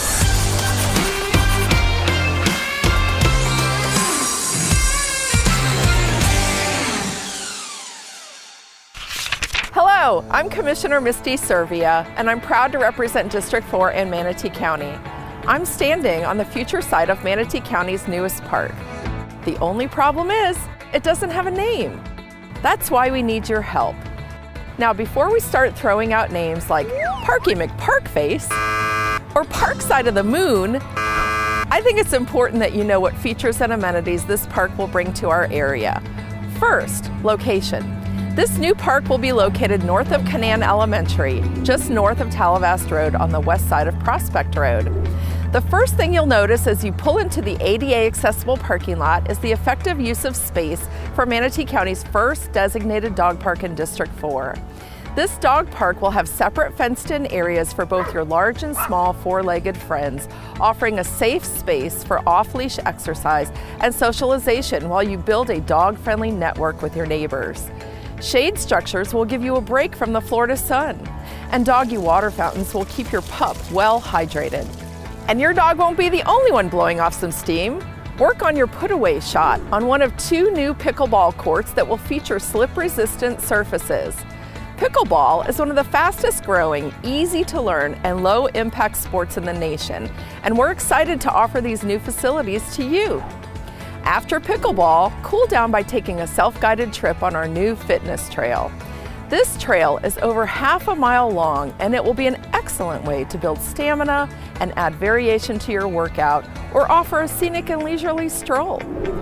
Preserving natural wetlands was an important part of the scope of this project, as was the addition of public restrooms and the creation of an open amenity lawn area for a variety of activities. Now that we're all familiar with what this park will bring to District 4, it's time for the fun part. Manatee County will be accepting suggestions for the name of our new park. If you have a name in mind, please make your suggestion at mymanatee.org/namethatpark. The top suggestions will be selected by District 4's own Citizens Coalition on Growth, and then I will bring them to an upcoming Board of County Commissioners meeting to be voted on. The winner will be presented with a proclamation officially naming the new park and have their name written into the pages of Manatee County history. The newest park in Manatee County could have your name all over it. Visit mymanatee.org/namethatpark for rules and to make your submission today. We have already impacted the North River community by adding sidewalks and safety lights to the underserved areas. We're in the process of transforming Washington Park into a community stomping ground. And now, we're reaching new heights at Lincoln Park. Let's dive into the deep end on this episode of Manatee on the Move!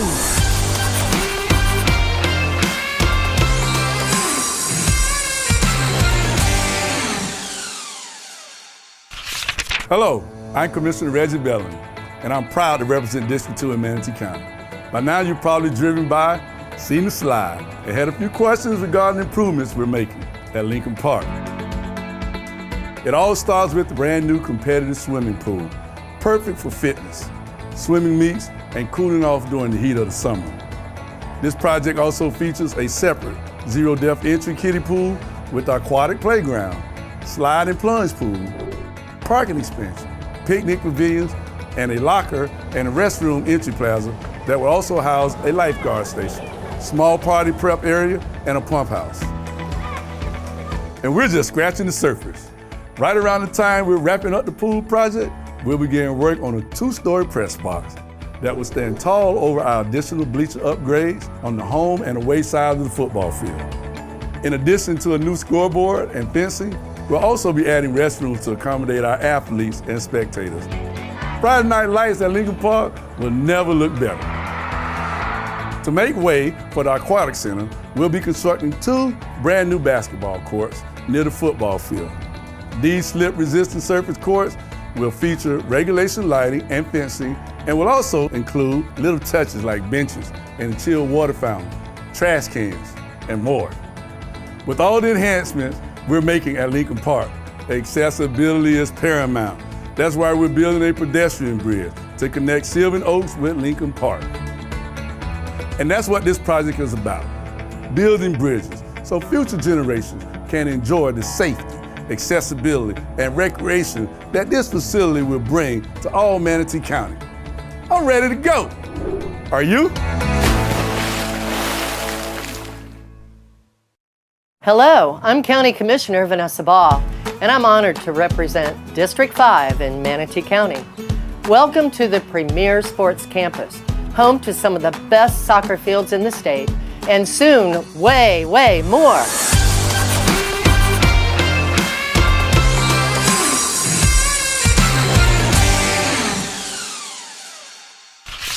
Because of easy access to I-75, the mall at UTC, our charming Main Street, and thriving neighborhood communities, Lakewood Ranch has quickly become the most populated area of Manatee County, and soon we'll be offering even more to our citizens through new developments taking place at Premier Sports Campus and the land just to the north.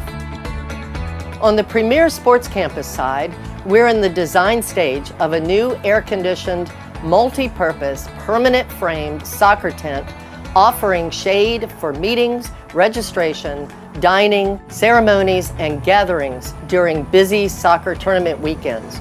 This project also includes climate-controlled restrooms, new stadium lights, locker rooms for the stadium, parking lot improvements, and a stadium scoreboard. Moving north, our East County General Development Plan calls for a new racket complex scheduled for completion in the spring of 2023. This project features 24 pickleball courts, a small administration office, restrooms, water fountains, lighting, and shade. The new 50,000 square foot East County Library complex is set to break ground at the end of January, offering modernized access to a world of knowledge for our citizens, visitors, and families. Complete with a rooftop terrace, the East County Library will provide a picturesque view of the Premier Park campus, as well as a serene pond. A 25-yard, 10-lane competitive swimming pool will be the heart of our new aquatic center. Swim a few laps, take a fitness class, or catch some shade or sun while the kids take swimming lessons. And we're not stopping there.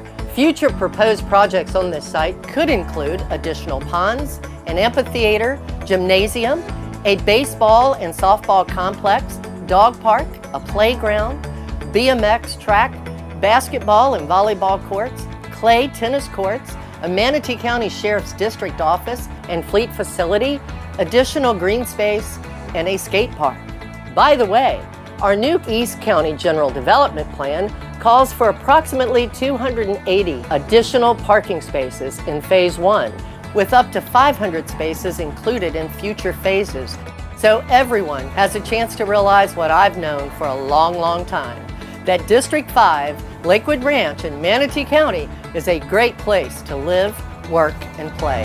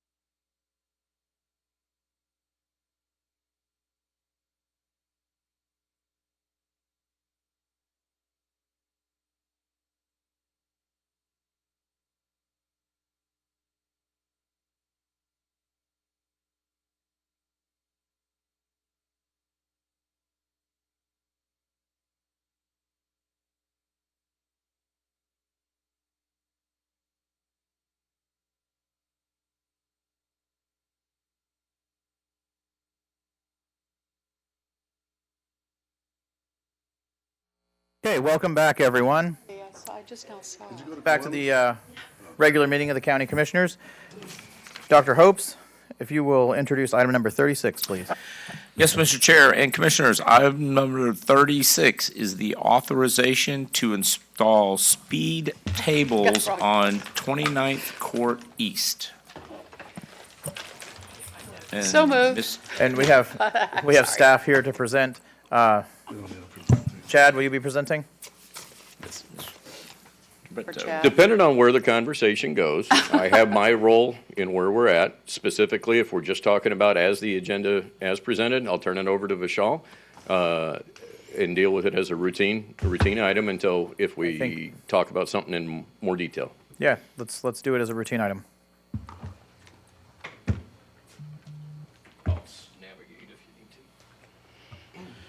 Good afternoon, Chair. Good afternoon, Commissioners. For the record, Vishal Kakkar, Traffic Engineering Division Manager, Public Works. The item that we have in front of us today is following our traffic calming procedures that were adopted by the board on August 27, 2002. Based on that, the community had provided us with a letter of support. We did the study. We found the measures to be appropriate. Then we surveyed the residents along that street. According to our procedures, 67% of the property owners must support it, at least 67%. And we did receive from 73% of them. And therefore, they do meet that. I believe they are here as well. So based on that, we are here. In your package, you have an area where we are proposing 2 speed tables. The way the process is written, the way it works is once the board approves this, we do put down a rubber kind of temporary speed tables for a period of at least 90 days to let them have a look and feel that this is exactly what they would like, this is where it will go. And we had their input as to where the locations will go. We also, in addition to the 67% at least that we need, the speed tables in front of whose homes they are going to be, because it does create a little bit of noise and a little bit of that effect. So we want specifically those property owners to also be in support of those tables. So we have all of that. Once we get an approval from the board here, then we will start the trial period, if you will, the 90 days. And if there is no significant negative feedback from the community, then we will go ahead and put down the asphalt speed tables along with the signs and markings and everything that goes with it. So that's in general the rundown. We have an aerial and a map if you'd like to go to the, this is what you have in your package. So just a little bit of the area, the green ones are what we have received responses from. The blue ones are either no support or no response. We count no response as basically no yes, basically. So based on our study area, which included Twin Rivers HOA, so we also have a no objection letter from the HOA as well. One of the reasons was there is a property that is owned by HOA. It's a common area property. So we needed them as a quote-unquote property owner for them to give us that letter of no objection. So we have that as well. We also try to get it from Southern Oaks, but again, they didn't need it. They already had the 67%. So they have more than 67%. So that's where we are. Unless we have any specific questions, I'll step back. No one's on the board. Commissioners? All right, seeing no one on the board, we can go to public comment. Is there anyone from the public who would like to come forward to speak on this specific agenda item? Please step up to the podium. If there's anyone in addition to this gentleman, please form a line behind him at the Now I podium. see what the green's for. Yeah, so they're in green support. If you're supporting. And so you'll have 3 minutes to speak on this specific agenda item. Please state your first and last name and your county of residence. My name is Patrick Bastian, and I'm a resident of Manatee County. And this is probably the 3rd or 4th time we've been in front of you or have met with you personally. The reason that we need the relief that we're requesting is because of the issue with Mulholland Road. And I think you probably all remember Mulholland Road, and we're getting built out. We've gone from 300 cars a day about a year and a half ago to 600 cars a day, and we have additional development going in, so we're going to, that are projected to be 1,200 cars a day down a little local road that winds through a couple of streets, and we do have monitoring up, and we are seeing cars, probably 7 or 8, or possibly as many as 10 sometimes, that are going at least 20 miles over the speed limit. Some of them going as much as 50 miles an hour down our road. Some of them are chronic. We actually know who the people are. But anyway, we're just here at this point, having worked with your great staff, having come out with us and worked with us to see whether or not we met all of the qualifications. That's why we're here. We believe that we are. I am one of the residents, by the way, who is going to have the traffic table in front of their house, and I have no objection to that, obviously. So I would appreciate it if all of the work that we've been going through here, at least until we get Mulholland Road through to Rye Road, that this will help alleviate some of the issues that we're having on our street. So thank you for your time. Thank you, sir. Come forward. First, last name, your county of residence, and you'll have up to 3 minutes. My name is Bruce Kittinger. I'm from Manatee County, permanent resident. Pat has one of the speed tables slated for in front of his house. I have the other speed table slated for in front of my house. I want it. I would like it to be there. I have the option of people speeding past my house or having a speed table. It's not a question for me which is more important. Please give me a speed table. That's all I ask. Thank you very much. Thank you, sir. Next speaker, first and last name, county of residence. Sure. Mark Fedowitz, Manatee County. I was here a couple months ago with these great folks from 29th Court East. And let me further explain that we have some kids on the street, and you know, it's been no surprise to them to watch out for cars all the time, but I'm telling you, these come out of nowhere. And we literally we moved in the area on that street in 2017, and we went from 2017 to no cars, or a couple cars a day, to over 600 cars a day. And as they mentioned, a lot of these cars are speeders. And the only objection we got, you know, everybody gets on these Facebook pages. One of the objections for one of the people, the residents, was, well, if we have speed tables, it's going to hurt my high-performance car. It's got a Cadillac. Well, that's really not a valid objection to anybody that's worried about the safety of children. And I think you guys would agree that any kid that gets, you know, hit by a fast-moving car, you know, we wouldn't want to think about that in the future. So thank you for your time. Thanks for all your help. Thank you, sir. Is there anyone else in the audience who would like to come forward to speak on this agenda item? Seeing none, we'll go to the phone. Is there anyone on the phone who is called in for this item? No, sir, we have no one. All right, seeing no one. Commissioner Serbia, did you want to speak? Yes, thank you. I just want to thank the residents for being here. You guys are not in my district, but I feel your pain because I spend countless hours every single week talking to communities about this very same problem. And so I'm going to be asking the staff or asking the board and working with them that we have to be a little more proactive about designing streets to avoid speeding problems. Or we've got to really enhance the budget for speed tables, you know, one or the other, because this is a chronic problem and people are getting killed. Thanks for being here. Thank you, Commissioner Serbia. Dr. Hopes. Chad, could you come up for a minute? Yeah, I've got and it's maybe more of an engineering question, but you're an engineer. You know, it's a pretty straight run, and it's marked, posted 25 miles an hour. Have we designed or engineered a speed bump, say, where you could comfortably go over to 20 miles an hour, but not 30 miles an hour? Maybe a little less high? So in preparation for today's meeting, we've had a lot of internal discussion and reminding ourselves where our standard came from. So what we use in the temporary and what we put down in asphalt is what, over time of the last 10 years, we've developed it's our standard. It's within the parameters of what is guidance. In this particular arena, magically enough, compared to what normally we tell you in traffic, there's not a specific single one-size-fits-all thing. There's guidance on, you meet into a parameter of how high it net should be, how long the taper should be, and how long the flat spot in the top should be. We're within all those parameters. The types of things that we have recently researched has been the softening of the effect might be an extension of the ramp that leads up, but not the height. The 3 inches appears to be, it does very, it accomplishes what it's meant to do, but the abruptness of totally maybe spill your coffee if you forgot it was there seems to be more in relation to the ramp. So we definitely were having our own internal discussion as we came up here. Potentially an experiment somewhere, whether it's here or somewhere, would be to test something that is a consideration of a change of the current template standard that is a 3-foot ramp. And I'm drawing a blank, Vishal, 8-foot top?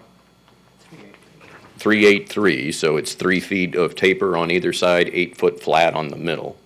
I think something in the middle of a 6-foot taper on either side and potentially 12 feet in the middle would be something to see what it does. And it's still well within the industry guidelines that they all speak of stuff within 22, 24 feet long and tapers from 0 to 10 feet, 8 feet. It all depends. So at the time we had adopted that one, I wasn't in this role, so I don't know the complete background of how that got there. It is very specific, typically to neighborhood streets. And it's sometimes at a true neighborhood street, the current standard might be the perfect fit, but maybe we need another tool in a toolbox that is not just a neighborhood street, but it carries almost fulfills that collector role or something. Maybe it needs a softer version, but still can assist the neighbors in what they're trying to do is cut out that top end speed of what's going through. So long-winded answer. Sorry about that. Spoken like an engineer. Thank you. So the order of the board is Satcher, Whitmore, Servia. Commissioner Satcher. Thank you, Mr. Chair. Yeah, I wanted to thank the citizens for coming and really working hard on these issues. And so I'm glad that we're considering something, maybe we could find something that maybe doesn't make everybody excited, but at least is acceptable.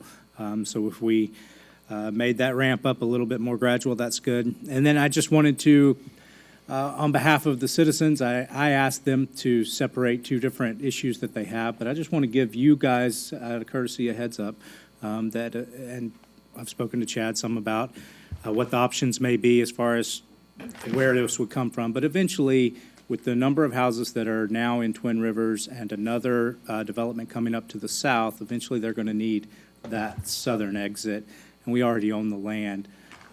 So just want to give you a heads up that at some point we'll probably be moving on that unless they can figure out a way to do it through impact fees. But regardless, thank you for being here. Thank you, Commissioner. Commissioner Whitmore. And I didn't support permanently closing Mulholland when it did happen because of this very problem. But so if they're going to go that slow, then that's the way it's going to be, because what we did, we did.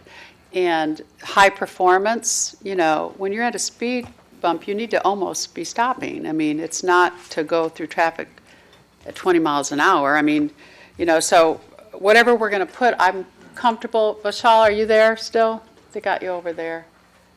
Yeah, come on up.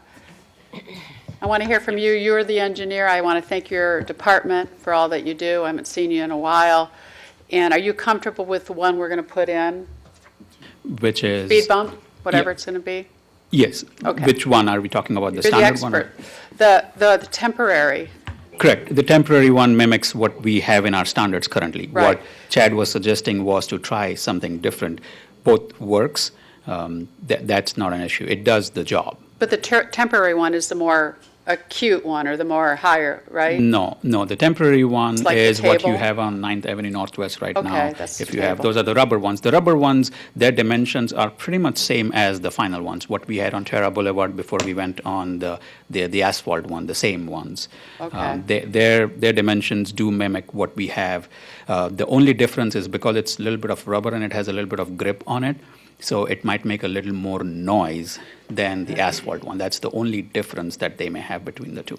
I saw something on the news before I came in this morning, a Tesla going over something, could have been, and flying in the air, and they showed the picture of this Tesla going over, flying in the air over some kind of hump or bump or whatever, but that was interesting. Not to be too technical, but there are three things. One is what we go in a typical shopping center parking lot, that's a speed bump.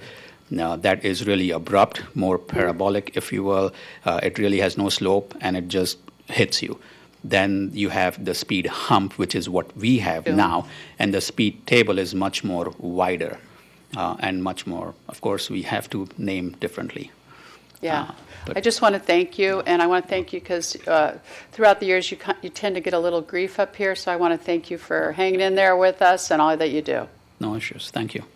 And parabolic, thank you for the vocabulary word of the day. Parabolic? So Servia and BA is the order. Servia. And I have a question before my comments, Vishal. So I heard there's a difference between a speed bump and a speed hump? And a speed table. Well, I know what a speed table is, and I know what a speed bump is. Correct. I What think. we have a speed hump, which is kind of in between. Speed bump, think of it as don't want to pick on any shopping center, but a Walmart. You go there, you go and it kind of feels very abrupt, very small. That's a speed bump. Speed hump is what we have, a little more flatter, a little more gentler. Speed table think of it as a tabletop. Basically, your whole car can sit on it. It's much more flat top, not heights the same between speed hump and a speed table. 3-inch rise is 3-inch rise. But imagine your 10, 12-foot long car can actually sit on it completely. That's a speed table. Okay. All right. So, and it makes sense. In a shopping center, you've got people walking around and cars driving, and you want to make sure no one gets hit.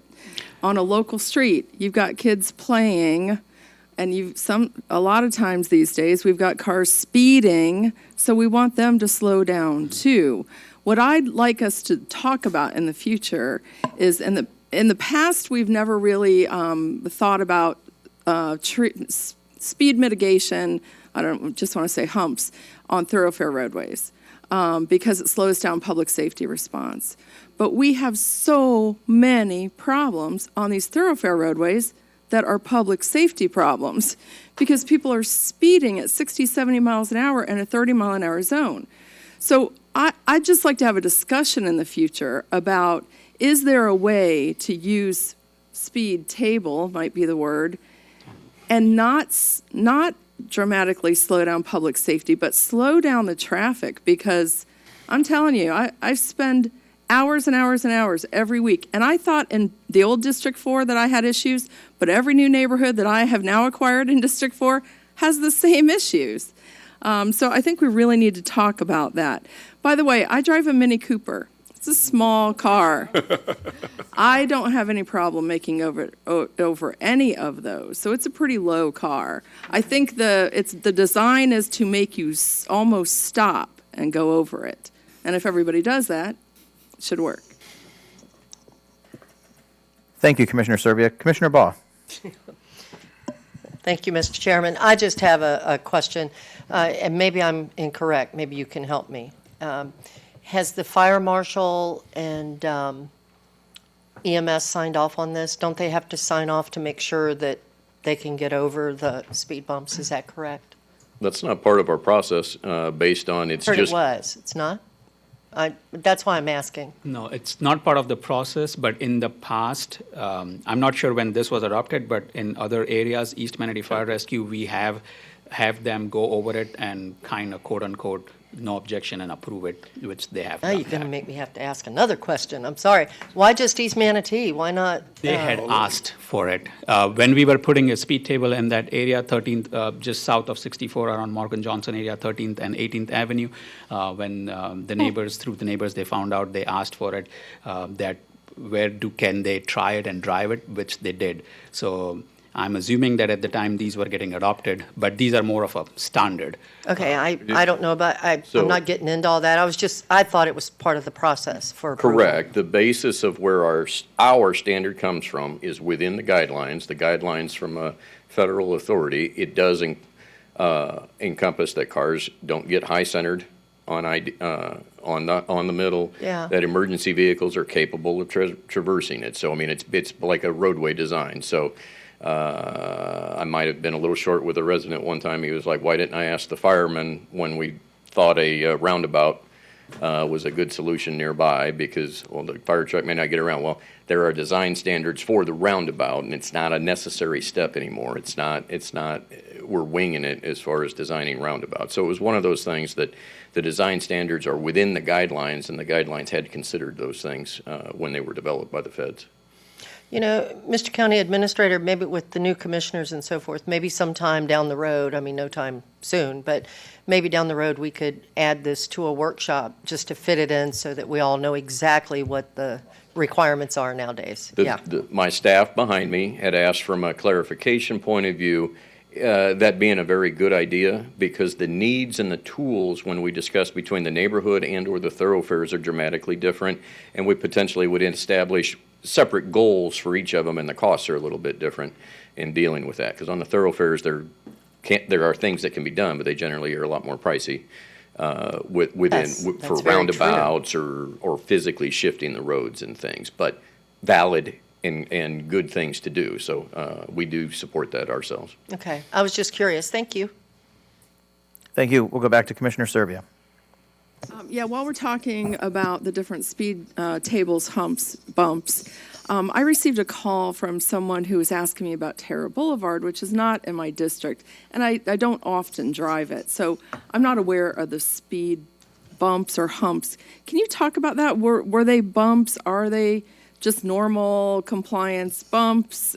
And so the only thing currently that Manatee County has installed is our template speed hump. I will absolutely admit I'm as guilty as the next person, because Vishal educated me as I prepped for this meeting that I had interchangeably or almost exclusively used the term table with you in my briefings. I did not. I was ignorant of the term in the standard that the hump has a limited size of the flat part in the middle. The table, to qualify as a table, your entire wheelbase of your vehicle needs to be in the middle, so it's approximately 18 or 20 feet where the flat portion is.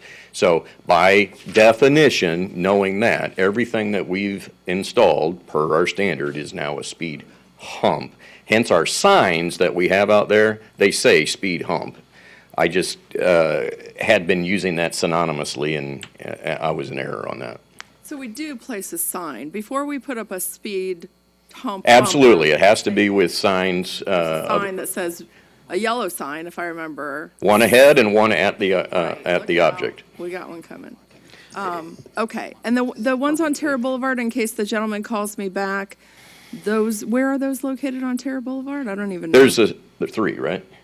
Three. There are three that are spaced south of Terra Preserve Lane between there and Linger Lodge Road. Because there was a speeding problem on Terra Boulevard. Correct. There was also an accident problem with fatalities and so forth. Tara, by the way, Chad, they love them. Thank you for that.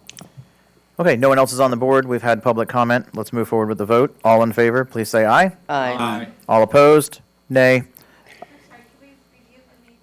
Oh, I need a motion. I'm entertaining motions. Did I'll he make just? a motion that we approve the, I'll make a Mr. motion that we Chair. approve the agenda item. I need a second. Second. Motion by Whitmore, second by Bellamy. Wait. Commissioner Baugh, then Chad. Mr. Chair, I'm just a little bit confused. Did I hear the district commissioner? Are you the district I commissioner? am not the district commissioner. Okay, ma'am. all I'm right, the sorry. coastal commissioner. Okay. I Mr. am. Butso. Coastal commissioner. With the extra discussion that took place today, I just was looking for clarity of, we know a sounds like speed tables are, great catch, speed hump is going in. Right. Do I have direction to trial a modified version, or do I stay with our current standard? I didn't. Commissioner Whitmore, you made the motion. Why are we changing it because one person said it? So- I would rather do the speed hump. So the temporaries, because I'd have to buy different material to get the slopes No. right on that. I can put the new, as Tomorrow. proposed in tomorrow, so. There you go. We wouldn't have to order it. So the motion does not need to be amended. We'll discuss hump. that during the work session as far as if we would Good change the idea. standard. Thank you. Wonderful. We have a motion on the floor, and we have a second. All in favor, please say aye. Aye. All opposed, nay. Madam Chair, it carries by a vote of 6-1 with the chair in opposition. I'd Dr. love to Hopes, know why. please introduce, I hate speed humps, speed bumps, speed tables. I don't pay taxes, so that the government will install obstacles to tear up my vehicle. Dr. Hopes. So slow and you won't. All right, Mr. Chair, we'll go back, I believe, in the order of the agenda. I was looking to see because we had some Where are we? folks. Thank you, bye. I will tell you, I've got staff here Kate? at the pleasure is to quickly walk you through the dashboard. As you know, we have an employee who is the sorcerer of the website, and she'll be leaving us soon. And she's Unfortunately. agreed to actually do a quick walkthrough. This is under the regular agenda. It's on the dashboard, where before you've just had a report, but we haven't shown you the dashboard. So they'll do it quickly within a matter of minutes. Mr. Chair, before she starts? Kevin? Go ahead.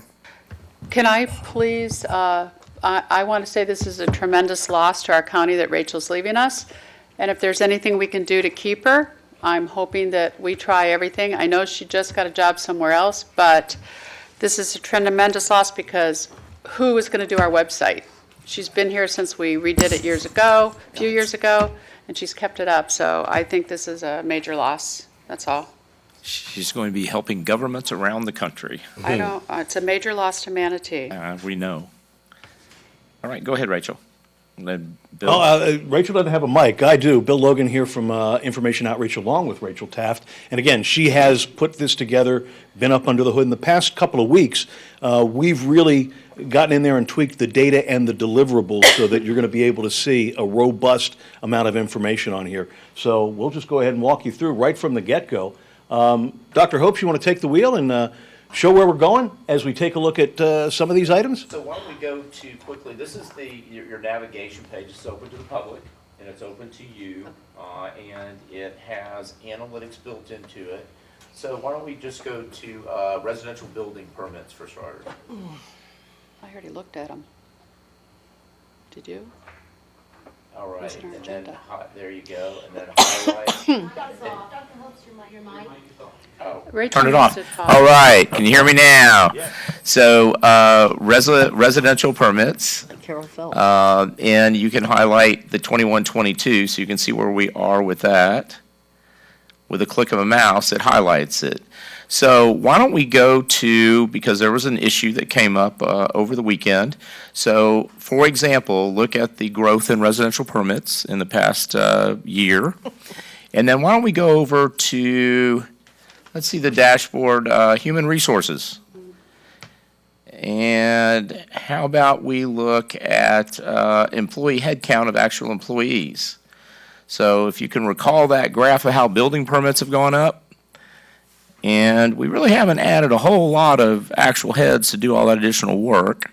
So I'm just bringing out a point that your own website can give you an idea of whether or not we are growing Manatee County government proportionate to the growth in services we're delivering. How about we flip real quick and go over to the public info or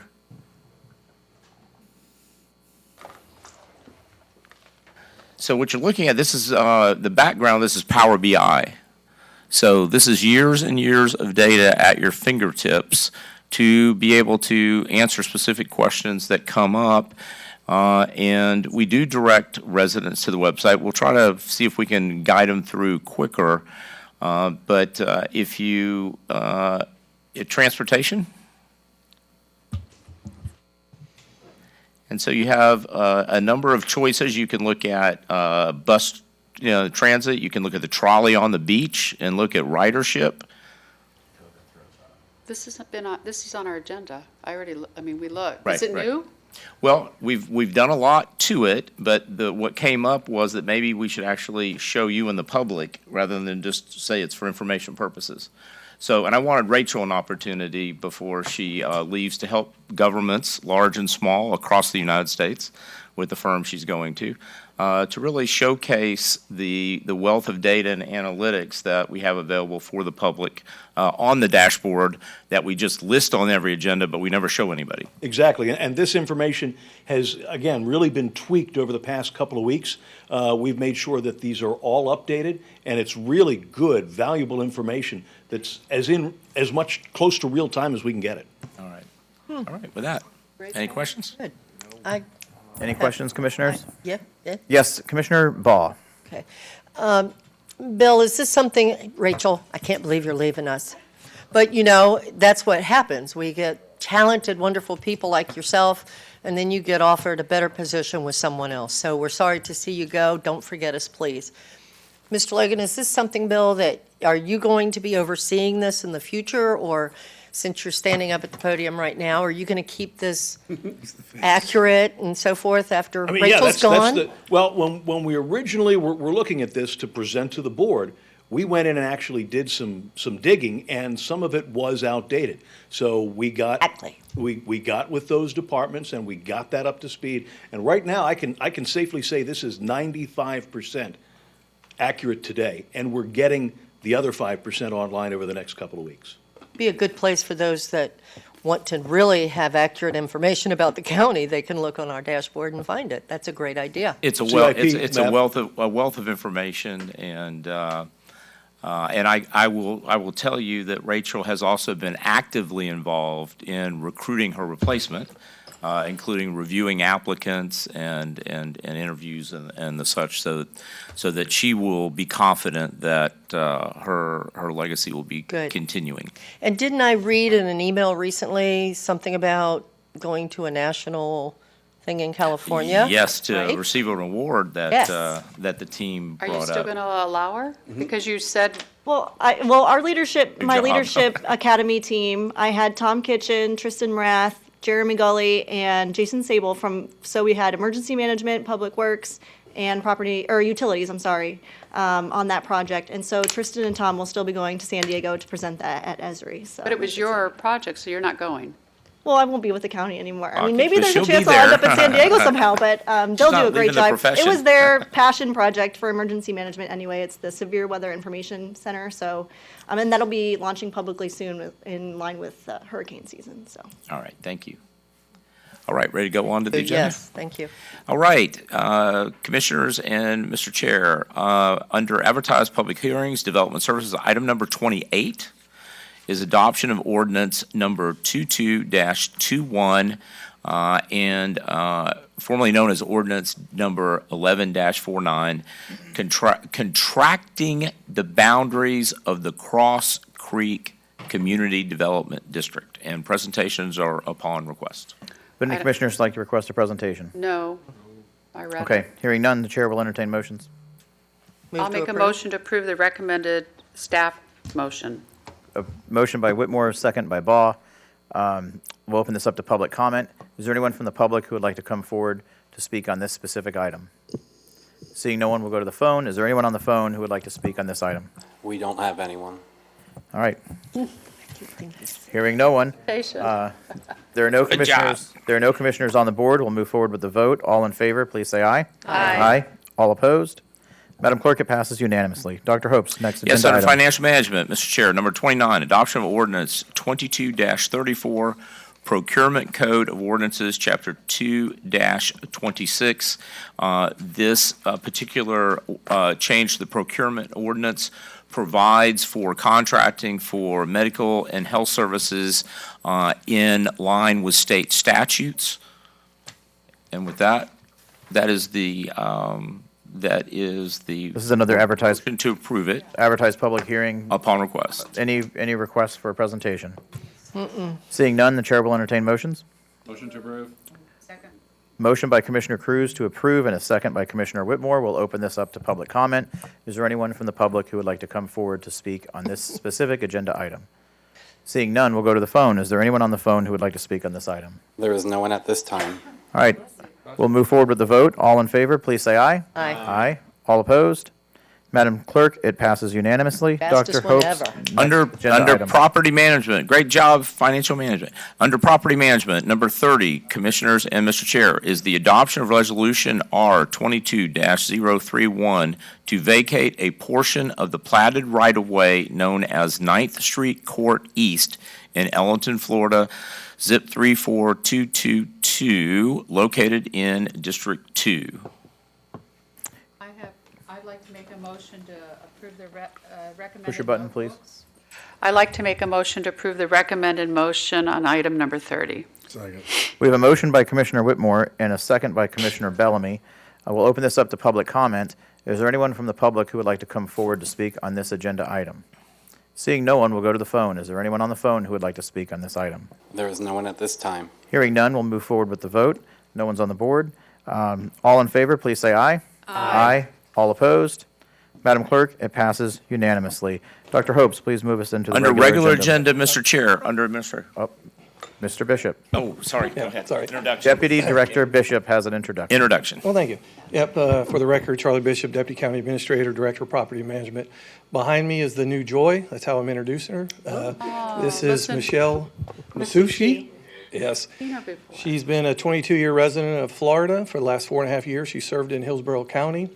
She has her bachelor's degree in business administration. She's currently working on her master's in leadership and management. She's been a welcome addition. This is day 2, so please be kind. I'm really excited. Everyone's been really great, but I'm really looking forward to assisting the citizens of Manatee County as well as my team. I actually lived in Manatee County when I first moved to Florida. I currently live in Hillsborough, but probably working my way back down. Good luck finding a place. Does anybody have any questions? Come back. Yeah, all my friends, like a big bulk of them, live down this way. So, and actually, one of my good friends is the division manager for property acquisitions over in Sarasota. So I'm hoping we can have some collaboration between Hillsborough, Sarasota, and ourselves to really get things efficient and get ideas from each other and see what we can do with it. Good. Thank you. Congratulations. Hey, Welcome thank you aboard. so much for coming to Manatee County. You made the right decision. Yes. I agree. So far, it's been great, and everyone's been great. And I've enjoyed watching you all today. It's a little aboard. different from Hillsborough. Glutting for punishment. Yeah, welcome aboard. Yes. Thank Anyone you. on the board? You know, I just do want to comment about one thing that you said, and I'm thrilled to hear it. I do believe that Hillsborough, Sarasota, and Manatee should be working closer together because we are a region. So it was really nice to hear you say that. Yeah, Welcome and since I aboard. left on good terms, they've already told me, I've already been contacting my division director, so. Good. Good. Sounds good. All right, thank you. Thank you. Dr. Hopes? All right, now I am pleased to request under item number 31, Mr. Chair and Commissioners, the confirmation of appointment of the Director of the Human Resources Department, Mr. Arnell Wetzel, after a very lengthy national search using a superb search firm, has been selected by the directors and the deputy county administrators to be our next Director of Human Resources. He will be joining us from the county of Galveston, Texas, just south of Houston, where he has been the Director of Human Resources since 2018. Prior to that, he was a Director of Human Resources for the county of Berks in Reading, Pennsylvania, where he served there for, I think, a little over 6 years. He also has extensive private sector experience, and he is anxious to join us upon your confirmation, Mr. Chair. So moved with enthusiasm. Second. We have a motion by Commissioner Servia and a second by Commissioner Whitmore. Mr. Clegg, do I need to open this to public comment? Yes, you do. We'll open this up to public comment. Is there anyone from the public who would like to come forward to speak on this agenda item? Seeing none, we'll go to the phone. Is there anyone on the phone who would like to speak? There is no one at this time. No one at this time. Commissioner Whitmore's card is up. Yeah, usually we don't appoint till we see them or meet them or say hi. So why, is there a reason why we're doing this now? When's he coming? He's going to start work as soon as he gets processed. He will take probably about 4 weeks to permanently relocate with his wife from Houston. He spent a couple of days here with the directors and with the county administrators. And I don't know, they were going to try to get him connected with a Zoom link. So is there a reason why we're doing it now? Is he officially Yeah, started? well, yeah, he's already resigned from his current position, and he has to relocate here, so I'm sure he's anxious to get confirmed, so he knows he has the job. Commissioner Baugh, you're on the board. Yeah, I just wanted to say, I know what Commissioner Whitmore is saying. It is true that normally we get to see people. But, in this particular instance, I think with his background and knowing that he's already resigned from his other job, and he's also working directly with Manatee County now on things. Yes? Well, he just said by Zoom and so forth. So they are obviously in communication. And we need an HR person. So I think it's terrific. I'm glad. And I'm sure that my question would be is, do we have a kind of a date when he might actually be here? Do you know yet? The plan is, fortunately, because of the hard work of the airport authority, there are nonstop flights now from Houston Hobby to Sarasota. My daughter-in-law takes them all the time. And he's anxious to move here as quickly as possible. But like everybody else, he has to actually find a place to move to, which is sometimes a challenge. So he is willing to start helping us out and commute for the next couple of weeks until he can secure residence for his wife and himself. Perfect. All right, thank you. That was my question. Commissioner Bellamy. Yeah, I received some questions on this last night, and I'm sure everybody sees some of the stuff that's going on the media outlets, and, well, about the salaries of different people that work in the county that came up over the weekend. Yeah. And the confirmation process is unique, but I think this is a unique situation, to be honest with you. But for us not necessarily being able to see the individual, I'm sure you all have met with them, am I correct?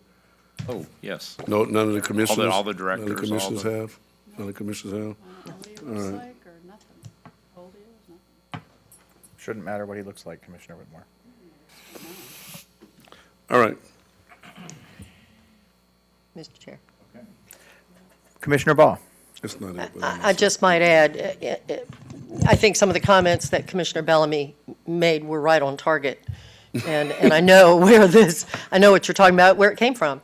And, I was going to bring that up under Commissioner comments, so I still will wait on that because, a lot of what gets written just isn't accurate. Maybe they don't know. I don't know what their problem is, but they think they know everything. But then again, the commission doesn't normally meet with the directors that the administrator is hiring. We get to meet them when they bring them down to the podium for us to confirm the appointment. It's not something where, in my 10 years here, that we've ever been involved in that process beforehand.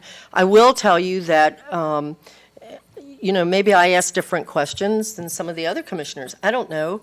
But in my briefing with the administrator, I did ask him, about this gentleman and his resume, and I ask a lot of questions and when he might start and so forth, because I know how important HR is. But we've never met a director generally until they're brought to the podium. So I don't see the difference. It doesn't matter what he looks like. I don't care what his face looks like. It's his resume and what he's going to be able to do for the county that I'm interested in. Thank you. Commissioner Whitmore. I like to meet people and look them in the eye. I don't care what anybody looks like either, but, and that's why county administrators, and I'm sure when this guy starts, he will be bringing them down and we'll get to meet them and one-on-one. But since you brought it up, I was very disappointed to see 3 directors at the very bottom of the list in their salaries, and Elliot, who brings billions of dollars to this county in economic development, and Jake, who every time I turn around, you're adding more departments to his department, and Lee. And Lee, in all fairness to Lee, he just started, so I get that. But again, I had all these, I didn't know what to tell people, and Scott and I talked about it this week too. He knows, we talked about it over the weekend. I just hope, and then we've hired somebody, the second highest director in the county, and I don't know what we're paying our personnel director. So, I mean, you know, we are fiscally responsible. We are supposed to be looking at the budgets when we hire these people. And I do know when we hire people, they are going to want more. I mean, that's just a fact of life, to live here and everything. And, you know, the people that have been here a long time probably tend to get overlooked because they've been here a long time doing with the same amount of money. But when you get somebody new, they are not going to do it for that amount of money. So Scott said he's got Gallagher. He's going to be giving us a report. He has people looking at all the disparities in the salaries, countywide as well as director-wide, so I feel fine about that. But we did talk about this Saturday or Sunday, yeah. Can I just add to what she Commissioner said? Baugh. You know, you're absolutely right, Commissioner Whitmore. I understand how you feel about it. I've looked at that myself. But at the same time, we must remember that our county administrator just started, actually almost a year ago, April 1. Sure. So he's kind of inherited where most of your people are salaried. And if you'll recall, even when Ed was here, you know, we talked a little bit about compression, and we started working toward trying to get everybody their salaries corrected when he was here. And then after he left, you know, then that's when the next administrator came in. And again, you know, I think we need to just kind of give our administrator a little bit of time. I think he's going to look at all of it. I mean, he and I had that conversation because I saw the email and the article that came in. And I thought it was disrespectful, totally, because, you know, you just try to get information from God knows who, and then you think it's all accurate, and you don't have all the information. So shame on them for that, but then that's pretty typical in politics, isn't it? But, I mean, I think that really our current administrator, who's doing a great job, I don't think we can hold him totally responsible for that. He is working on it, and I know that he is having Gallagher look at it to see if we need to make adjustments. So thank you for bringing that up. It was a good point. Commissioner Bellamy. Yeah, so, and I got a lot going on right here. I guess where I am is looking at some of the information that's out there. We have to be honest with ourselves. We need an HR director. Mm-hmm. We have to be honest with ourselves.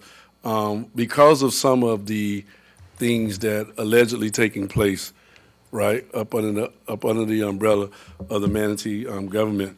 And I know we had an individual that was in play, and some of the other things went wrong.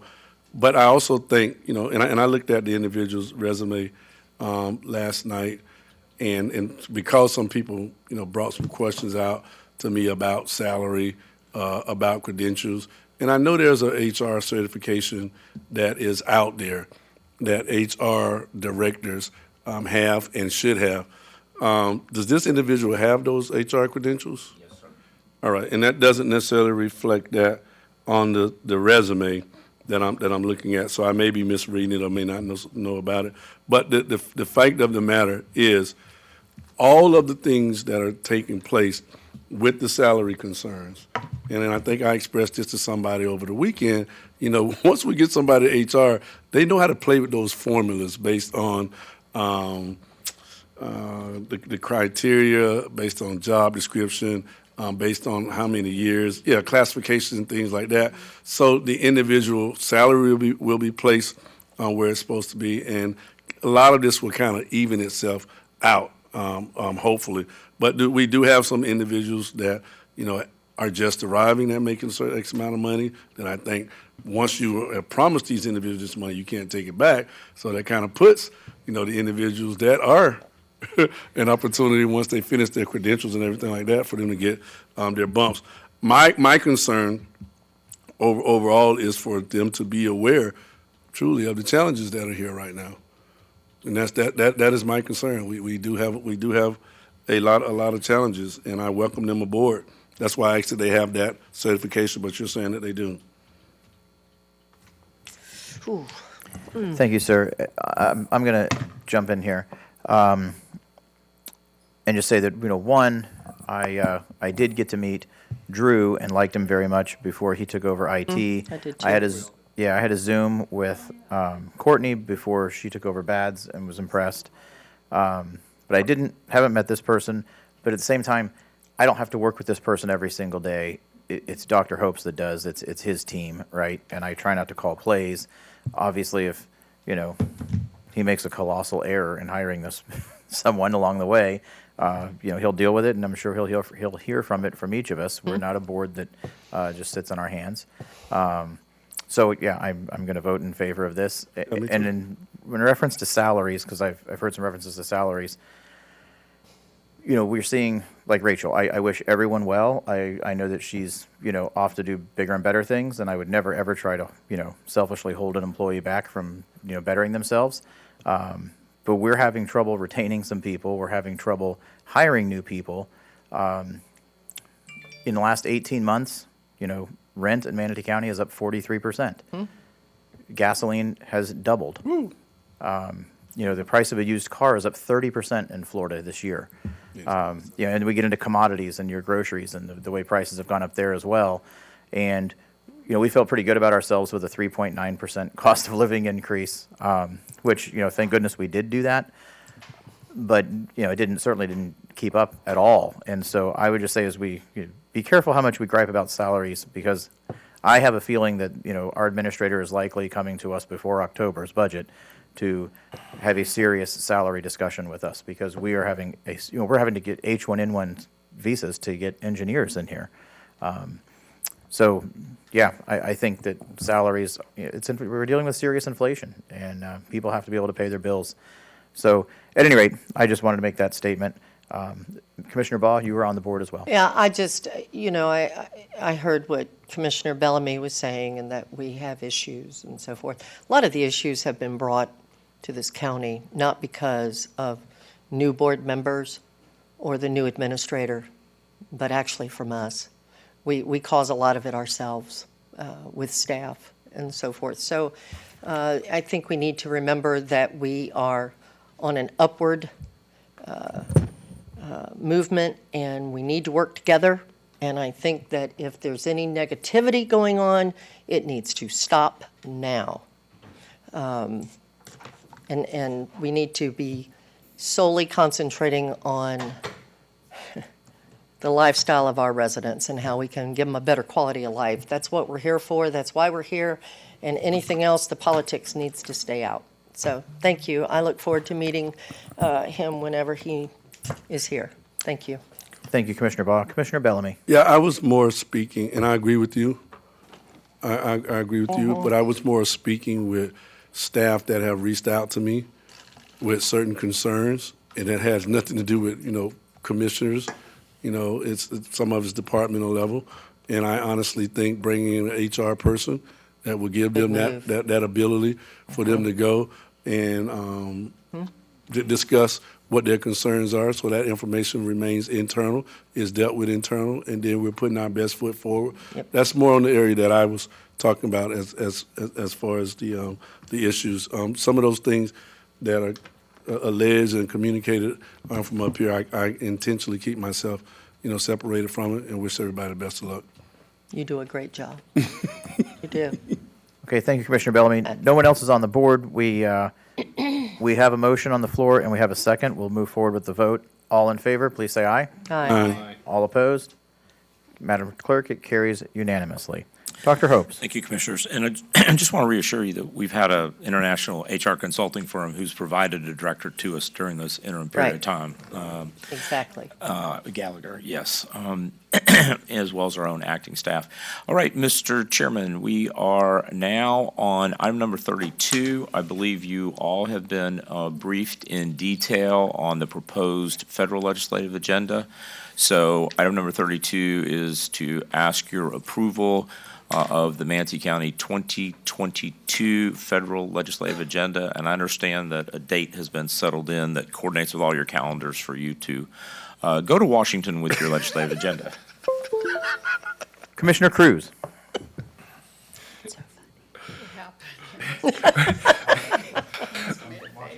I'm curious what those dates are. We literally, a bunch of us just had lunch and we were just talking about the fact that nobody heard anything about that. So, 100%. Yeah. I mean, considering a majority of the board just talked about how there's been no date set for that. Anyway, my only comment about this, it's a solid agenda. It hits the main points. strangely, just like with our state agenda, which originally didn't have anything about affordable housing, the single biggest issue we have going on right now, this one, the original draft, also did not have it. I just want to make sure we clarify and clean that up before the final. When I spoke to everyone about this and said we have to have affordable housing in there, it wasn't just kind of what we did on the state one, which is just kind of fluffy, we need more affordable housing. I wanted it to be specific. I think you get better traction if you can specify what you're looking for and not just we need more. What I pointed out, and it was supposed to be added in here, they were going to look it up, but I did for them because they didn't. There are two bills going through right now. They've gone through last year too, but they're going through, it's called the Affordable Housing Credit Improvement Act. On the Senate side, it's 1136, and the House side is 2573. Both of them are fully bipartisan, almost 50-50. The intention is to increase these credits by about 50% to make them more usable.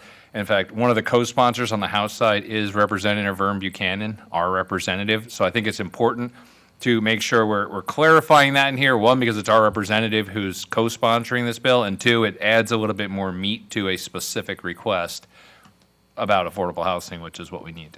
That's it. Thank you, sir. Commissioner Whitmore. Okay, so when are we going? Oh, don't yes. know. Good question. And If I remember correctly, it's the week of the Florida Hurricane Conference, because I was scheduled for that, and I had to redo my schedule because apparently the date that was chosen is in alignment with all of your schedules. well, yeah, but we can change our schedule. We don't know the date. Just say a date. What date? He doesn't know. I'm thinking Well, he Mr. doesn't. Reinschel has the date. I just found out I found out yesterday at 5:30 what the date was. Okay, how And then I about said, that? wait a What's the second. date of the Florida Hurricane Yeah, let me- Conference? Well, May I give you the date before the end of the meeting? Wait, here's, Can we? here's my thoughts on all this. First of all, who's going? Is like Scott and My understanding, Bob all of and- you, my understanding. I'm all of talking you- about you guys. Who's going from you guys? It's never been the county administrator. Just Oh, ask good, him. then I'll go to the Hurricane Conference. No, I'm just asking, who all is going? I mean, it sounds like all this is planned for us, and I'm getting ticked because I don't think know about it. okay, let me back up.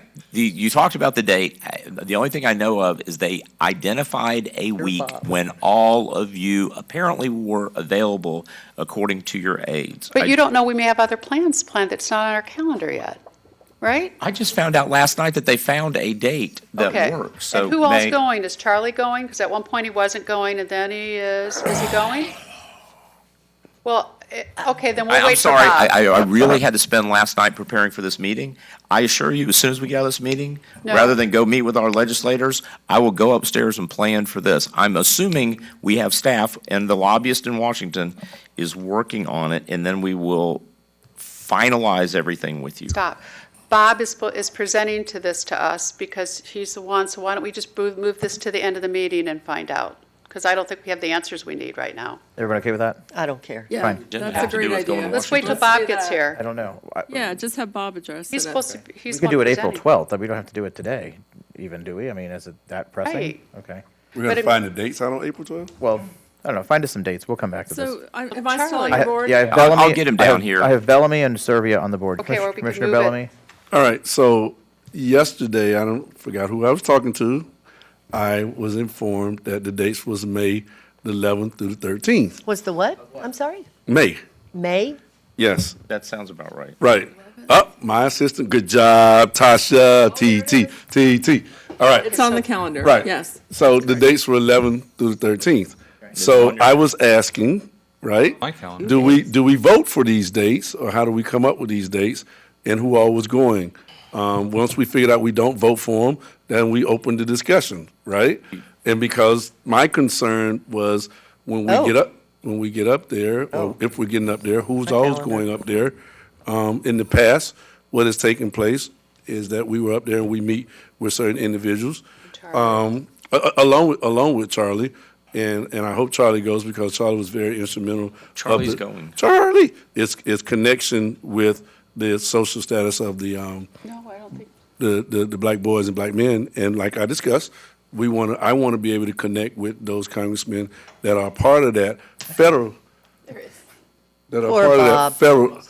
Yeah, so I'll just stand down and whatever next needs to be talking, because I'm just babbling. And it is May 11th through the 13th. All right, before And anything the else is deputy said. administrator's down here. I have Yeah, commissioner I on the mean, we board. don't know. I have commissioners on the board.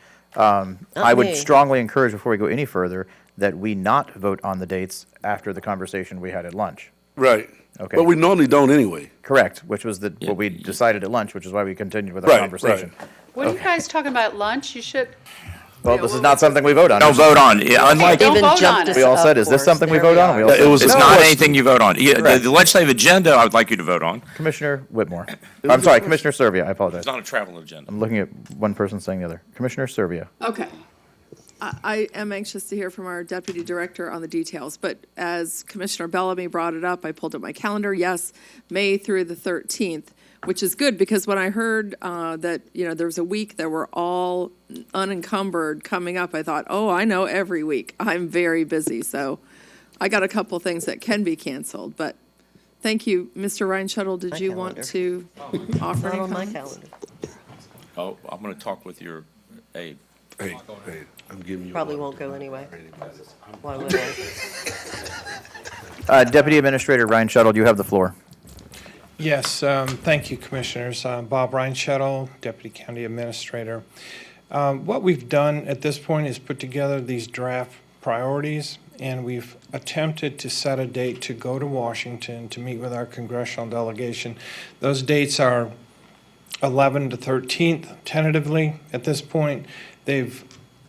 We've arrived at those dates because your aides indicated that those may be potentially free dates.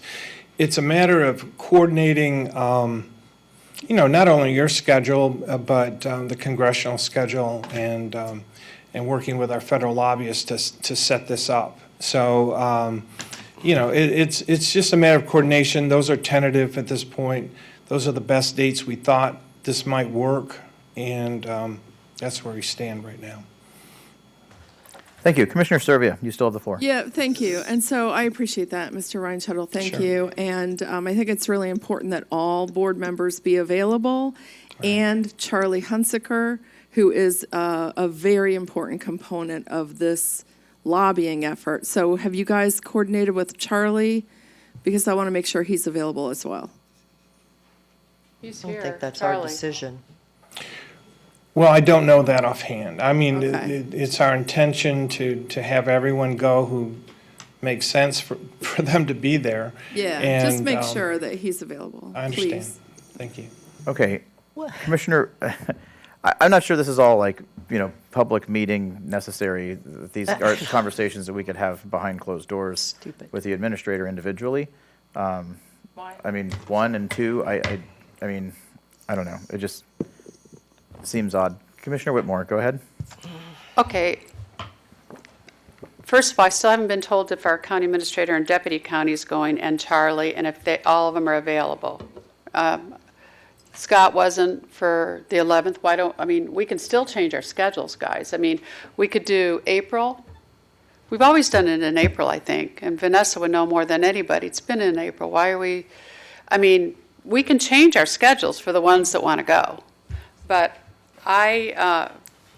Charlie won't even come up for some reason. I asked to come up and he won't come up. There must be a reason, I don't know. But anyway, I want everybody to be able to go. And Mr. Administrator, is it your intent for you and the deputy and Charlie to come along with the board members that are going? It's my intent for you to have a successful lobbying trip to Washington, You don't D.C. think we can do it without you? Just curious. I can do a Okay. lot by phone. To be clear, you're more concerned about the Director of Parks going up there with us He's than our the county lobbyist. administrator. He's our You literally lobbyist. said- I've known our He's our U.S. senators lobbyist longer than for anybody, years so. up there. He's our lobbyist? Yes, he's a He's our Director of registered Parks. lobbyist. Another lobbyist. He's a registered Okay, lobbyist. the order of the board is Baugh and Cruz. Commissioner Baugh. Thank you. I just wanted to say, number one, Bob, I'm not sure, maybe I'm wrong on this. Help me here. I noticed, first of all, it's not on my calendar, but it's a Wednesday, Thursday, and Friday, correct? I Yes, we- believe, May 11th through the 13th. Right, we My were question is, I'm sorry. don't a lot of them come home on weekends? I know that our congressman does. That's why I'm asking. I don't know that Friday is Fridays. Thursday or Friday is a good date. I don't know what might be going on, though. I haven't been keeping up with it. The intent, Commissioner, is to at least have 2 solid days up there. Okay. Perhaps Wednesday and Thursday. Friday would potentially be a travel day. A lot of members of Congress do go home on Friday later to spend the weekend at home Yeah. in their district. So that's what our intent was. We were trying to avoid Tuesdays because you meet on Tuesdays, and it's just a lot. There are times when the House and Senate may not be in session, and we wanted to coordinate with that so that our representatives are there when we go to talk to them, and we don't only talk to staff. So there's a lot of moving pieces and the dates that we came up with are tentative at this point. That was the only reason I was asking, is because I did know that generally, Friday is a travel day for them, and sometimes on Thursday. So I didn't know what we were looking at. With this trip also, do you think that we'll be meeting with more than just our local delegation, but other Congress and Senate members as well? Yes, Besides our own? Yes, ma'am, that is the intent, and our federal lobbyist has identified a fairly detailed list of people that she feels that we should meet with at that time, and we'll make it as comprehensive as possible. It would be a very packed schedule for 2 days. Okay. And then last, I've heard a lot of discussion up here. I would just remind everyone, no, the county administrator didn't normally in the past go with us. However, the county administrator went on his own without us. So bottom line is, it's really, I'm not going to get into that because that's not our decision. It is strictly up to the administration to decide who goes or who doesn't or whatever. Staff doesn't work for us. And I've always been with Charlie, but at the same time, that doesn't mean that we're going to continue doing things like we have in the past. I don't know. This is obviously a question that I will be asking you in our meeting, in our briefing that we do every week. But I would just remind commissioners that, we're not staff and we don't manage staff. It is strictly up to the administration how they want to handle it. So I don't know what's going on, and I don't even know if I'll be going yet. I haven't even looked at it because I'm just now hearing the dates and so forth. So thank you. Thank you, Commissioner Ball. Commissioner Cruz. I'm just trying to move this forward. I don't understand what we're talking about here. This was a simple presentation to let everyone know what the draft federal policies are, and somehow we're all pulling out our day planners trying to coordinate a date together in Washington, D.C. Like, why don't we allow the county administrator and the deputy county to meet with everyone and say, do you even want to go? Yeah. Here's our draft plan. Are you interested in attending? When are you available? And then they'll tell us. And if you're not available, don't go. Not everyone's required. I most likely, almost 100% am not going because I'm going up in April with Career Source. So, so I don't need to. Trouble when I did that. Career Source. Yeah. That's, our taxpayers aren't paying for it. You know? But the point is, Paid for the point mine. is, why are we having this conversation? We got staff sitting here, we still have an agenda item, and we've got our state delegates all sitting there in an hour and a half waiting for us while we're talking about our calendar. So, Exactly. I think we should focus on the topic, which is the specific platform that was being presented to us, and move on, and then allow Dr. Hopes to coordinate with everyone on the planning of the trip. Deputy Director Ryan Shuttle, would you like to walk us through the platform, please? He doesn't have it with Do him. not have that with me, but I think the only request that I made of him when we were in my office was that he didn't have it in any specific order, but I said, when you do organize this, I really felt it was important to put Fort Hamer Bridge #1 because transportation, it's a huge ask. Yeah, and I don't think we can do it without federal money. So that was the only thing I threw in there, and affordable housing should probably be #2. Absolutely. If we're It's veterans prioritizing. next, and housing, you're right. Okay. And then Palmetto Trails, connectivity, Commissioner and Serbia. affordable housing. Yeah, so I think the platform is very good. I have made this comment, I think, to Mr. Ryan Shuttle and others, but just so I can make it to all the board members. I love the proposal to help our homeless veterans. It's really needed. Yes. My concern is that I want to make sure that we do it the right way. My concern is that if we go forward with the project across the street, which is a very exciting project, and a very big project that, make no mistake, it will attract veterans outside of Manatee County to come here, homeless veterans. And so I want to make sure that if we do that facility, it's then funded, the operations are funded with federal dollars and not our local tax dollars. Because I don't want our local tax dollars going to fund a homeless center for veterans that aren't Manatee County homeless veterans, and you know what I mean? We don't have enough money to stretch it that thin. So I just want to think ahead, that make sure there's federal funding to operate it if we're going in that direction. That's a good idea. Thank you. Thank you, Commissioner Serbia. Commissioner Satcher. Thank you, Mr. Chair. Give me just a moment. I think if we're going to be careful about that, we should also be careful what messages we're sending. And so I could care less what county you live in. If you're a veteran and you fought for our country, you should be a priority. And so, and we as a board should be willing to recognize that and step up to that. So I don't want to send any other message than veterans fought for the entire United States and not just for one county or whatever. I understand as far as limited resources, and we can't house the entire nation's veteran population. I do understand that, but I just want to be sure that we as a board, and I doubt this is controversial, maybe, but I imagine we as a board are all united in saying that we care about, all of our veterans and those that fought for our country. Thank you. Okay, it's 2:40. Commissioner Serbia, you're next on the board. Yes, and just to follow up and close the conversation, Commissioner Satcher is right. And I think everybody up here completely supports our veterans, hands down. I've got 2 boys serving in the military and active duty right now, okay? So, yes, we do, but I do not want our local tax dollars to support a project that will attract people from all over the state or nation.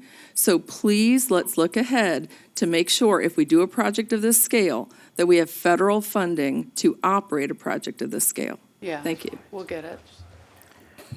Okay, thank you. Is there any further debate over the content of the legislative agenda packet?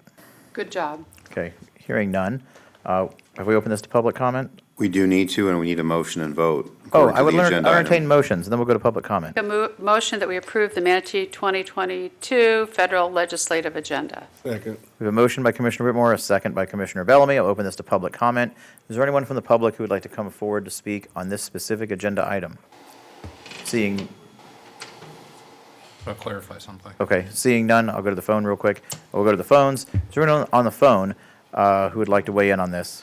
There are no callers at this time. There are no callers. Commissioner Cruz, you have the floor. I just want to clarify something before we approve it. I had specifically asked that something had changed in the affordable housing thing. This was listed as a draft with the intention of it being brought back to us on the 12th for final approval. I just want to make sure what we're approving is the draft of this to be modified.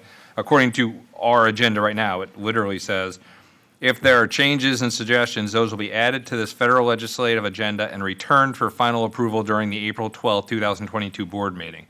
So I do think we need to firm up that affordable housing language to specify the 2 bills, of which Vern Buchanan is a co-sponsor of one of them. So I don't want to approve this, and then this is the final product getting sent up, and it's going to get sent back. Okay. Thank you, Commissioner Cruz. No one else is on the board. We'll move forward with the vote. All in favor, please say aye. Aye. Aye. All opposed? Madam Clerk, it carries unanimously. Thank you, Mr. Reinschuttle. Dr. Hopes, next agenda item, please. Okay, members, the next item, item number 33, which is the appointment of 4 residents to the Infrastructure Sales Tax Citizens Oversight Committee.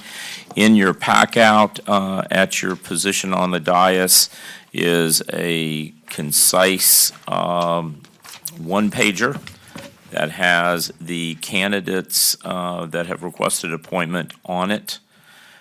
And the asterisk beside a name indicates that they are current members who applied to be reappointed.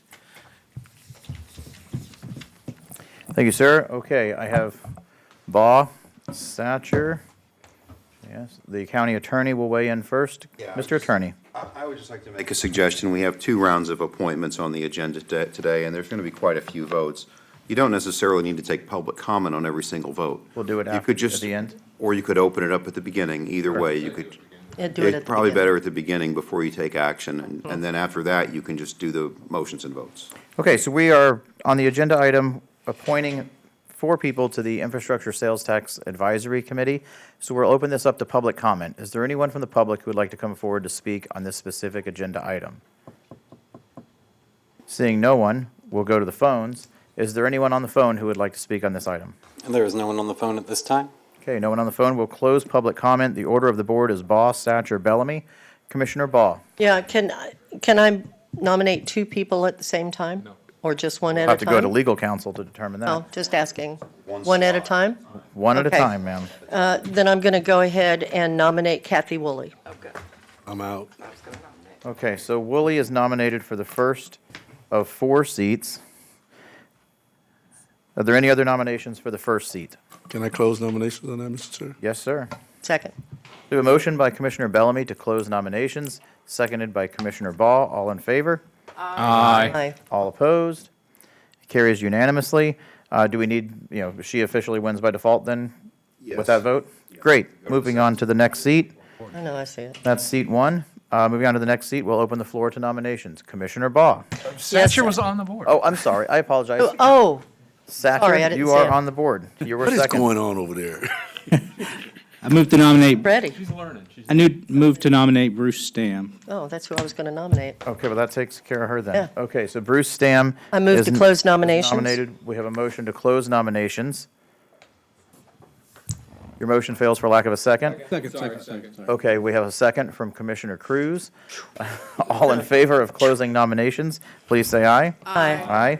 Mr. Stamm is approved unanimously. All right, I don't have anybody else. I have Mr. Bellamy. You are third on, I took Satcher. Bellamy is third on my. Chairman, Mr. we Chairman, didn't we actually, didn't vote. technically for the record, we didn't actually vote on Mr. Stam. We voted to close nominations. Correct. But we were told by the county attorney during the previous vote that that by default gives him the nomination. We have one. That's true. Okay, fair enough. Just go You're through the right. process at the end, just do a motion and vote. You think you know more about the law than I do, that's fine. Okay, so Bellamy, Baugh, and Servia is the order of the board. Commissioner Bellamy. Yes, sir, Mr. Chair. I was going to nominate Kathy Woolley, but once I identified it, once it was brought out, so I can be taken off. Take you off the board. Commissioner Baugh, No, sir, I'll pass. off the board. Ms. Woolley was quite popular. Commissioner Servia. Yeah, just so I understand, we have 4 that we're approving, right? Yes, ma'am. We have approved So 2. I'm going to nominate the third person. Alan? And that is Alan Morrell. Alan Morrell is nominated. I'll move He to currently close. serves and wants to serve again. Okay, he's currently on there. Good for him. So we have a motion by Commissioner Cruz to close nominations. Second. Seconded by Commissioner Bellamy. All in favor of closing nominations, say aye. Aye. All opposed? Carries unanimously. Congratulations, Mr. Morrell. We have one final spot available. Commissioner Satcher is holding his comment card half-heartedly in my direction. I nominate Juan Florenzo. He nominates Juan Florenzo. Second. Well, I'm looking for either another nomination or someone to close I move to nominations. close nominations. Second. We have a motion by Commissioner Baugh to close nominations, is seconded by Commissioner Cruz. All in favor, please say aye. Aye. Carries unanimously. I would entertain motions to approve all 4 applicants at this time. Move. Second. So we have a motion by Commissioner Bellamy, second by Commissioner Satcher. All in favor? What, do I need to open this to public comment, sir? Covered that. Okay.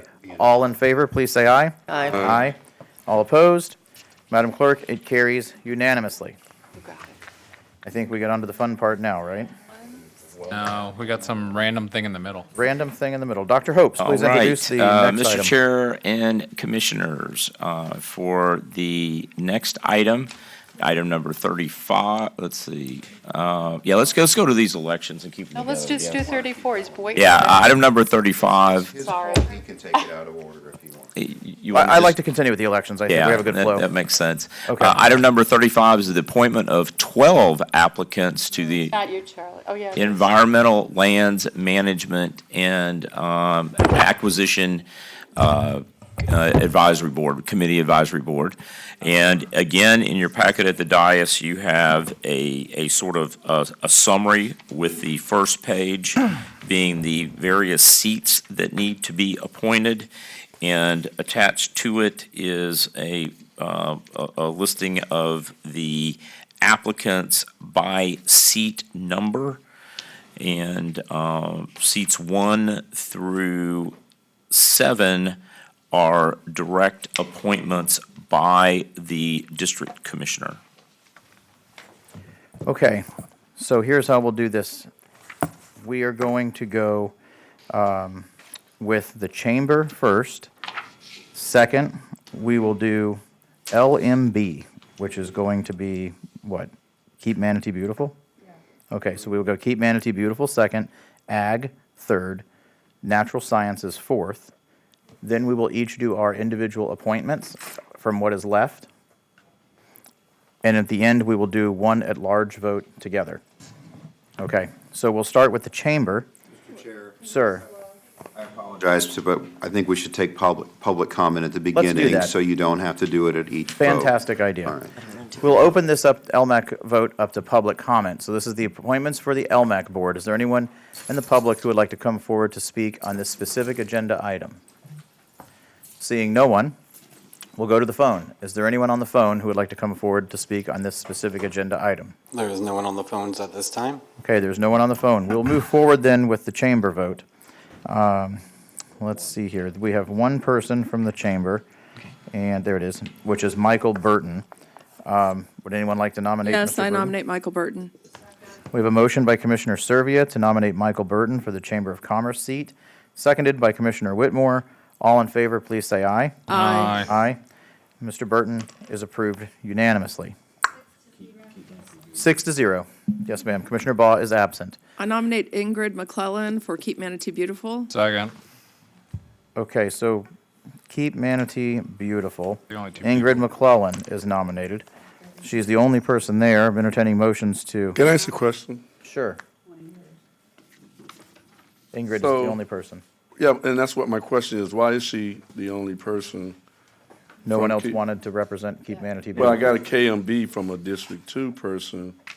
Correct. mean, I didn't understand that either. There's a I don't bunch of understand. people for that. I don't know how she ended up being automatically acclimated because there's like 3 or 4 people with an NS after Mr. their name. Hunsaker? Oh, that's confusing. Miss Hold on, McClellan, Mr. Hunsaker? Miss McClellan was affirmed by the Keep Manatee Beautiful organization as the person wishing to be their representative, while others are. But Here, let me, Hold on. I can clarify. Mr. Hopes? The other individual that was marked as it had been Yes. on that, I think what you're referring to is another Keep Manatee. Yeah, but she's an option on the, I guess my question, But Charlie... you had a situation, if you recall, where you had a number of members that also resided in District 3. Their District 3 was like represented heavily, and because you changed the way in which representation is made up in the LMAC, you've got some people that are displaced, so they chose to apply in the district. These organizations had identified among their membership the individual to be nominated for your consideration. So that's why you see some of this overlap.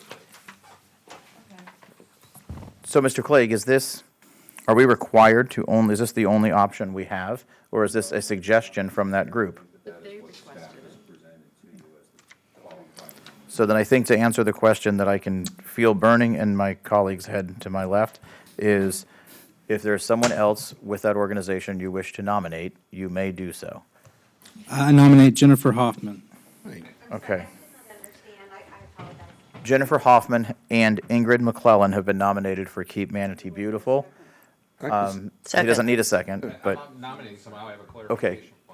Commissioner Cruz and then Servia. I just want to make sure before we make a big mistake and go down the wrong path, that we understand what the resolution says. Because, for instance, on the Affordable Housing Board, the school board gets to pick their representative, even though it's a seat. We need to make sure this isn't a situation where our resolution specifically says, Keep Manatee Beautiful elects their representative on the board before we elect somebody else that they otherwise don't want. And then we have to redo this whole thing next meeting because we screw up somehow.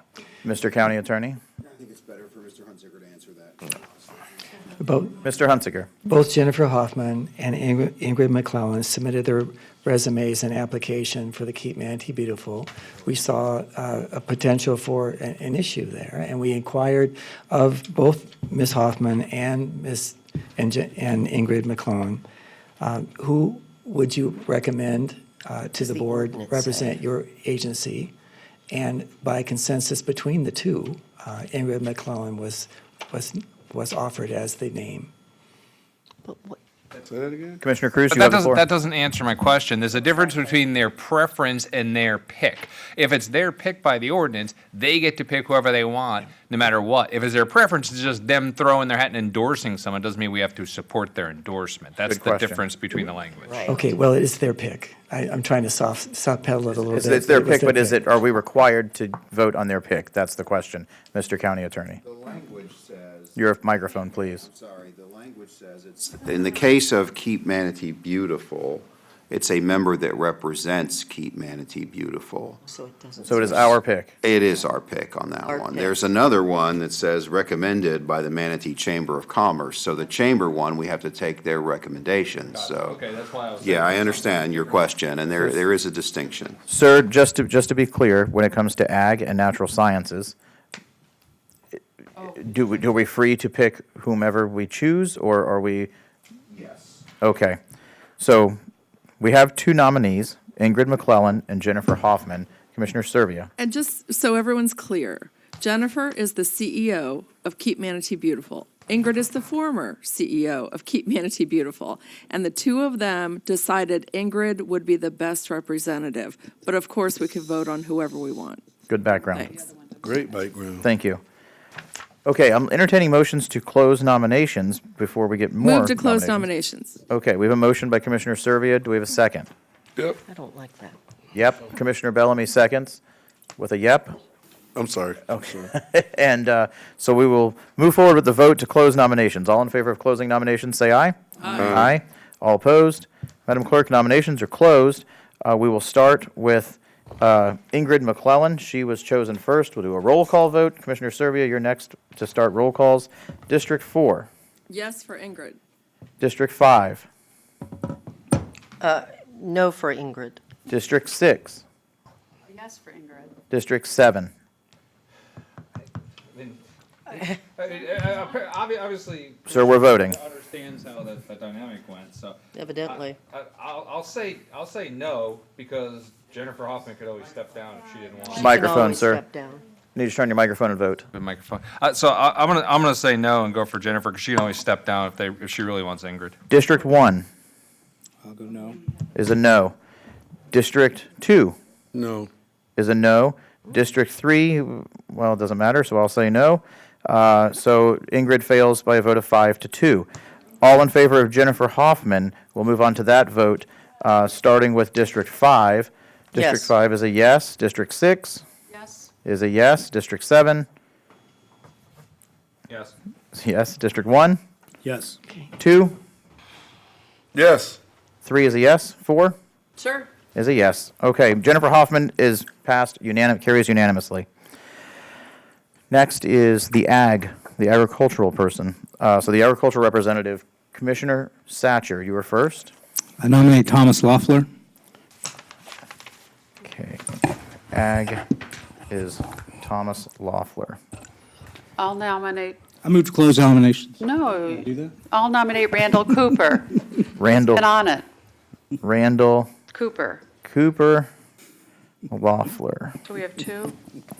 Okay, we have 2 nominations unless anyone wants to nominate someone else. I'll move nominations be closed. Second. We have a motion to close nominations by Commissioner Whitmore and is seconded by Commissioner Baugh. Don't hear that often. All in favor of closing nominations, say aye. Aye. Aye. All opposed? Carries unanimously. Thomas Loeffler was nominated first. Let me make my roll call list. Just go start at the end. So we start with 6? Yes. Starting with District 6. Yeah. Well, how do you want me to do it? They're One to split the all the other. time. Matter. Okay, There's only two names. Just go in order and say which one you want. Keep it balanced. okay, I can do that. District 6, who do you want? Cooper. Coop. Coop. All right. 7, I'm going with Cooper. Coop. I have no idea. 1, Loeffler. Who's District 1? Oh, Loff. 2, Cooper. Coop. 3 goes with Loeffler. 4, Cooper. he's Coop. got it. He's got it. And who am I at? 5. It doesn't matter. I don't know either one of them anyway, so. We need it for the I need a vote. I don't either. Okay, I'm going to go with Loeffler. Loeffler. Loeffler. Mr. Cooper To make it carries challenging. by a vote of 4-3. But Cooper got it? Cooper got it. Got it. Okay. No idea. We are on to the natural sciences. Oh, Lord. Educated in natural sciences. We're entertaining nominations. Natural. I'd like to nominate Robert L. Blinker. Blinker? Is that right? Blinker? Right. I'd like to nominate David Landers, who's currently on the Yeah, I'll board. go with him too. Close Landers. nominations. Second. We have a motion by Commissioner Baugh and a second by Commissioner Whitmore. We're making the To day. close nominations with Blinker and everybody. Landers. Mr. County Attorney, did you want to speak up? I just want to say, when you vote on these, you're supposed to, the procedures require you vote on the nominees in the order they are nominated. That's what we did. So you're supposed to, So I should have done it the way I was yeah, doing it it's to begin okay with. for that last one, but in the. Okay. Going forward, It was. okay. Well, no, we called names. We didn't vote in order. Oh, that's right. So let's go Okay. back and do it right. Votes the second name, everybody votes, whoever gets the most votes. Take those glasses off, Okay. Satcher. Real quick, currently we have Blinker, who was nominated first, followed by Landers. We're going to do Blinker first for the county attorney by roll call. George, do we start with you this time? What's this one for?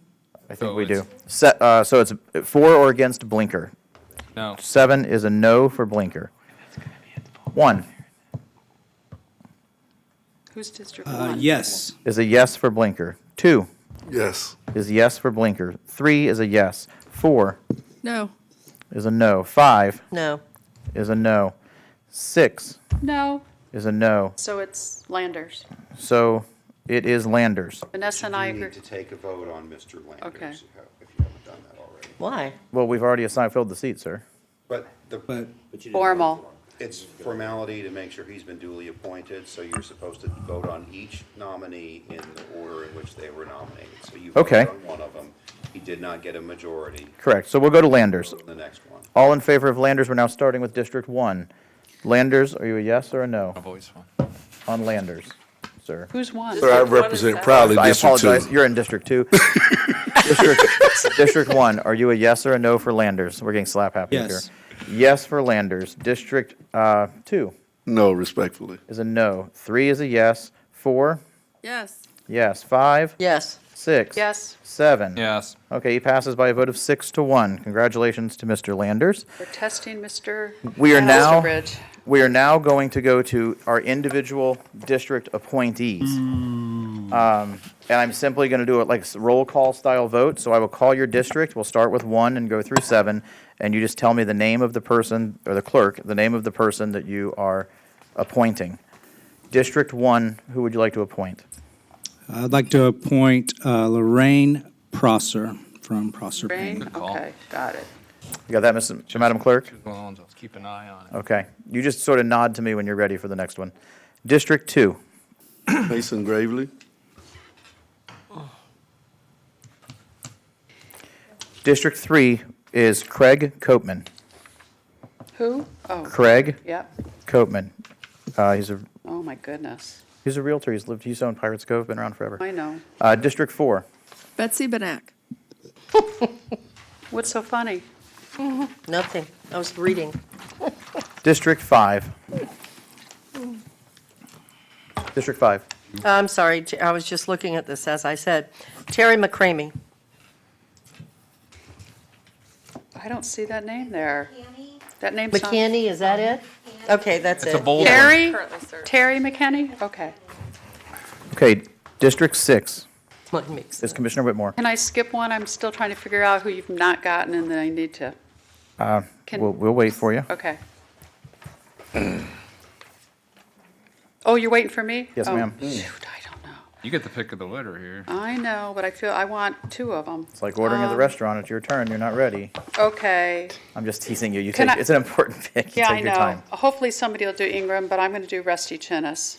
He's a Rusty. good guy. That's what Love I was going to do, Rusty. actually. Makes sense. You should have taken the other one. That's who I was going to put. Well, why don't you do Ingram then for me? Commissioner Cruz. Switch. You I want was to actually- switch? No. I am going to pick Carol Ann Feltz. That's, Okay. So, Madam Clerk, do you have all 7 of those? Okay. So then there is one at large, any person in the county. So anyone in the matrix can be selected or nominated. And that person is to be voted on by the entire board as a whole. I'm opening the floor to Nominate nominations. Ingrid, please. Ingrid McClellan. Second. Oh, yeah. Oh, okay, that's okay. So Ingrid McClellan is nominated. That's at large. I move to And- close nominations. Okay, if Commissioner Satcher has his card up, he's making a nomination. I'm sorry. I move to nominate Thomas Loeffler. Thomas Loeffler. Okay, I got So we have between two then, right? Oh, I'll move to unless- nominations be closed. motion and second. All in favor of closing nominations, say aye. aye. All opposed? Okay, Ingrid first. Let me get my, how many tabs I can go through here. That's okay. All right, we are starting with 2, is that correct? I believe so. We are on Ingrid McClellan. District 2, are you yes or no? Yes for Ingrid, Mr. Chair. Thank you. And I'm pointing to him. Why do I get you two confused? One's chocolate, one's vanilla. I keep referring to you as District 1 and him as District 2. Okay, so District 2 You can't for tell the Ingrid difference? McClellan Yes. is a yes. District 3 is a no. District 4 Yes. is a yes. District 5 No. is a no. District 6 Yes. is a yes. District 7 No. is a no. District 1 No. is a no. Okay, Come on, so you guys. Ingrid fails. We then go to Thomas Loeffler. Do they hate her We're so starting with me. So District 3 will vote yes on Loeffler. District 4. much? The two. So, yes, because there's no other choice. So, Correct. yes. District 5 Yes, oh, is a yes. District 6. yes. District 7. Yes. District 1. Yes. District 2. Yes. Mr. Loeffler carries unanimously, Madam Clerk. Okay, that was painless. Dr. Hopes, please introduce the next agenda Oh, item. we're not done? Wait, what? No, we have the all at large. No, that Yeah. was the all at That large. was the all at large, That was sir. the all at large. Yes, sir. No, well, We are Yeah, we're finished. done. oh. Congratulations to all new members of the LMAC, and thank you for your volunteering your time. Tell us But who we they don't are. waste millions of dollars like we have before. Madam Clerk, Tell you who they are. okay, Dr. Hopes will read off. Okay, District 1, Lorraine Prosser. District 2, Mason Gravely. District 3, Craig Copeman. District 4, I Betsy. apologize, I had someone different for District 2. It's Mason Why don't we just ask Gravely. No, Mason. District 2? Maybe I didn't understand the District two. name. Mason Gravely. Mason Gravely. I Yes, think ma'am. I wrote it right. District 4, Betsy Benak. Go again. District 5, Terry McCamey. District, seat number 6, Schooled in Natural Sciences, David Landers. Wait, we should have 6 and 7. Well, let's keep Well, going. no, let me go in the order of the No, sheet. We're doing on the worksheet. Okay. Seat number 7, Agricultural Community, Thomas Leffler. No. Oh, no, Randy Cooper. Randall No, Cooper. Thomas Leffler's number 12. Okay. Randall Cooper. And then Keep Manatee Beautiful, number 8 is Jen Jennifer, somebody. Hoffman. I have Jennifer Hoffman. Yeah. Hoffman. Yeah. sir. And then seat number 9, Chamber of Commerce, is Michael Burton. Mike. And seat number 10, which is District 6 at large, is Rusty Chinnis. Seat number 11, which is at-large District 7 appointment, is Carol Ann Feltz. And then District 12 is Thomas Leffler. All right, thank you again to everyone who applied, and thank you so much for those who are on the board. Congratulations, and thank you for your volunteering your time to serve Manatee County. Dr. All right, Hopes. Mr. Chairman, the next item is item number 34, adoption of Resolution R 22-002, providing for changes to the Parks and Natural Resources Department fee schedule to, among other things, to include fees for new services that vendors are providing at some of our parks. Mr. Hunsaker, the floor is yours. Well, thank you, Charlie Hunsaker, Director, Parks and Natural Resources. These fees represent, especially importantly, fees for our new facilities that are going to be opening. New and improved clay courts at GT Bray, 20 brand-new under shade pickleball courts, 16 of them under shade, or 14 of them under shade. Also, our new Lincoln Pool, which now currently has... Can't hear you, Also, Charlie. Can't hear us? Okay, I'm sorry. These fees represent fees for our new facilities at GT Bray, including pickleball and tennis. These fee structures represent fees for our new pool at Lincoln Pool, heretofore our first pool in 30 years. And they also represent adjustments to fees to improve the services we do to residents in aquatics and in summer camps and in other activities. We believe the fee structures that we're presenting are still competitive with our neighbors. Our fee structures are very affordable. We like to be on the lower end of our competitors out there for activities, and I think they represent a just value for our taxpayers. Great. Thank you very much, sir. Commissioner Baugh is the only commissioner on the board. Yes, thank you. Charlie, it seems like every time I turn around, there's a problem with our swim teams that we have that mostly, I believe, are still using John Marble, and GT Bray. Yes. Is that correct? Both heated. I'm sorry? Both pools are heated, and they're Yes, able I to use know. those year-round. I voted to get those heaters, I remember. I know. But that being said, I know that I had talked to Mr. Reinschuttle, and I was under the impression that we were not going to be raising any fees on our swim teams at this point to try and keep everything amicable.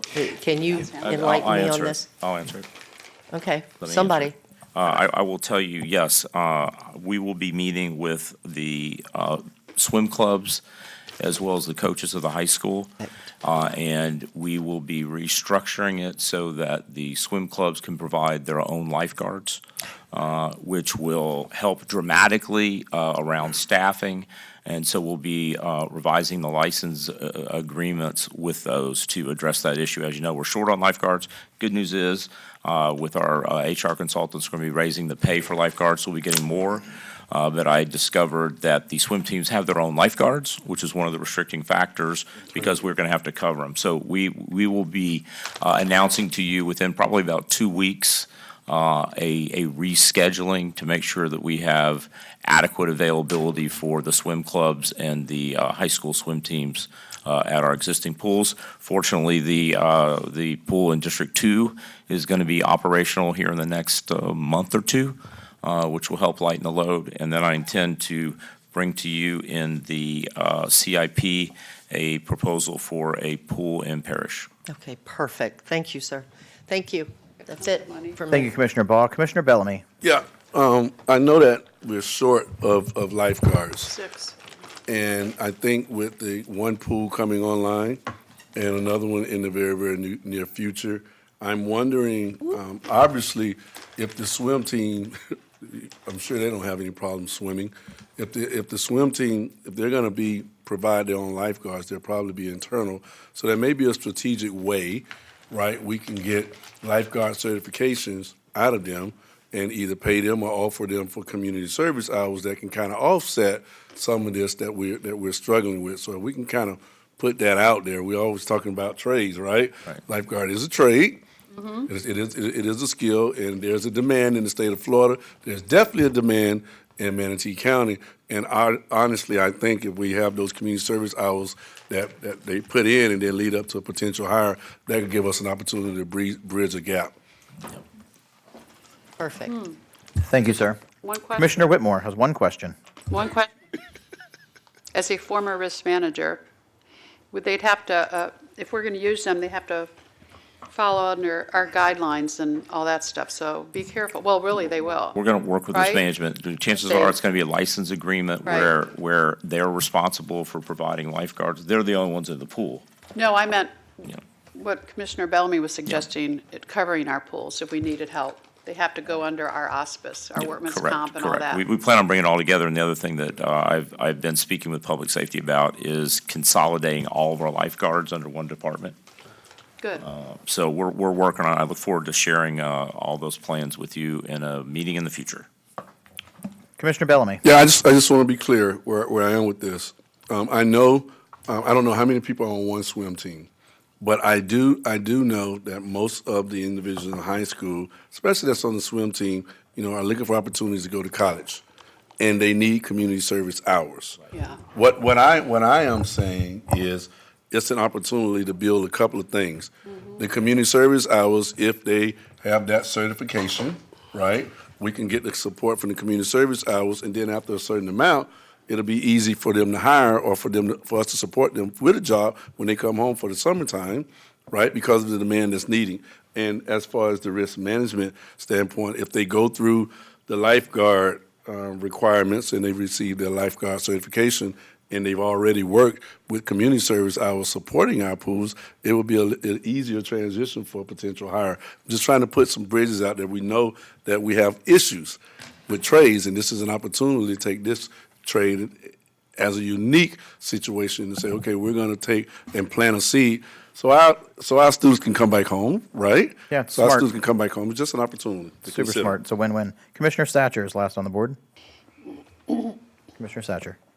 Charlie, do we have I'm looking through the fee schedule here. Do we have a matrix of what it used to be versus what we're proposing to change it to on each of them? Is that in the agenda packet? Sorry, I didn't look. That's in the version. We have a strike-through version included, I believe, in your packet that showed the rate before and the rate after. Okay. So I'm looking here. All right, so let's see how much it would cost me to go swimming. Yeah, it'd be pretty serious for me to go swimming. It's pages 1582. For the whole family, Yeah. I guess I'm $2 a person, I believe. Oh, I'm looking at 10. What is the summer pass? Okay, That's that'd a be full all summer. summer. Okay. So for like $100, you and all your kids could go swimming for the summer. It's worth it. $100. Done. For a normal family, it's like 40. For my family, it's 10. Strike-throughs, there it is. It's the last one. I was looking Yes, at the sir. new ones. Okay. I just go to the beach. Somebody fill some time, just a moment. Are we raising most of them, keeping them the same? Where are we coming in on this? We're making slight adjustments in light of the cost of chemicals, the cost of expenses, lighting, Speak up. heating for aquatics. And then we have one free swim day a year? Is that right? Sounds like Caddyshack. That's what I was about to say, it's Caddy Day. Yes, sir.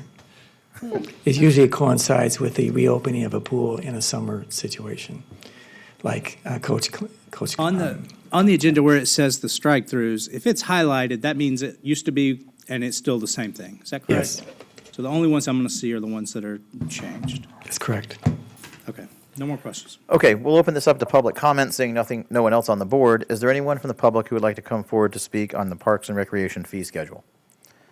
Seeing no one, we'll open it up to the phone lines. Is there anyone on the phone who wants to speak on the Parks and Rec fee schedule? There's no one on the phones at this time. All right, we're entertaining motions.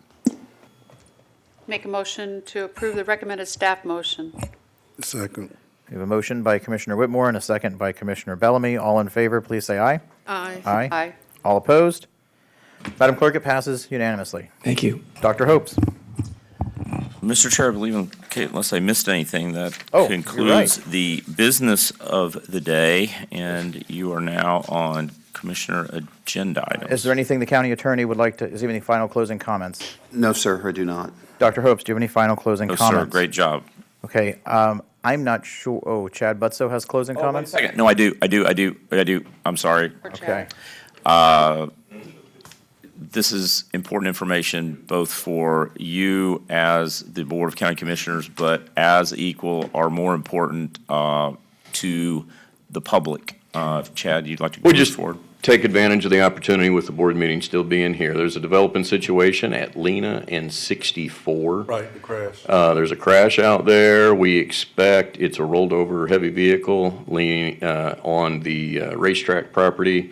It will take considerable equipment effort to right that. I believe it's a loaded trash truck. So at some point in time, when cranes and/or a combination of tow trucks get to work, we're expecting some lane closures within 64. And unfortunately, the timing with the other rescue efforts that they are still working on. It may happen during rush hour, so that location has a good chance of being not a good situation towards rush hour. The signal is dark where the truck rolled over. It didn't crush our control cabinet, but it jostled it enough that the power cable and communications have been cut. So crews will work into the evening to restore that signal and be ready for the morning. Injuries? I understand there's at least one fatality. Oh, my. All right.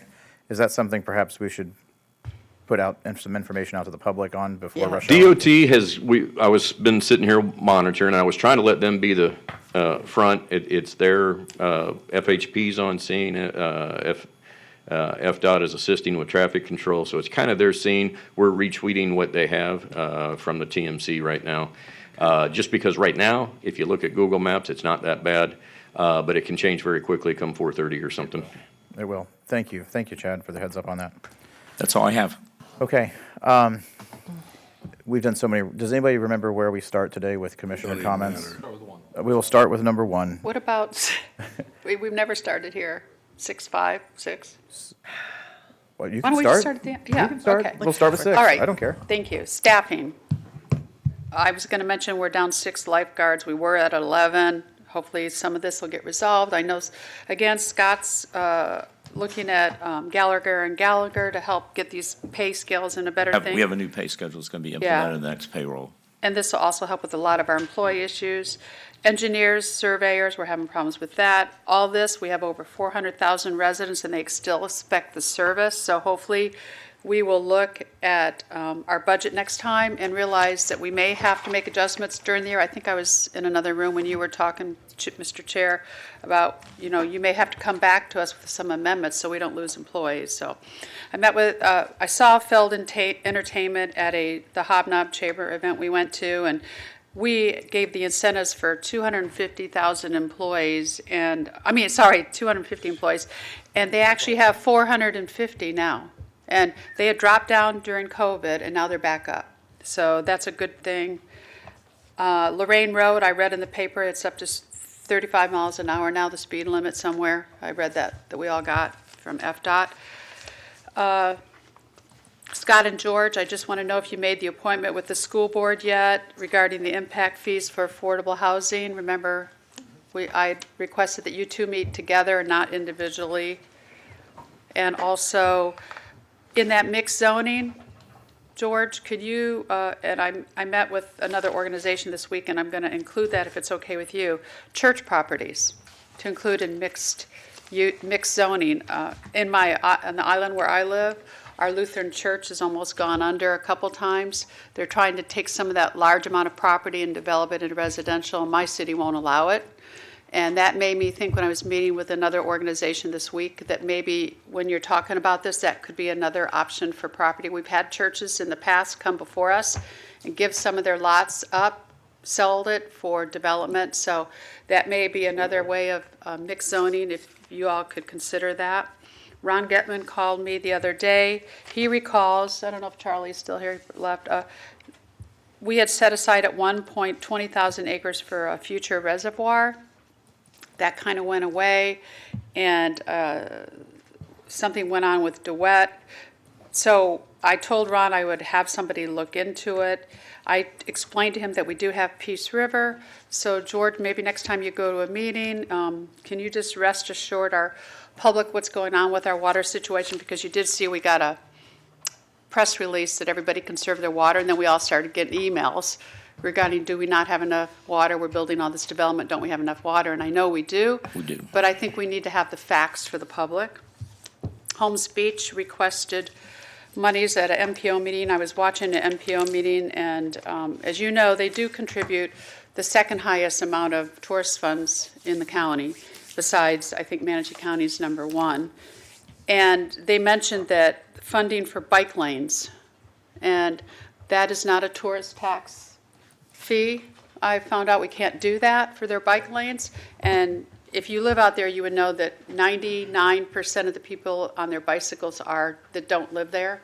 Right. So if there's any way that we could look at possibly assisting Holmes Beach somehow, they may not be able to get it via tourist tax, but they are paying the second highest in the county, and maybe that would be a way that we could work with home speech. I haven't even mentioned this to home speech, but I wanted you to hear that, Mr. Chair.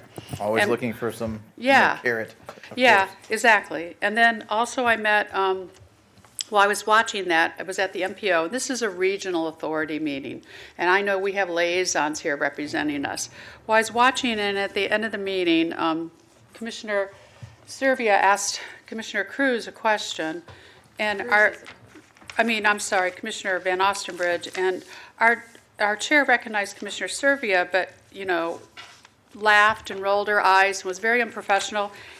And you represent us, so I would just ask you to please be careful, because I saw it and I was I'm embarrassed. confused. Who, Commissioner Ball is the chair of the MPO. Okay. Recognized Servia, and every time she recognized her, she would roll her eyes and smile and make a comment. And then, so I would just ask you, no, I'm serious. You represent us, and we were considering not making you chair. So I have no problems with you being chair, but just please be professional. That's all I ask, because you represent all of Chair us, Whitmore, not I yourself. will respond afterwards. Thank you. Well, then don't interrupt while I'm talking. I'm not. Go ahead.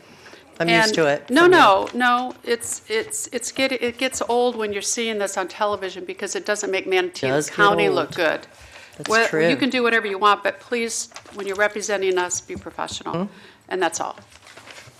District 6, or District 7, I'm sorry. District 7. Yeah, rather than interject so we can move forward, I kind of just took notes on some of the things Commissioner Whitmore said.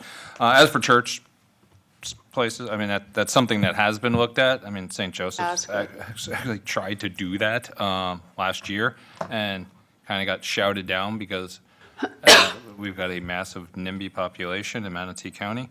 In fact, a church trying to build affordable housing was called Grady. Somehow. Yeah. A nonprofit church trying to build affordable housing for poor people was called greedy for trying to use their own property to build affordable housing. But it is something that needs to be looked at. In fact, it's one of my agenda bullet points for when we have our meeting in April, not just about churches. I think in today's situation with housing, in any situation, because all we do up here is complain about government overreach, I would hope that everyone would agree that residential should almost be as of right on every zoning we've got. There's some few exceptions, but at the end of the day, trying to keep people off of certain property is us trying to be a nanny state and protect people who are going to live there. But if the people know what they're moving into, then, if they can get a place for $400 because it's next to light manufacturing and it's a little loud, but they're getting a $400 place, they'll take the slight noise over waiting around for a $2,200 a month rental in a nicer part of town. I'm actively talking. In fact, I've got a call next week with a group trying to build their own housing on light manufacturing. And it's their own property, and they're willing to build it for their own employees because their employees are all going to quit and leave because they can't afford to live here. But they can't build on their own property because it's light manufacturing, even though they say they really don't even do manufacturing there, but zoning. Glenn says the same thing. Technically, his residential neighborhood is light manufacturing. He can't put an ADU in his own backyard because of antiquated zoning of nanny states of people trying to protect people from themselves. So I agree with you. Churches are good locations because they, we talk about trying to figure out ways of keeping costs down and affordable housing down. Churches don't pay taxes. We don't even have to go jump through the hoops of the state giving us permission for something like that. So, if we can allow them to utilize their property next to their churches for their parishioners or for anybody for that matter, then all the better. So I agree, and it's something I was going to bring up. As for water, just to update, every place during dry season, every county, every municipality says conserve water. It's just a fact of life. It doesn't mean we're out of water. It just means our water table, our water reservoir goes down during the dry season. It happens for us and for Peace River and for Hillsborough and you name it. We're not in any risk. It's just an abundance of caution. At the end of the day, we currently have enough water for ourselves based on our projections with growth through 2037, based on the report we just submitted for Peace River Water Authority, which is still another 15 years away. And we've been a member since day one. We're a voting board member of Peace River Water Authority, which we're in the process of doing the engineering on an additional $9 billion gallon water reservoir on top of the two that are already there. We just can't get water from there right now because we don't have the pipes coming up to us. Our pipes only go to Sarasota to sell them water. But again, we're in no risk of running out of water. It's just a normal abundance of caution because you don't want the water to drop too low in the lake. As for the other thing that was mentioned about using tourist tax, this isn't directly related to it, but it reminded me. I did speak to a commissioner down in Sarasota.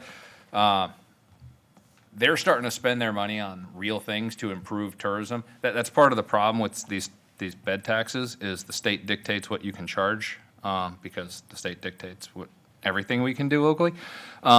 So we're capped at the 5 cents per dollar. There's a 6th cent called a high impact bed or tourist tax. You have to make enough money as a tourist destination, and then they let you make even more money as a tourist destination. So the Orange counties and the Monroe counties, the Miami-Dade, they just become more and more flush with cash to more and more advertise for more tourism, just to take more and more tourism away from Manatee County and to utilize it. And the reason I bring that up is our most close direct competition is Sarasota. We have a good partnership, but they're also competition of Siesta versus Anna Maria and so forth. They just last year, this most recent year, surpassed the threshold to qualify for that. And there's a 100% chance they're going to vote for that extra penny. And that extra penny is going to get them about something like $12 million more per year in tourism development tax. They're planning big expansions at Benderson and all these other places, and they're going to have even more money. So, it's neither here nor there, but I did try to talk to people in Tallahassee about getting that high impact fee removed and just allowing people to utilize it, because talking to Jan Brewer when I was researching it, it would have equated to about $3.5 million more for us. That could have go a long way towards things like bike lanes and things like that. And it literally equates to someone paying extra $1 on their, or $2 on their $200 hotel room. That means nothing to anybody, but it means a lot to what we can do for our municipalities. Just bringing that up in case you talk to any of our legislators later. And then the last thing I'll just mention is this Saturday, up in Parish at the Florida Railroad Museum is the chili cook-off. And that's from 10 to 4. It's a lot of fun. Everybody's there. You get little cups of chili, and the first 5 or 6 you have, you're like, why are they giving me such little cups of chili? By the end, you don't even finish all the tables because you're just getting rolled out of the place. But it's a really good time. So if you've got some free time on Saturday and it's nice weather, I would highly recommend going out to the Florida Railroad Museum and going to the chili cook-off. That's all. Thank you, sir. District 1. Thank you, Mr. Chair. I would like to echo the. Oh, I apologize. I actually have Servia on the board. You had waved your card when George was speaking. No, Commissioner Cruz. Okay, sorry. Go ahead, sir. I just wanted to echo the excitement about the chili cook-off. It's a great time, and I think that I might be a chili judge this year. So that's going to be. I'll just be having my kids take bites and tell me which one they like by the end of it. But let me pull this up. I was supposed to have it ready. We have the town hall for District 1 is scheduled for Thursday, March 31st at 5 p.m. It'll be 5 to 6 at Rocky Bluff Library. So I just wanted to put that out there to the public and to let you know I'm looking forward to seeing everybody. And I think we'll have some staff there to go over stuff as well, but should be a good time there at Rocky Bluff. The library, the hours are a little bit, closes early some days and opens late other days. And then they had Touch a Truck this past Saturday. So I know it's not the ideal time, but anybody that can make it out, I look forward to seeing you and talking to you then. Thank you.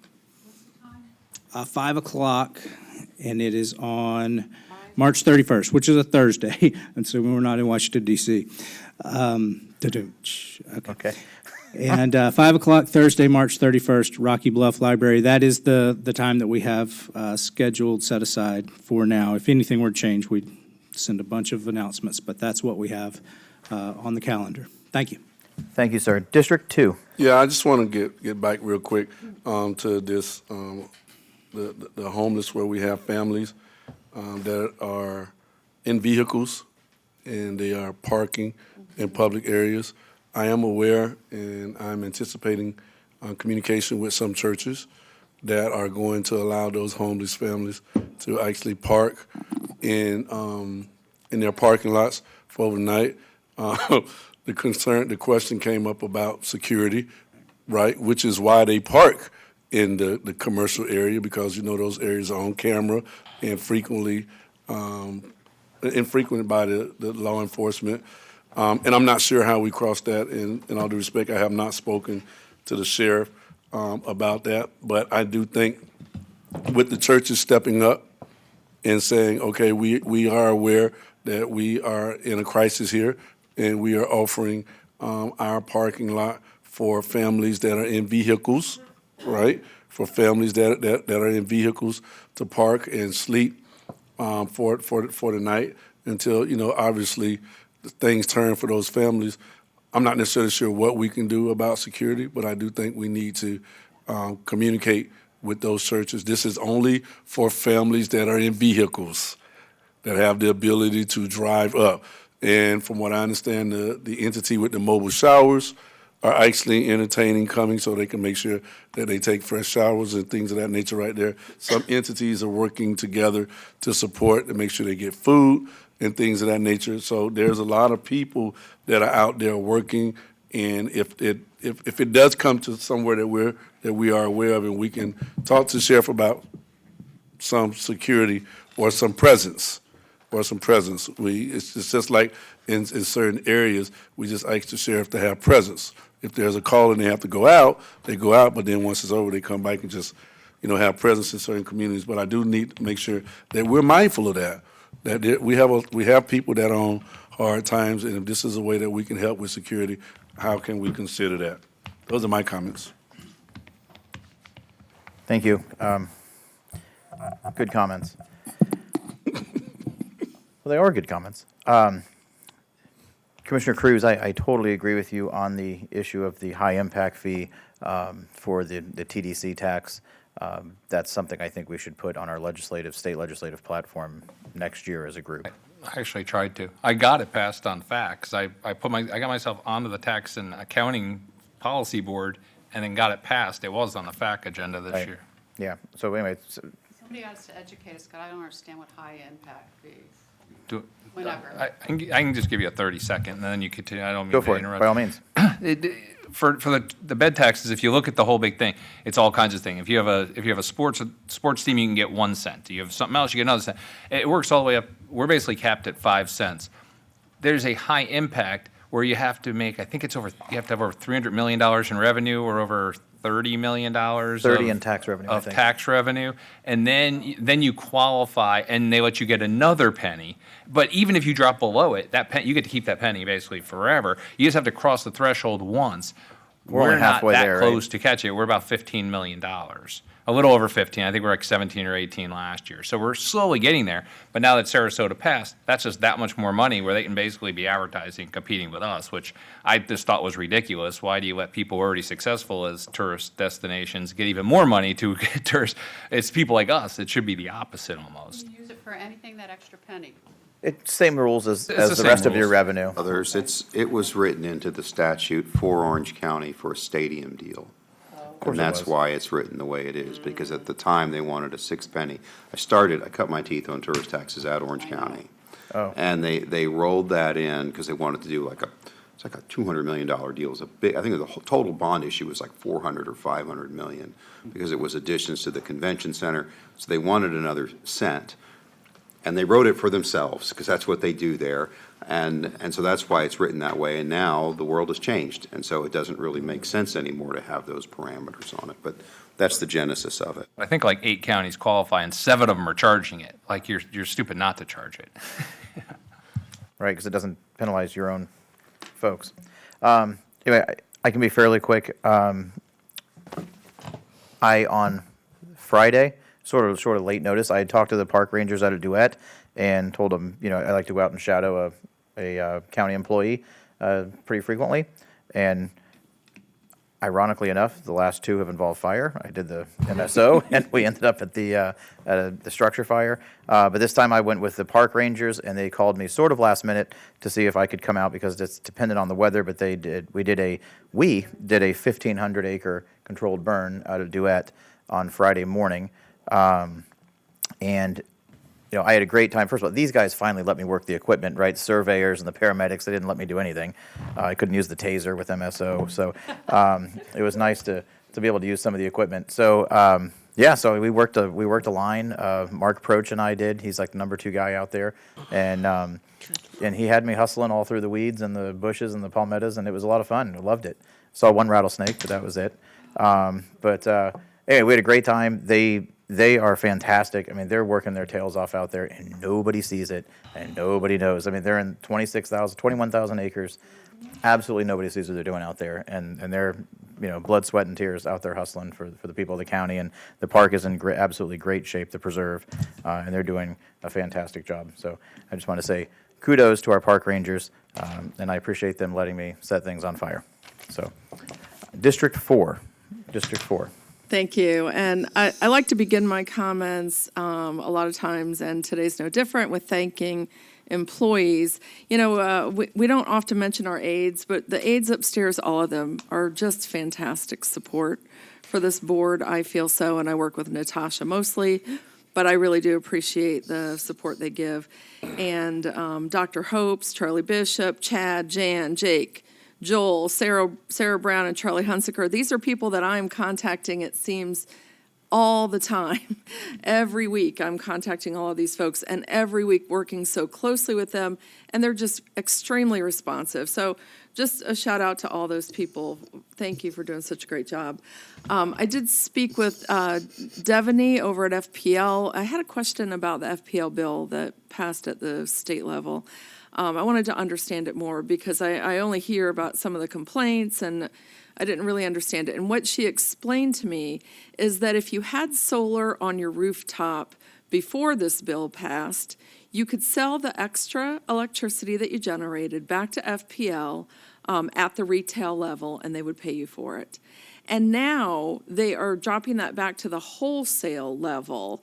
And there are some people upset about that because they're not able to make as much money. And, FPL says this was never intended to be a business. So they're trying to keep it fair for all the taxpayers. And so that's why that's how it was explained to me, that it is being reimbursed at the wholesale level, not at the retail level. And for those of you who didn't know, like me, now you do. I would like to request a workshop, please, on speeding vehicles, large trucks, and where they can drive. This is all one workshop. Compression braking, is it appropriate on all of our roads or only some? And radar signs, those radar signs that are above the speed limit signs, those are becoming more and more common and helpful. And I want to know, how are we going to approach that in the future? Are we going to use those on certain types of streets, or kind of set a policy for that? Bike lanes. I hear so many complaints about bike lanes, and people who ride bicycles on our thoroughfares just don't feel safe. And so I'd like to have a workshop where we can sit down and talk about all of these issues and come together with a more cohesive plan for how we're going to address things in the future. I was at my briefing, and Clark was there. I think it was our briefing, and he explained to me something I didn't realize before, and that is we had traffic problems, and then COVID hit. And because COVID hit, a lot of people were staying home more. They were working from home. They just weren't going out as much, but our population continued to grow like crazy. And then when people became more comfortable now that COVID is almost gone, hopefully, everybody's back on the street again. And so it does seem like the traffic has jumped exponentially, and that's because it has. And it's only going to get worse and worse. 10,000 people a year moving here, and the tourism. And I'd just like to be a little more proactive in how we're going to address things. Regarding that same topic in bike lanes, I'd like for us to discuss our road design in the future, because do we still want to do the little bike lane on the side of the road that people feel unsafe riding in, or do we want to do something different? And the design that I like is, instead of sidewalks and instead of those bike lanes, to have a 10-foot wide multi-purpose path on these thoroughfares where bicyclists, pedestrians, everyone can be there and be separated from the travel lane. And I think it would just, help us to have a better road system. That's just my opinion. Maybe I'm wrong. I'd like to hear from the engineers, but hopefully we can discuss that in the workshop as well. Working with our schools on parking. So I think that we've had such a successful outcome at the beach parking at the schools. I hope that we can develop an interlocal agreement or do something where we have, as the citizens and the county, have more access to utilizing the parking lots at the schools when they're needed. We don't need to keep building more and more asphalt parking lots. Let's use the ones that aren't being used at night if there's an opportunity, or on the weekends, by putting together an agreement with the schools. I don't know why we can't do that, so I hope that we can do that in the future, and maybe Dr. Hopes has some insight on that. Moving on to the noise ordinance. So I hear a lot about noise too. It's traffic noise, but I also have, for years, I've heard people say to me, why can't, law enforcement pull over people who have the boom boxes and the music that shakes you to your core? And, I hate to sound like an old fart. I love loud music. But there's some of it, that it scares you to death when you're driving. And I've always told people, hey, I understand that that's a First Amendment infringement, that our law enforcement officers cannot pull those people over because of First Amendment law, and that's why they don't. And our county attorney's office was recently copied on some of that email correspondence, and he advised our sheriff's office that's not true. We have an ordinance that prohibits that type of noise pollution. And I don't have the number here in front of me. Actually, I can get it here really quickly for you. It is ordinance 2-21-34, which allows law enforcement to write a civil citation for loud music coming from a moving vehicle.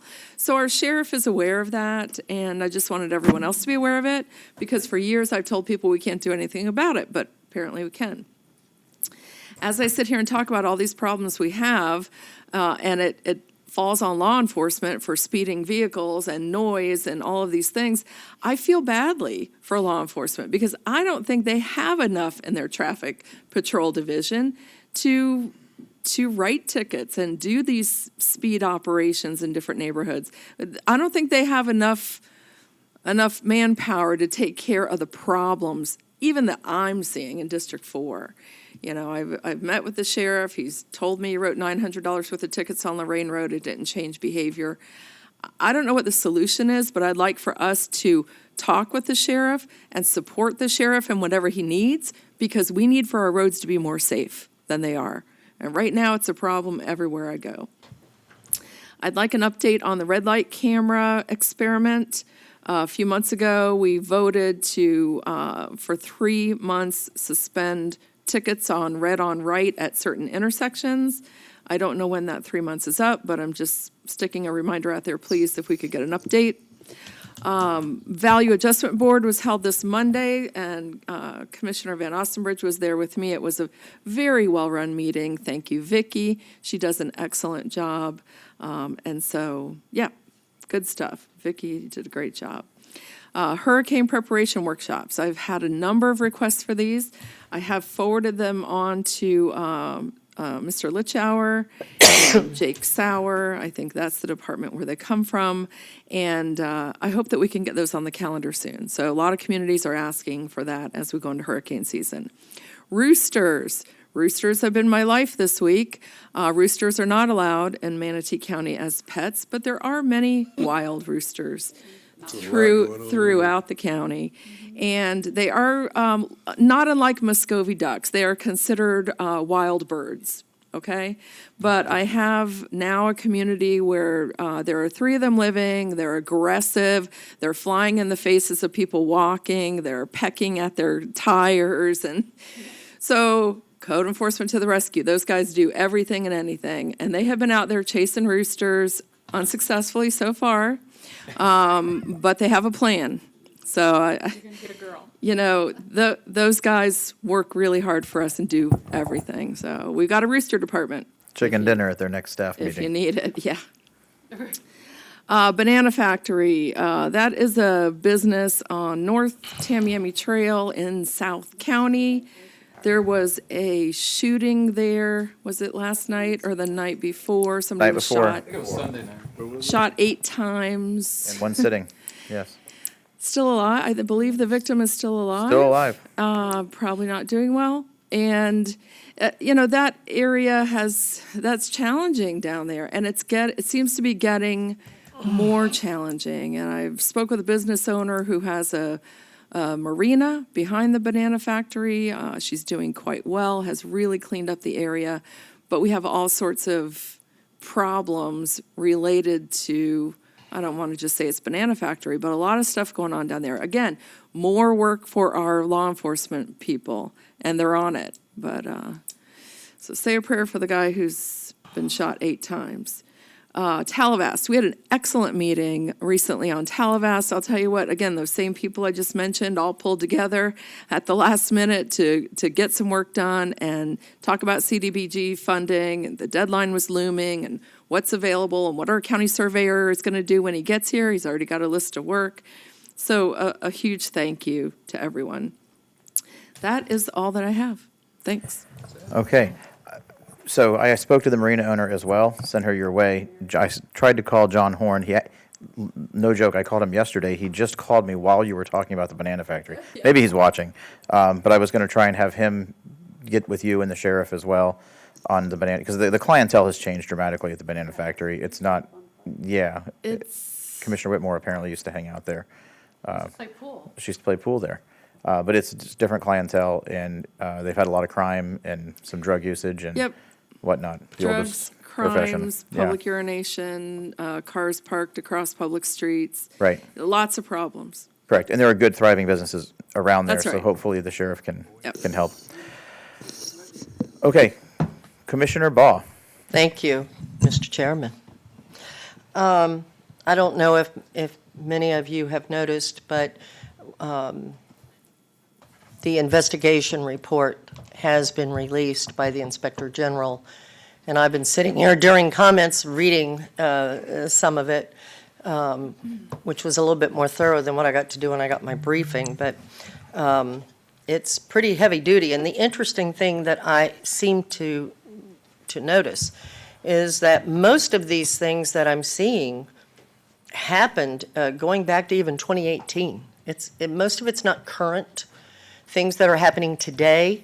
It's in the past, and I find that very interesting and very disturbing at the same time. You know, and I hope y'all probably aren't going to like it, but I'm going to say it. You know, we are finding a lot of things that the administrator and staff is finding a lot of things in different departments that are not appropriate.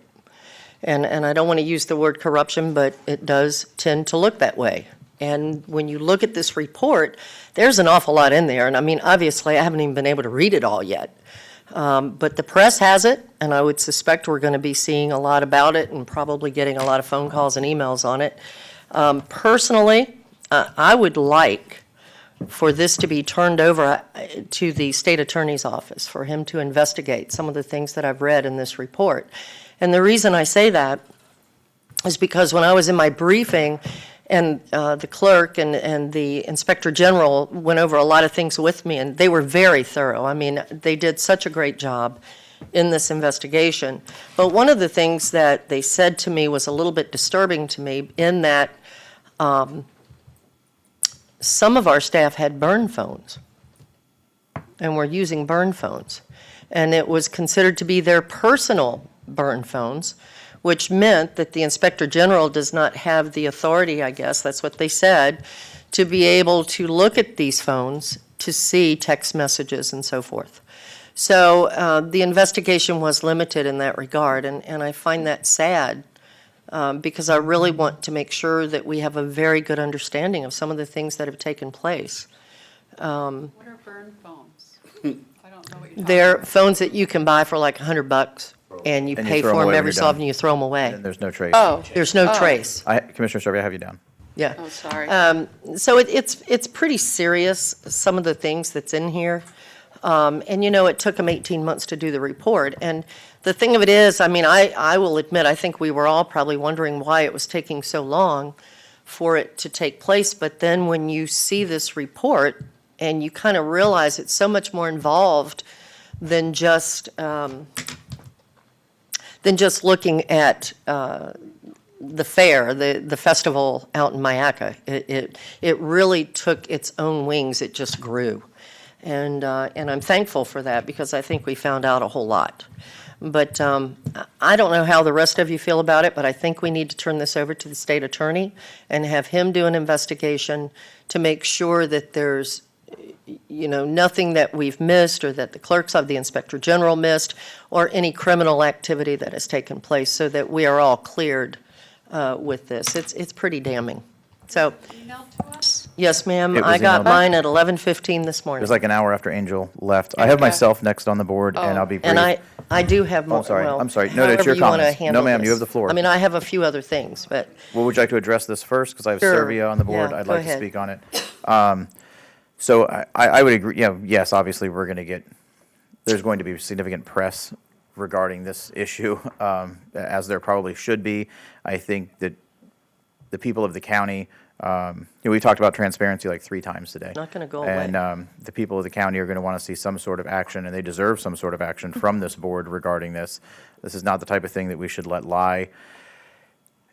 I would defer to general counsel to ask, you know, is that whom we should, you know, or, sir, are you whom we should direct to make a request to the state attorney to investigate this? And then my next question would be, obviously, there's a former commissioner who is tied up in this, and, you know, how do we report that to the Florida Commission of Ethics?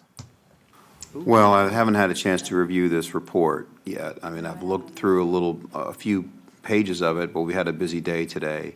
I am the correct individual within the county government to hand it off to the state attorney. That's me.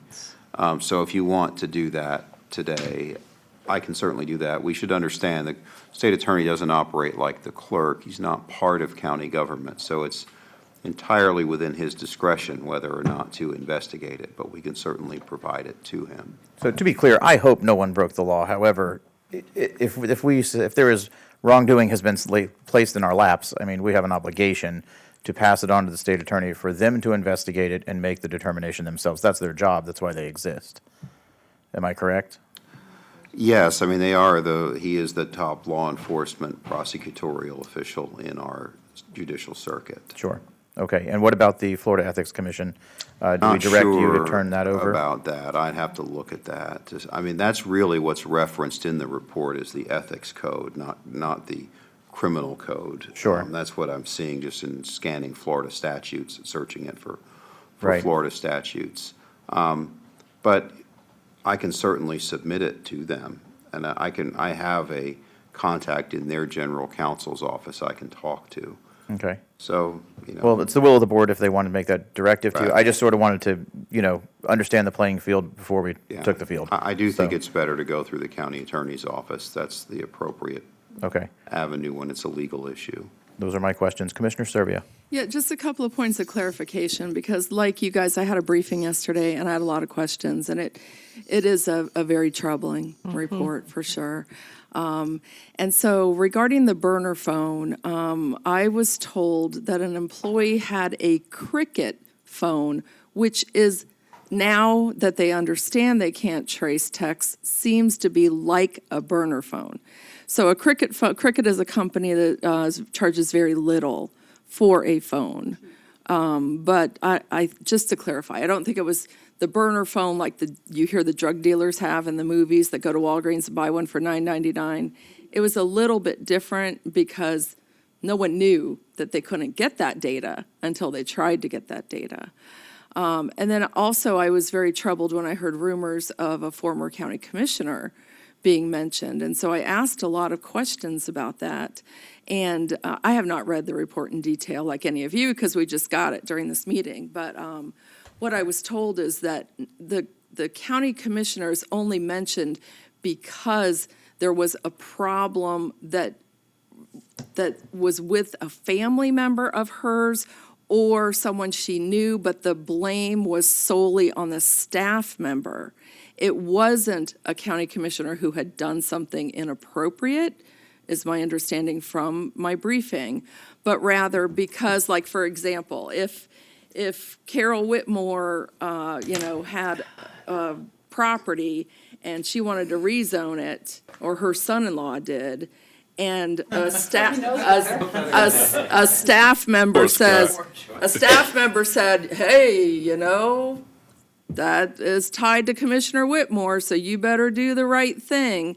It was described to me in that vein. It wasn't that the county commissioner did anything wrong, but there was a connection to the county commissioner when they found fault in a staff member doing wrong. So as the press is listening, I just want to make sure that I tell you what I've been told so that we don't run down a rabbit hole that isn't accurate. Yeah, and I'm not encouraging us to run down any rabbit holes. I can tell you that I've seen much more than what you just described. But it's for the, it's the state attorney says there's nothing there, great. But that's their job to determine that. Oh, yeah, I'm not saying we shouldn't send it to the state attorney. Okay. I'm not suggesting that at all. Thank you. I don't have anyone else on the board. Commissioner Ball, you still have the floor. Thank you. Yes, I do. And by the way, I did not mention a commissioner, so please let the record show that I'm not the one that brought that up. But I think it is a little bit more than what Commissioner Servia just said. But at any rate, my only reason for bringing this up is because, there's been a lot said and a lot done. And the main thing, too, is that I want you to look at the dates, when a lot of this stuff took place. I mean, this was not under the current administration. The current administration found it, and a whole lot more.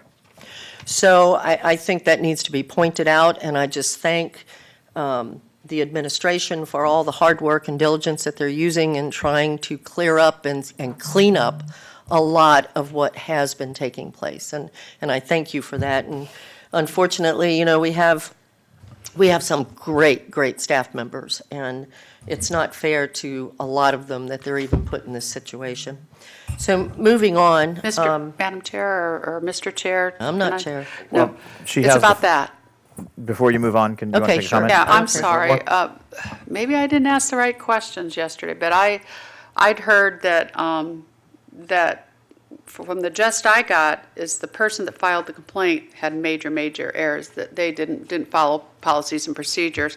That's what I got from it. And then I heard, the only other comment I heard, and maybe I'm always too quick when I do my briefings, was there was some favoritism showed and nothing else. So I got to find the pages that you guys are talking about. I've heard now, but I've got to find out. But literally, I was just heard the person that filed the complaint, from what the clerk's office told me, or what is it, the Inspector General? Yeah, it's just a lot of it was, the main person at fault was the person that submitted this, but I guess there's other issues, and totally, you got to find out about the other stuff. But maybe I didn't ask the right questions. I spent maybe 15 minutes with them, so I'm sorry I didn't catch all that other stuff. Maybe I didn't ask the right questions. But I did hear that this person that filed it was a big contributor to all this and did a lot of things against policy and procedure. And again, commissioners, I'm not accusing anybody of anything. I'm just saying that we need to make sure that we're above board and we're transparent with this report. That's all I'm saying. And I think that's really why I bring up about the state attorney's office, Mr. Clegg, because, I just want to make sure that the citizens know we're being totally transparent. Commissioner, before you move on, do you want to make a motion? Do we want to take any action on this? Well, I'll make a motion. I'll make a motion to ask the county attorney's office to look at forwarding this to the state attorney to see if there's any other action that should be taken. Does that sound right, Mr. Well, you Clegg? can just direct me to do it, that's fine. Okay. Yeah, that's. She said look at, she didn't say I direct. Yeah, you could just say I direct the county attorney I'm to directing. forward. to the state attorney, and I'll send it to them. Thank you. It's something we do sometimes in my office at the. We have a motion, we need a second. Request of the board. They said we didn't. You don't need a motion? No, I do, I would like a You motion. need a motion? Oh, Yeah, okay, I would that's- like a motion, yeah. We have a motion on the floor to direct the county attorney to forward on the results of the Inspector General's investigation to the state attorney's office. Do we have a second? We have a second. Commissioner Satcher, a motion by Boss, second by Satcher. Is there anyone, I'm looking at an empty chamber, is there anyone here who would like to come forward to speak on this? I'm opening up to public comment. Seeing no one, we'll go to the phone. Is there anyone on the phone who would like to speak on this item? There is no one at this time. Okay, no one on this time. So we will go ahead and take the vote. All in favor, say aye. Aye. Aye. All opposed? Madam Clerk, it passes unanimously. Can- What about the Florida Ethics Commission? What are you doing there? I don't know anything about that, so I'll have to look Oh, into you know, it. no offense, you know plenty about that. Well, evidently not. I've never made a complaint, okay? That was done by my assistant at the time. Thank Sorry, you. no, everyone's fair game, Yes. Commissioner Ball. I love Another staff member. Okay. Yeah.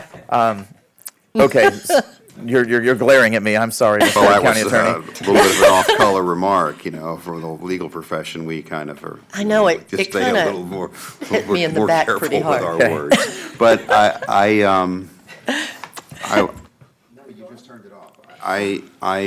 would ask for some time to look at the Ethics Commission. And you'll come issue. back to us at our next meeting Yeah, with I an will, advisement or on that? talk to you each individually first, and then we can take it up again. But I'd Perfect. like a chance to look at that, please. Perfect.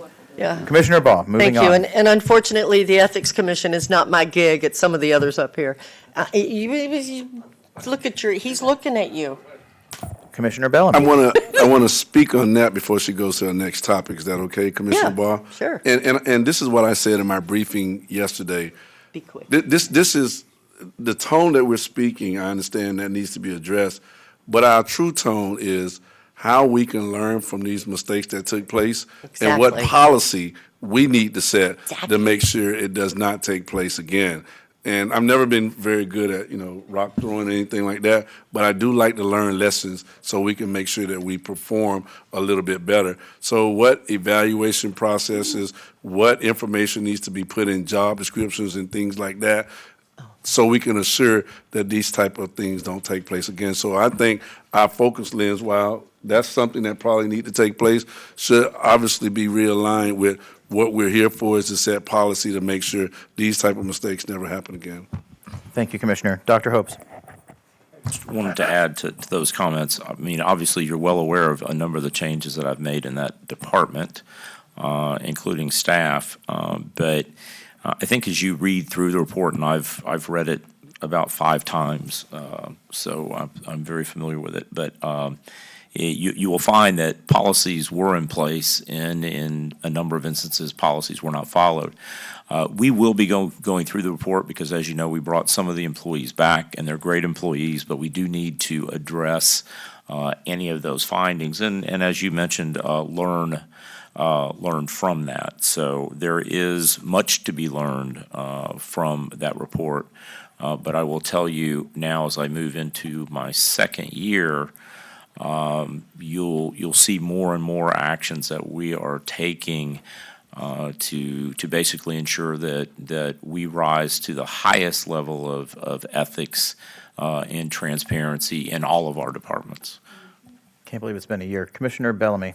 Yes, and what I'm referring to align with policy is checks and balances as far as when we have these accusations that come out. How can our policy support vetting these accusations, and it aligns with what our expectations are. Therefore, through our evaluation process, whatever it is, whether it's 90 days or 120 days, that we evaluate our employees, this information is out there, and we're making sure it aligns with our policy through the evaluation process, so we don't have things that get to this level. To be honest with you, I mean, we don't need a consistent amount of complaints in one area, and then it's not being addressed. What we need, in my opinion, if it's to show that it's being addressed, checks and balances how it's being addressed, and assuring that when we talk about that counseling as far as the communication to the individual of discussion, we are actually making sure it's clear what your job description is, it's clear what the allegations are, and you're not meeting the expectations of the job. Now it puts us in a situation where we're able to deal with it differently. And I'm not necessarily sure it wasn't that way or it was that way. I'm saying for us, for policy to make sure that it is that way. Thank you, sir. Commissioner Ball, you still have the floor. Thank you, and I totally agree, Commissioner Bellamy, with what you said. You all remember the young man, he and his friend were killed on State Road 64, and the plaque that we had at the Lakewood Ranch Park at the ballpark had been vandalized. And I got an email this afternoon. Charlie Bishop, thank you for sending me that. The plaque has been repaired and should be back here pretty soon. But I just wanted to mention to the county administrator, too, it looks like it's probably going to run about $315 for the repair and the shipping. The shipping is actually costing more than the repair did, so that's amazing. But it's about $315, and I was just wondering, are we going to pay that? We're not expecting the ballpark or the teams to pay that, are we? How are we looking at that? I know. Do we need to go through what we did earlier today? Charlie left. I'll verify that Parks is going to cover it. Okay, thank you. Yeah, whatever. Next, I'd like to just go ahead and I'll address the MPO meeting.